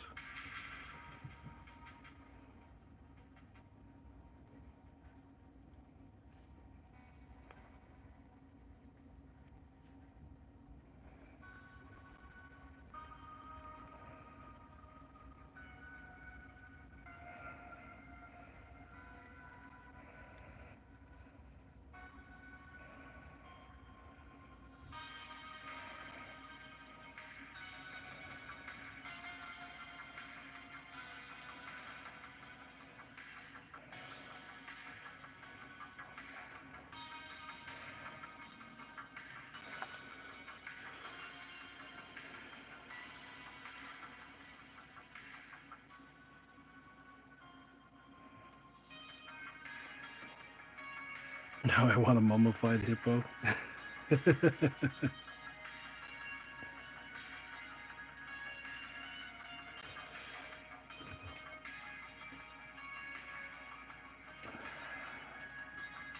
Well, part of me thinks that they should have something, a little touch of magic to them.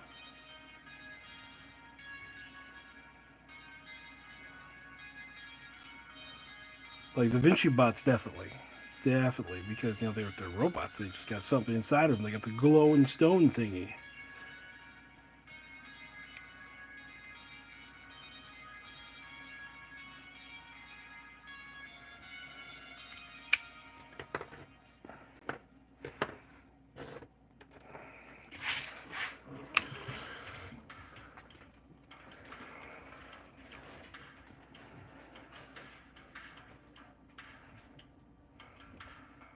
Oop, I'm shifting a little bit again.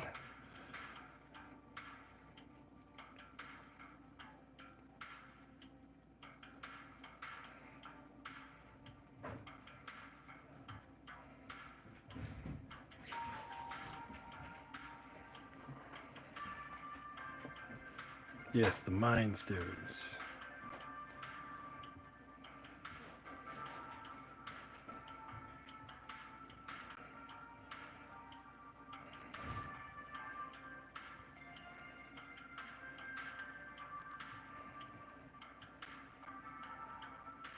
I like that part of the lore. Everything used to suck until we found these Mind Stone things.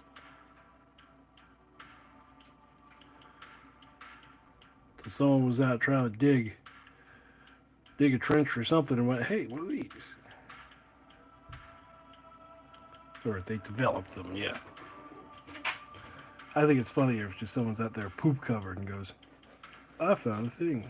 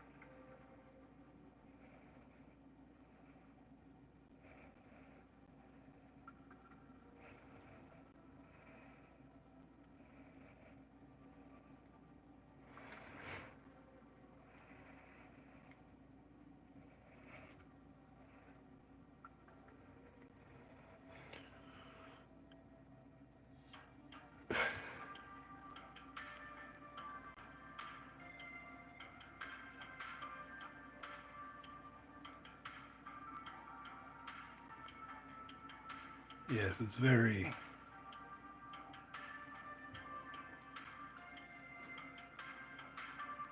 I don't know what's very, but yeah, yes, very creepy.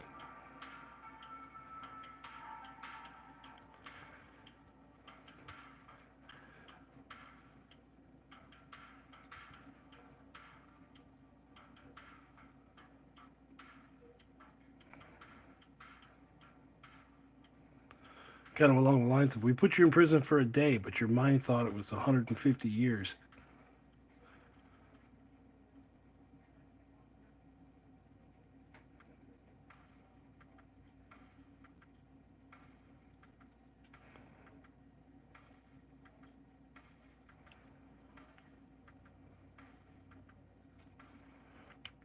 Yeah, go back to the big brush. Missed that part.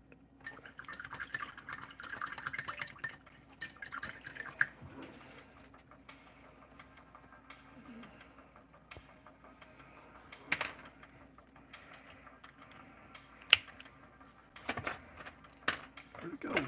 Yeah, we'll use this brush. Let's see if this works.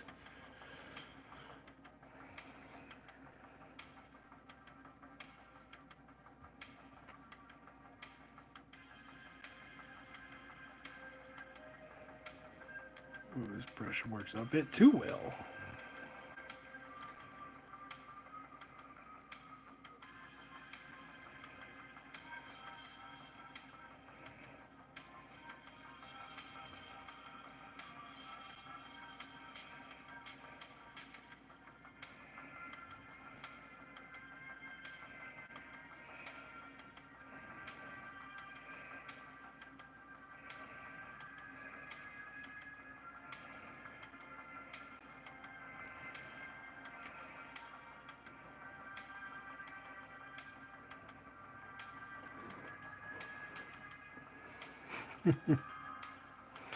So we're just making cereals now for OPR.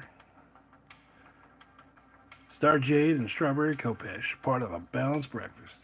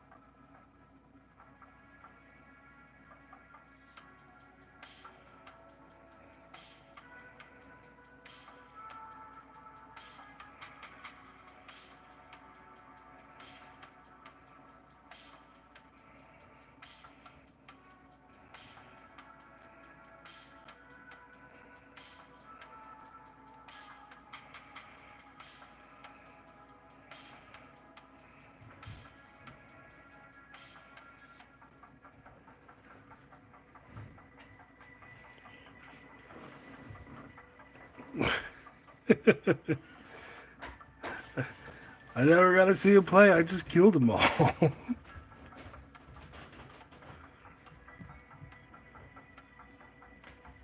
Sometimes that how it be.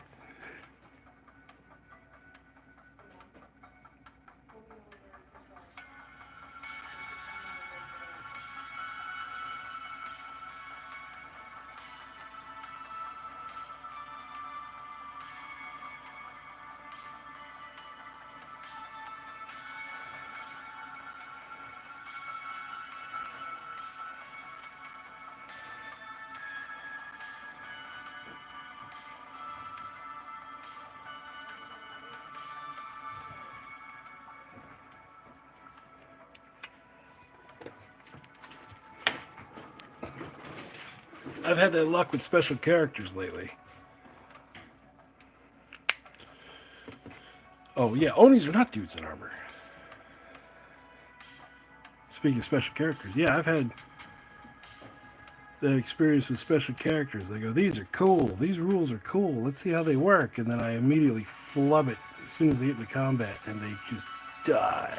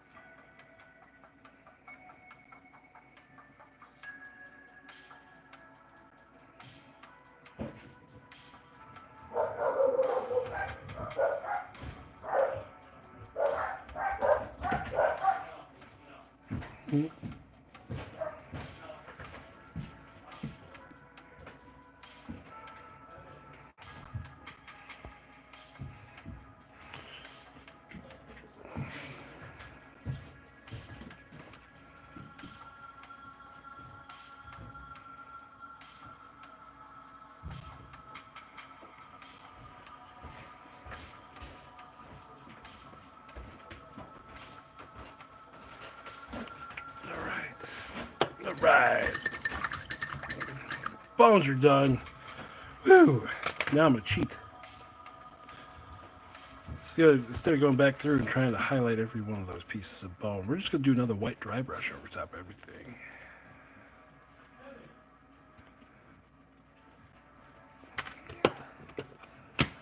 So for that, this.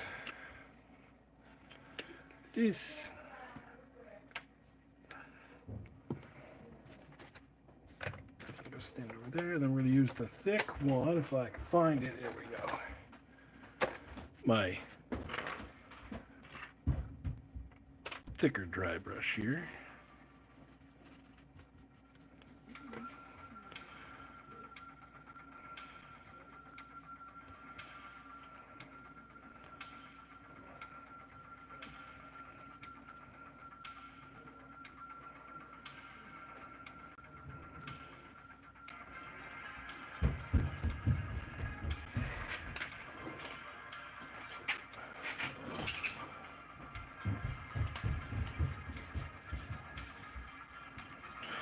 No particular reason.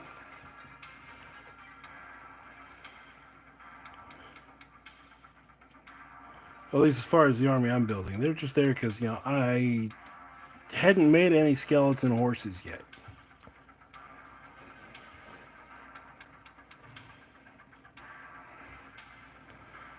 The army started off that they had skeleton horses with lances.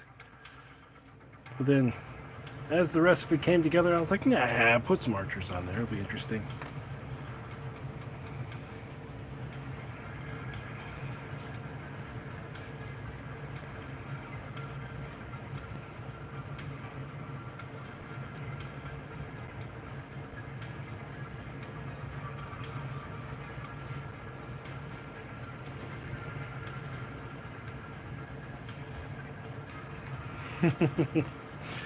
Yes.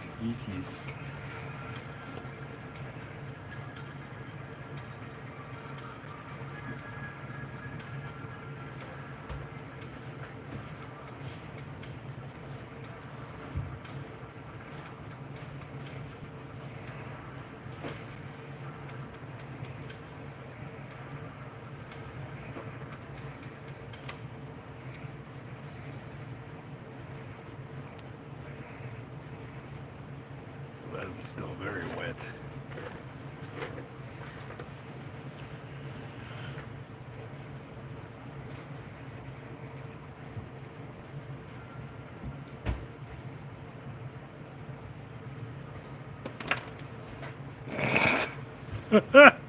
Damn it.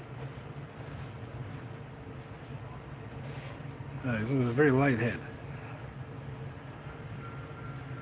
Always happen when I go nuts.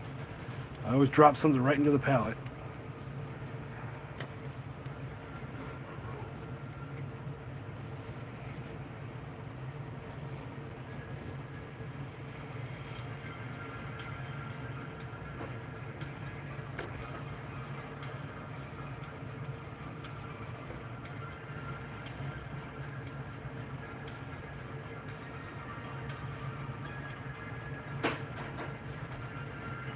Haven't made any what? You guys still talk about Onis? Wait till next weekend.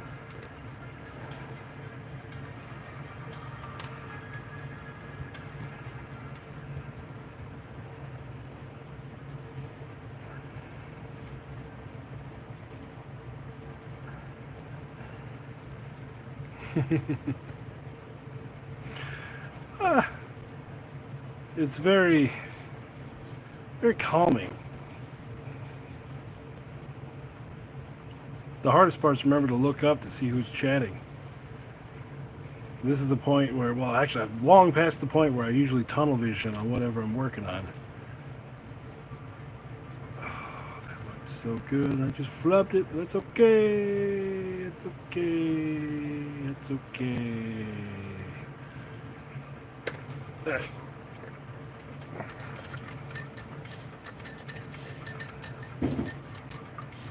Horses.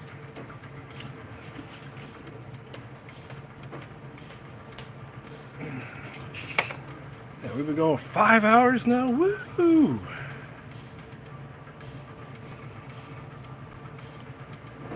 One, two, three, four. Well, technically, yeah, we are on the 5th unit.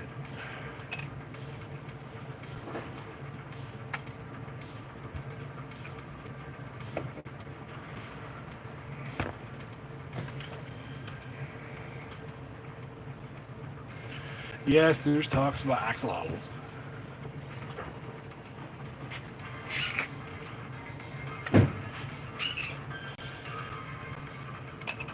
It's one of those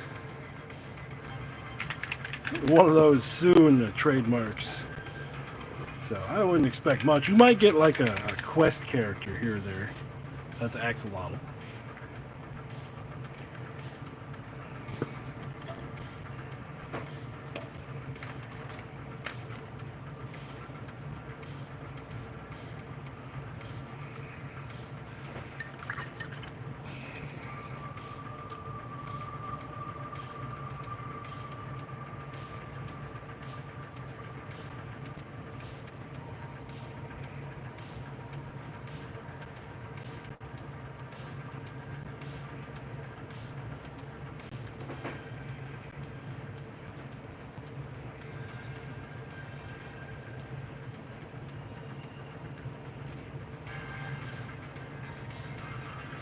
What's the thing? Does OPR have a meta?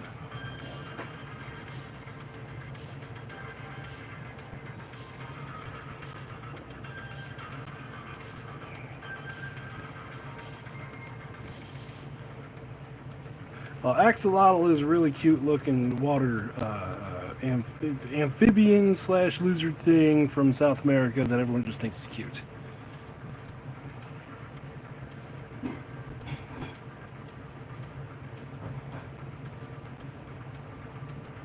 Wait, I forgot to put this in the stick thing, in the holder. See, I'm reverting back to my old ways.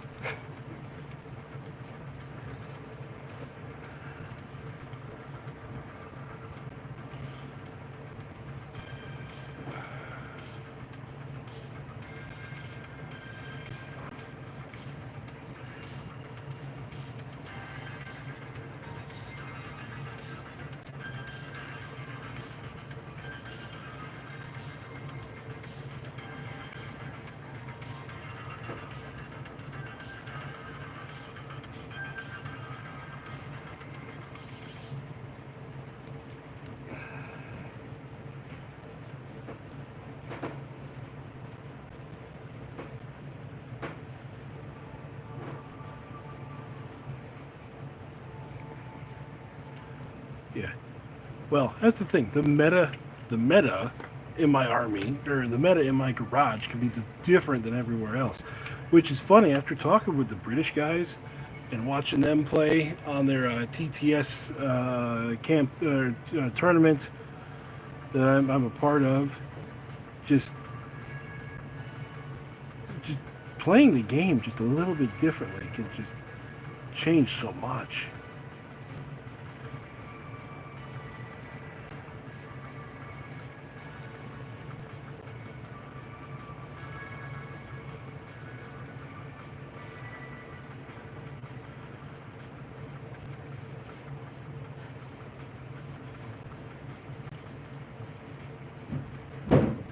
Focus, thank you.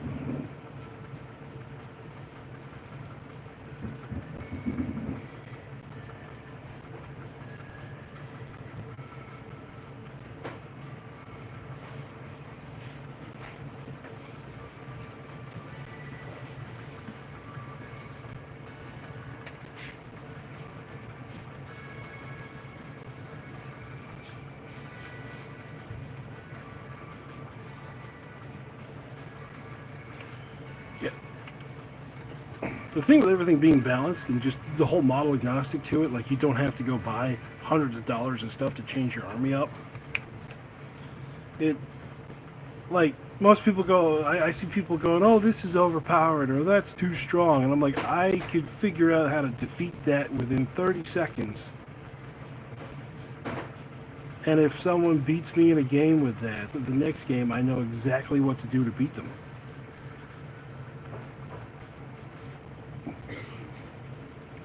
So as far as a hard meta, no. OPR does not have a hard meta whatsoever.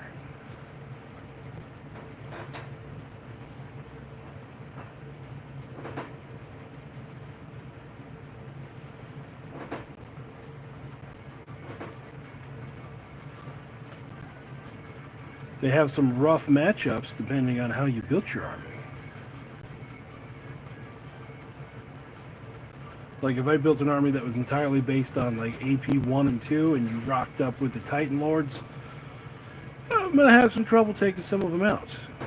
But, you know, at that point, you're playing for objectives anyways.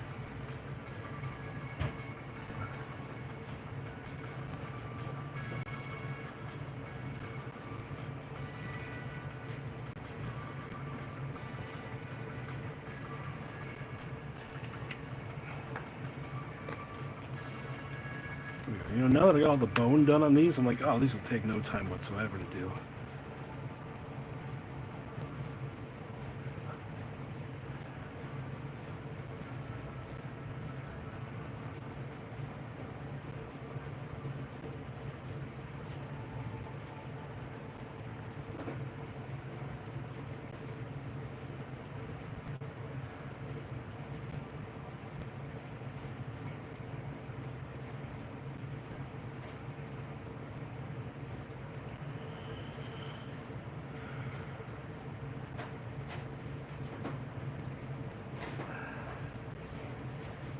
Yeah.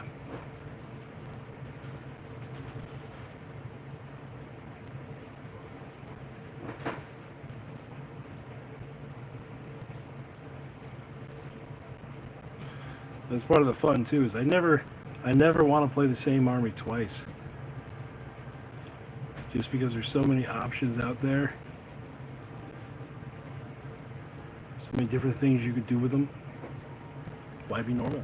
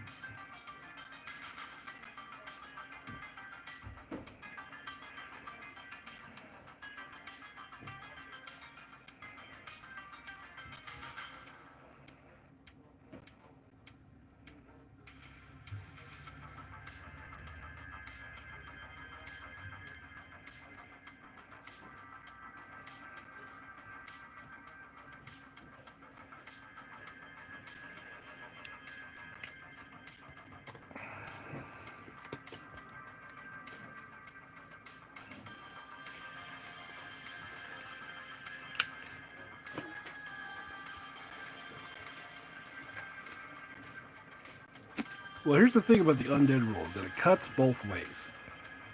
And I've been victim of this, where you pick up those dice to see what takes a wound after you fail an undead morale test, and 75% of your unit can die.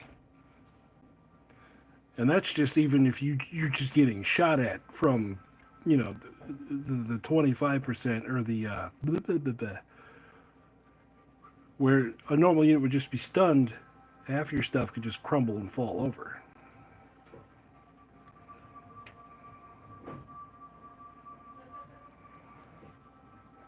I take a Diet Coke break.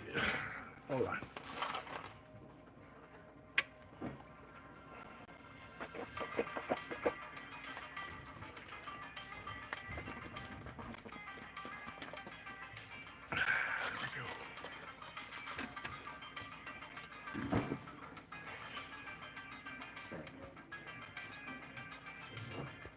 Can't you just lock it right there? No, I can't.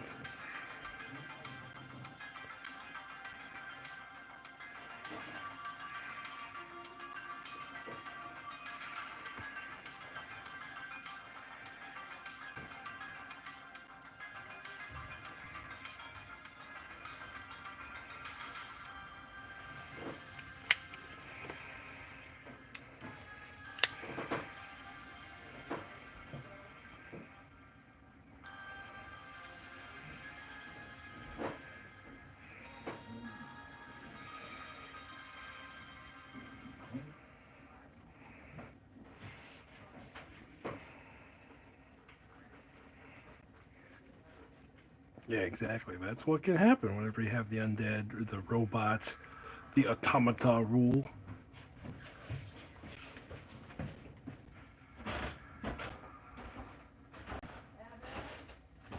In a game of dice rolling, sometimes it just comes out all ones.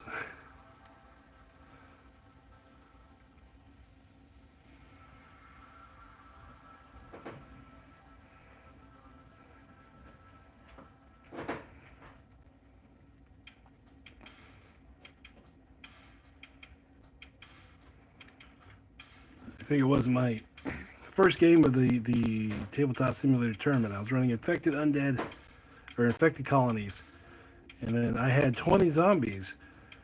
He charged me, killed 3. I killed like 1 in return, and then bad morale roll. My 17 zombies turned into 3. I was like, well, that sucks.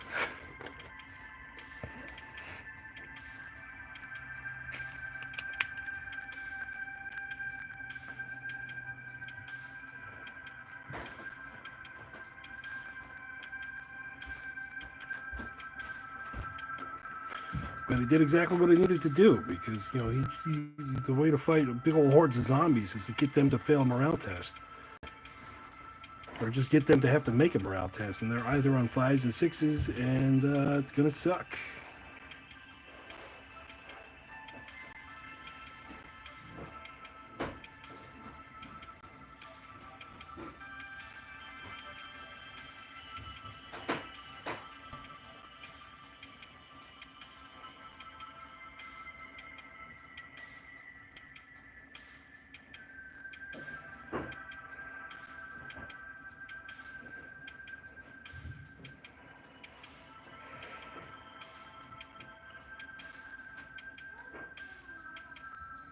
Yep.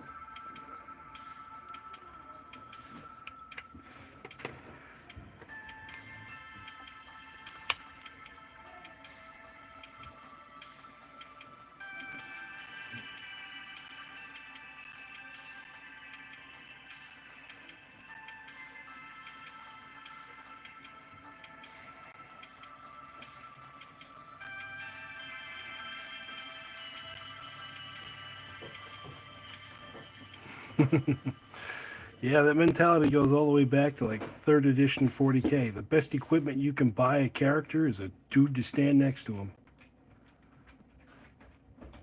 Boys before toys.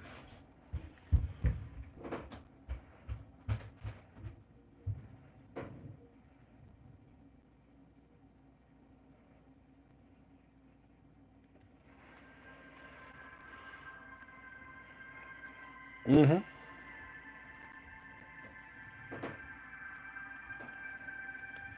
The other thing I like too is that fearless doesn't just mean that you automatically pass morale tests. You just get a second chance. So it means morale isn't like morale still means something, but you have a better chance to pass.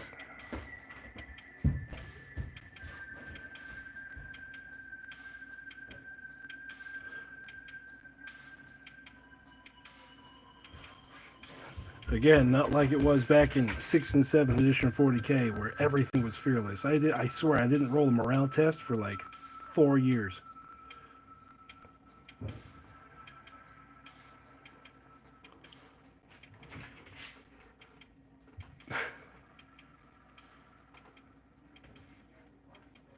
Well, they have advanced rules for that. They have the attrition rule, they have the brutal damage rule, they have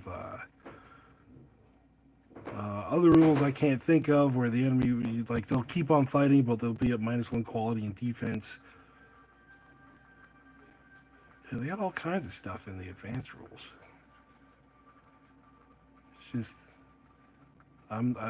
we can't show most of the stuff off, or we can play with it, but we can't like fully explain the rules. So I can't like pull it up on screen and be like, look on this page, blah blah blah. This is exactly what it says. I have to kind of skirt that issue.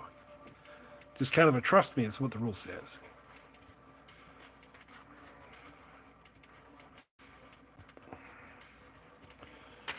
All right, let's do. Where does the sand golem go? See, now I'm starting to lose my mind.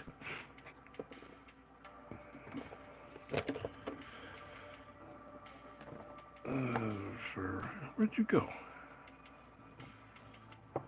Where'd you go?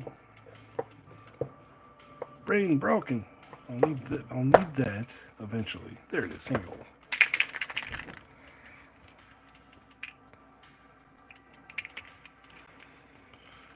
This and a boop.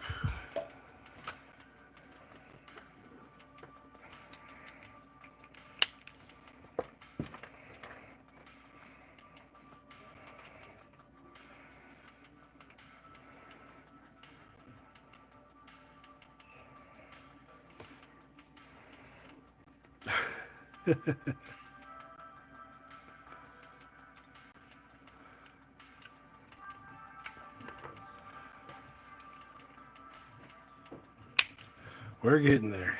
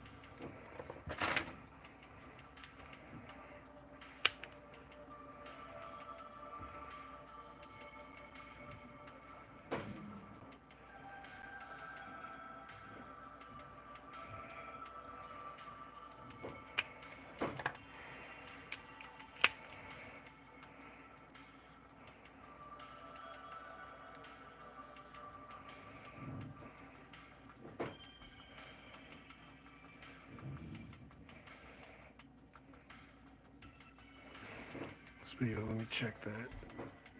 30%. Okay.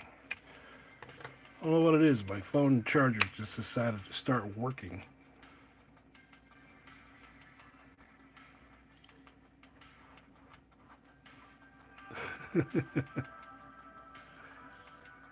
Yeah. Well, once this unit's done, we're done because my butt is starting to get sore.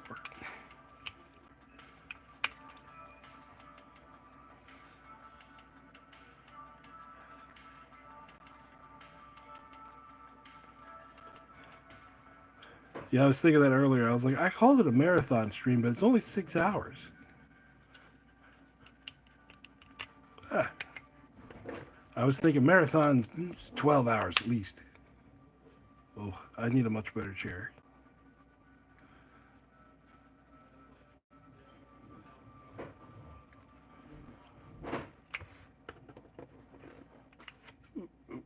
it go. Let it go. There you go. Thank you.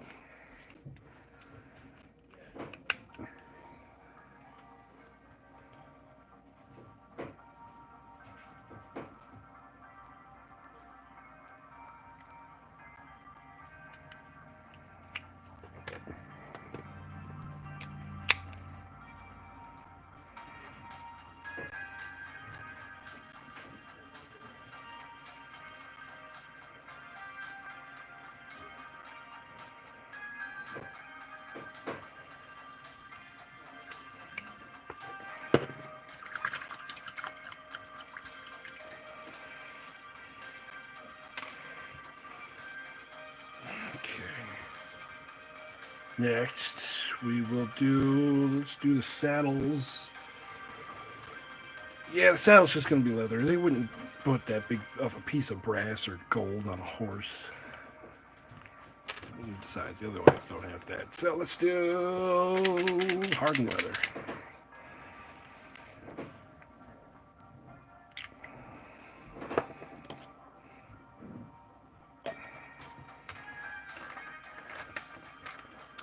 Boom, boom, boom.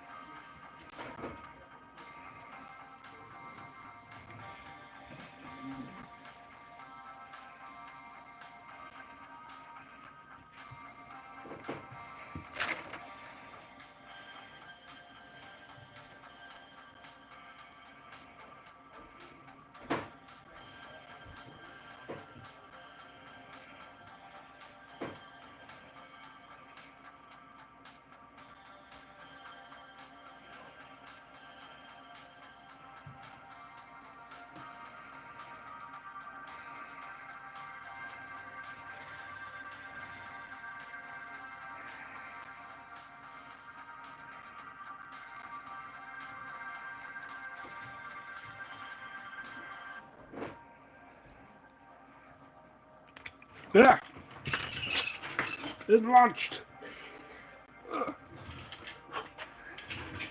There we go.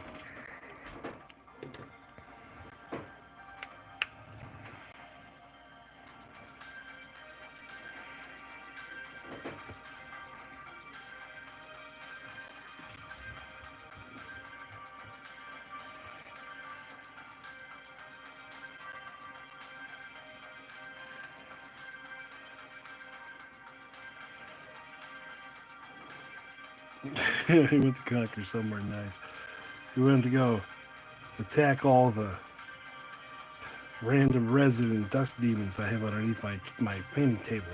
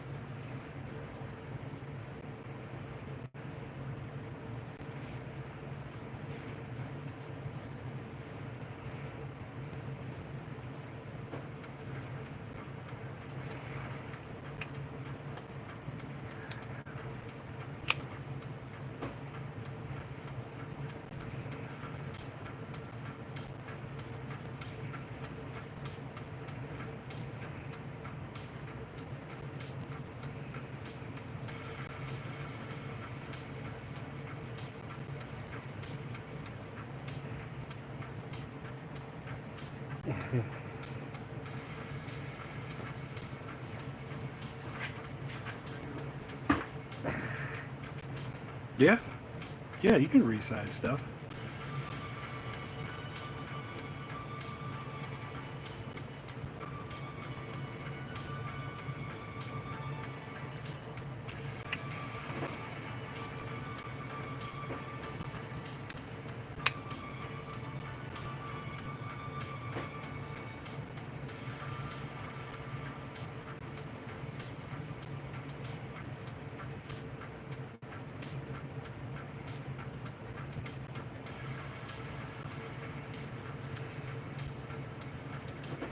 Damn, I missed his belt. Get back here.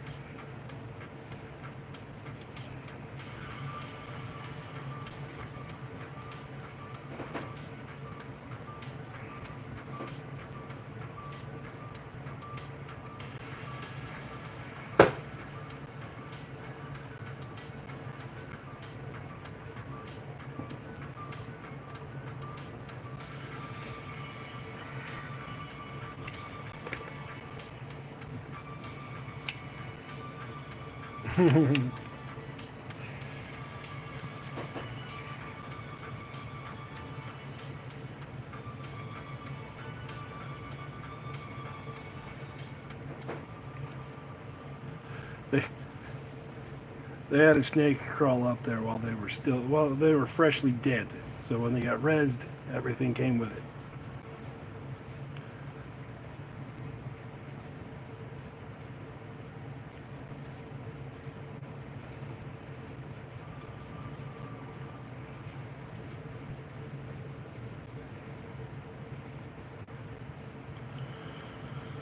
Okay, next color. We're gonna do the arrows and the bows in the dark bow. Cat-tailed horses.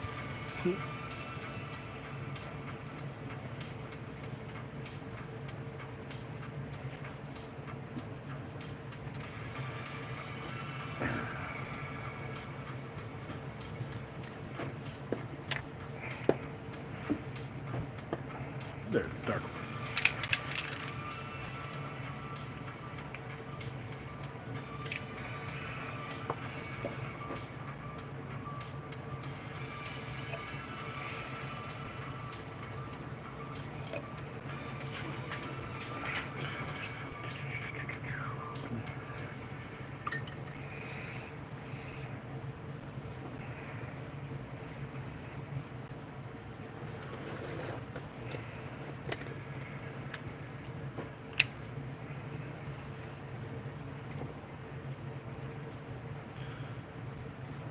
Well, thank you, Mad Max.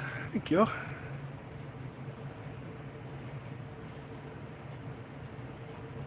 That brush isn't gonna work. Something thicker. There we go.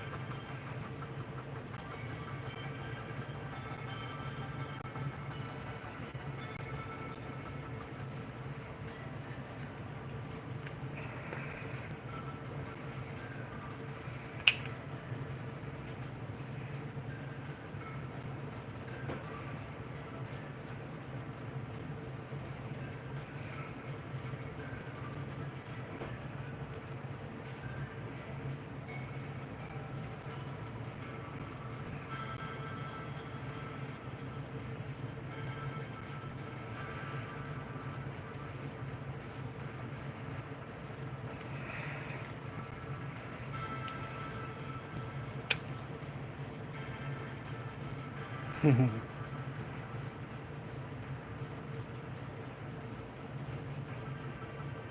right, them cats got those ear bones.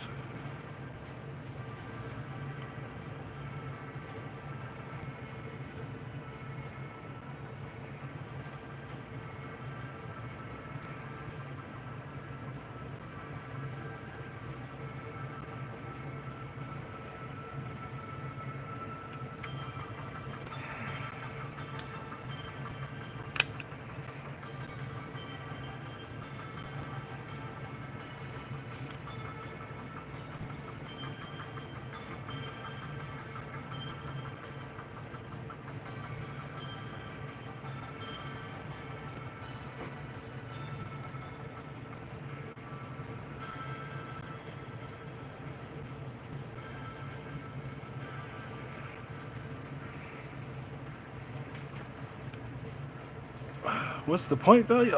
Everything over the course of this 6 hours has been about 1,700 points.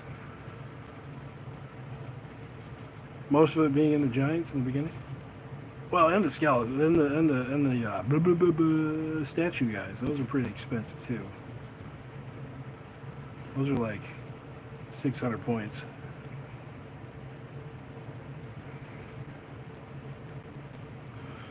These are cheap. I think there's only like 90 points for 5 of them.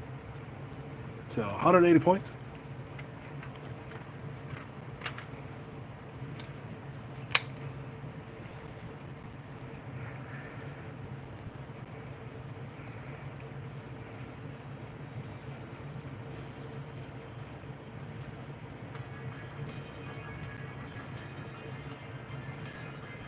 Yeah, someone look up Army Forge. What's the point value on this? I'm thinking 16 to 1700, maybe a little less, because I know in the 2,000 point army I got 20 dudes plus another skeleton lord or royal leading them.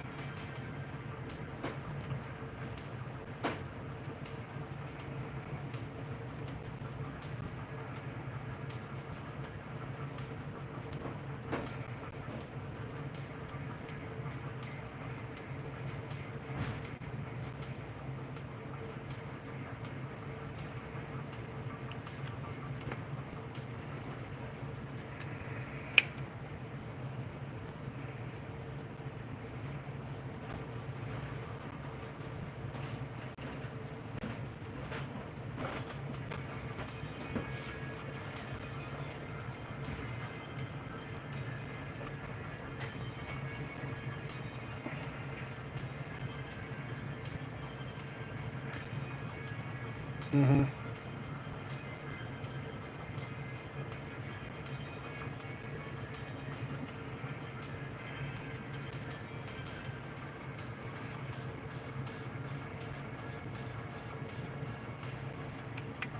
Okay.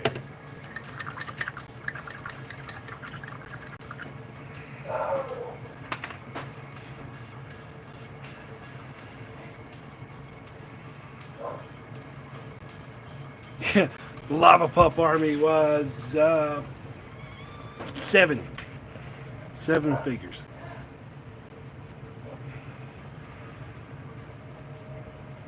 Five of those being the toughest damn thing I have ever come across in Age of Fantasy. Reset the chair.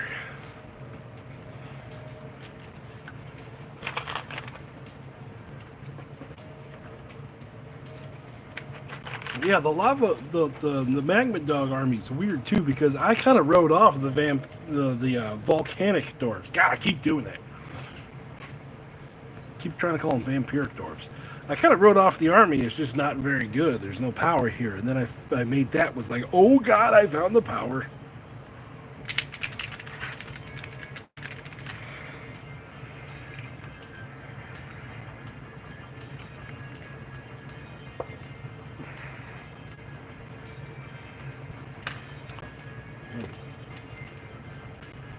Thing.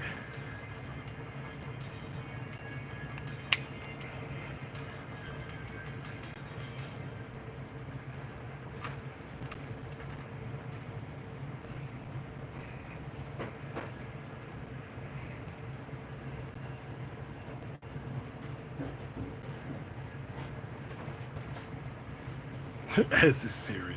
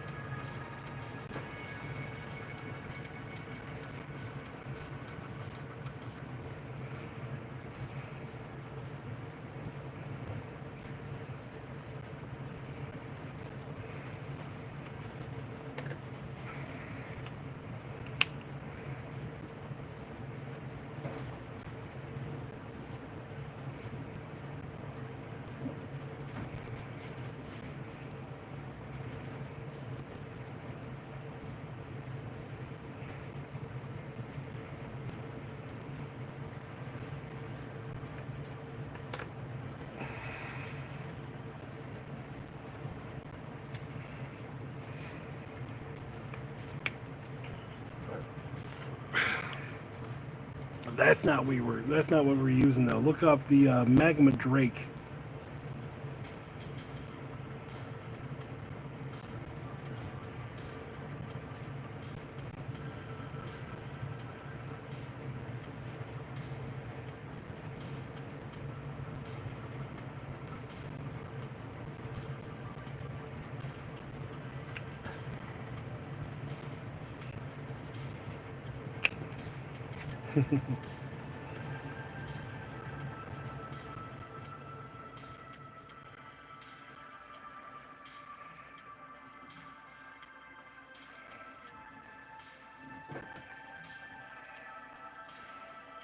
Yep.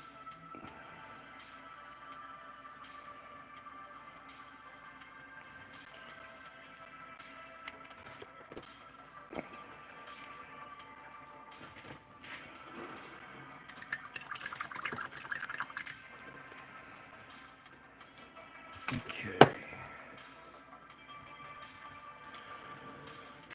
Oh, I think we're down. Well, 3 more colors left. 3 more colors left. We might be able to get this done before the 6-hour mark.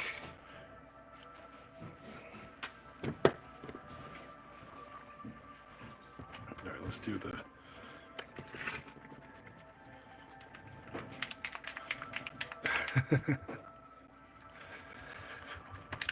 Well, the jackals get the great beasts, and the great beasts can be freaking nasty.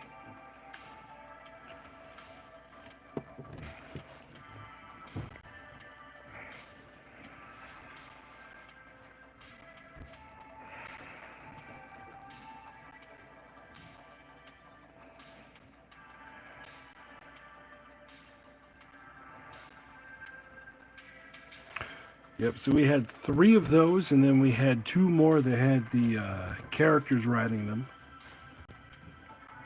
And then I had 2 more dwarf characters on foot that had caster 2.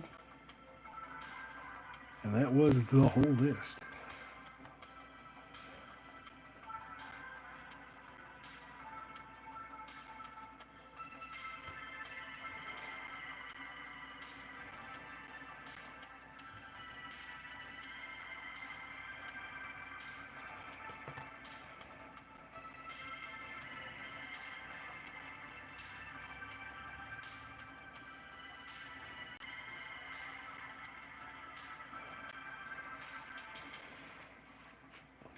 Yep.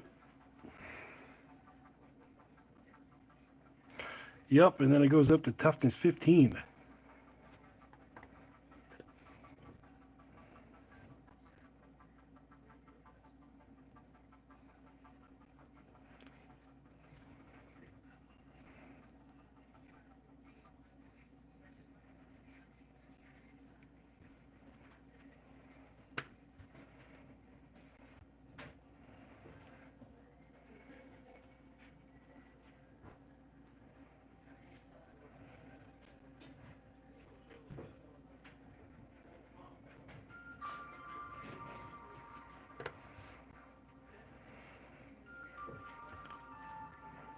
Oh, okay, missed his head. Woo.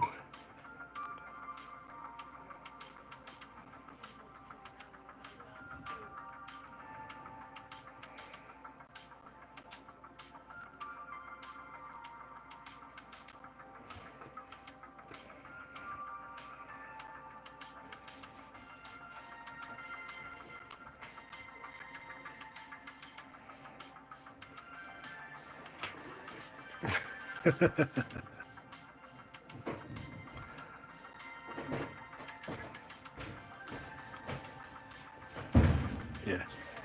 15 wounds, defense 3+ with regeneration. That might be one of the toughest things to kill in Age of Fantasy.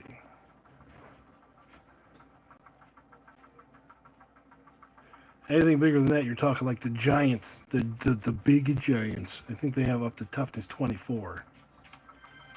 But they're also like nearly 1,000 points.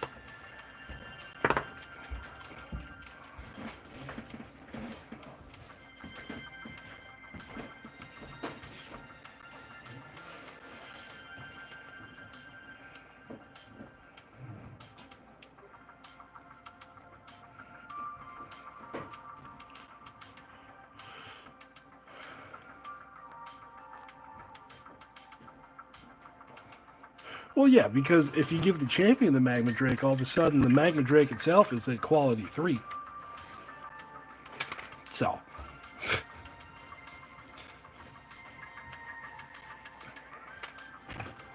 Plus, I think it gets Furious, too. I don't know. I don't remember if it has Furious on its own. I don't think so.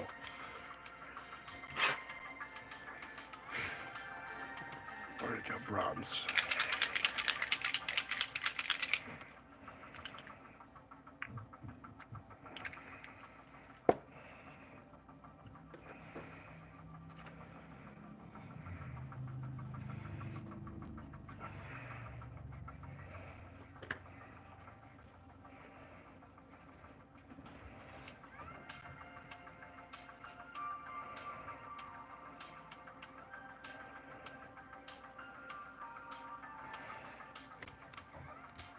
Oh wait, I seem to give up completely on this thing. Get back on there.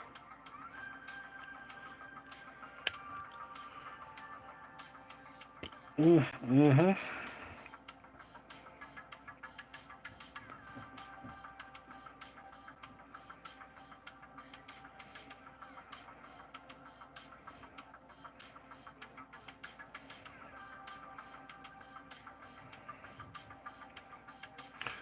See, giants are pretty strong army too, just because all the big heavy stuff in Age of Fantasy, like artillery pieces and stuff, they kind of suck.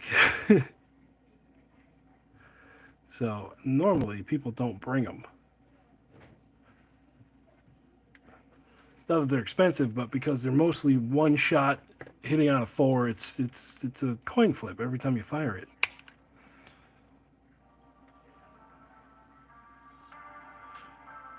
Well, okay, let me get back to talking about the meta, where that's the meta in my garage, is that artillery pieces are never really worth it. But other places, if you run into a lot of giants or other crazy stuff like that, yeah, it could be.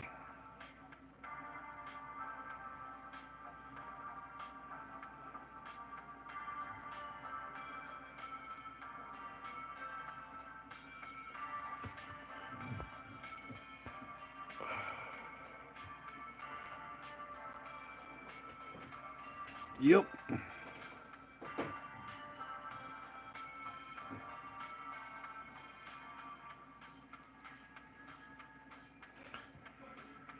Furious plays right into the number one rule of winning at a game of OPR. Just roll 6s. Roll 6s, you'll win.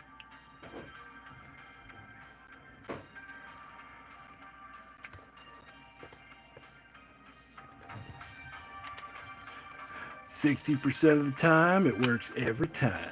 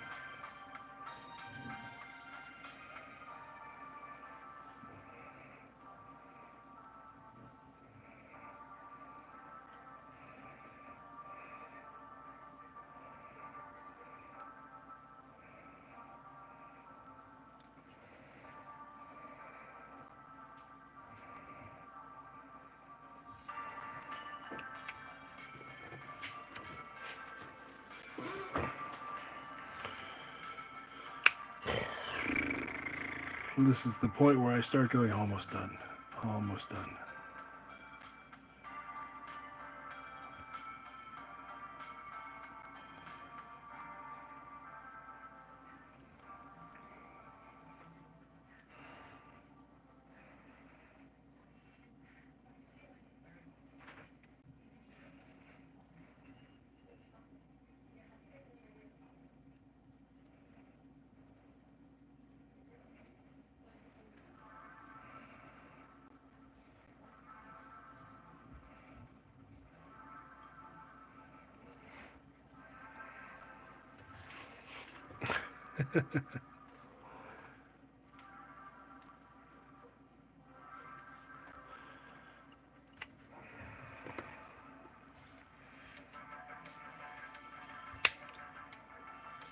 Yes, missing a reliable shot. You're like, haha! Oh.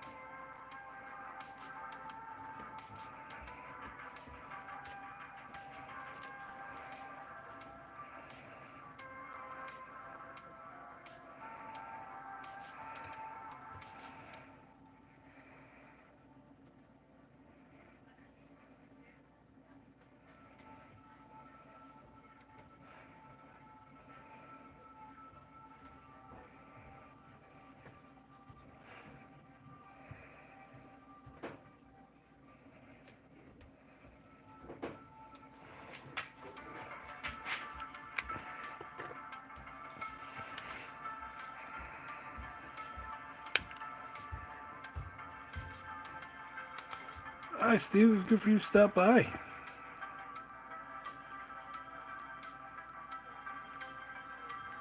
Catch you on the next one.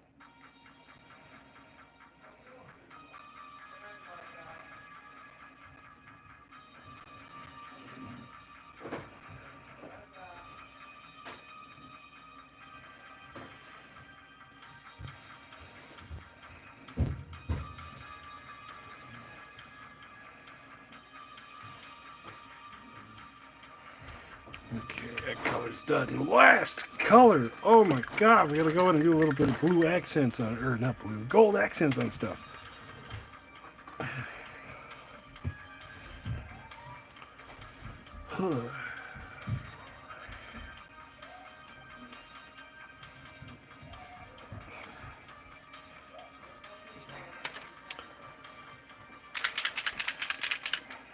So close.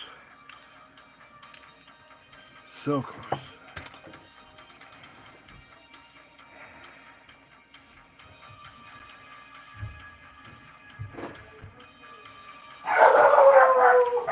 As the dogs get set off by something.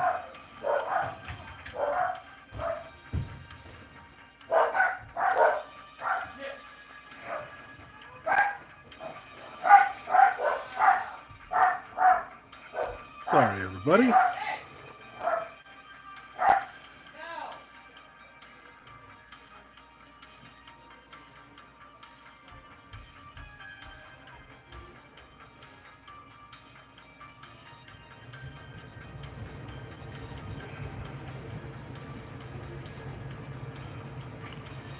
Yeah, my magma puppies.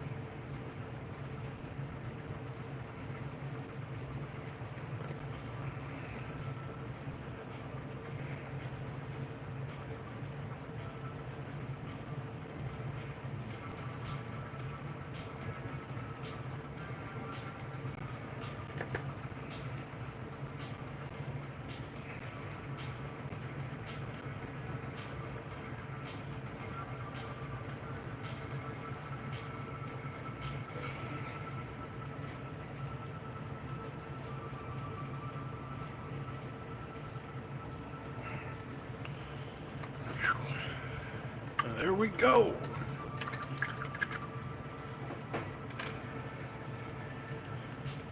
So we got 1, 2, 3, 4, 5, 6, 7, 8, 9, 10.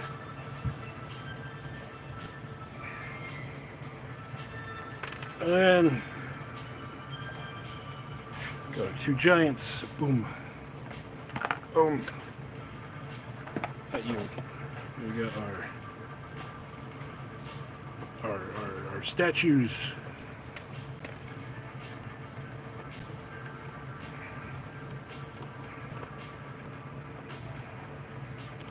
And our little archers.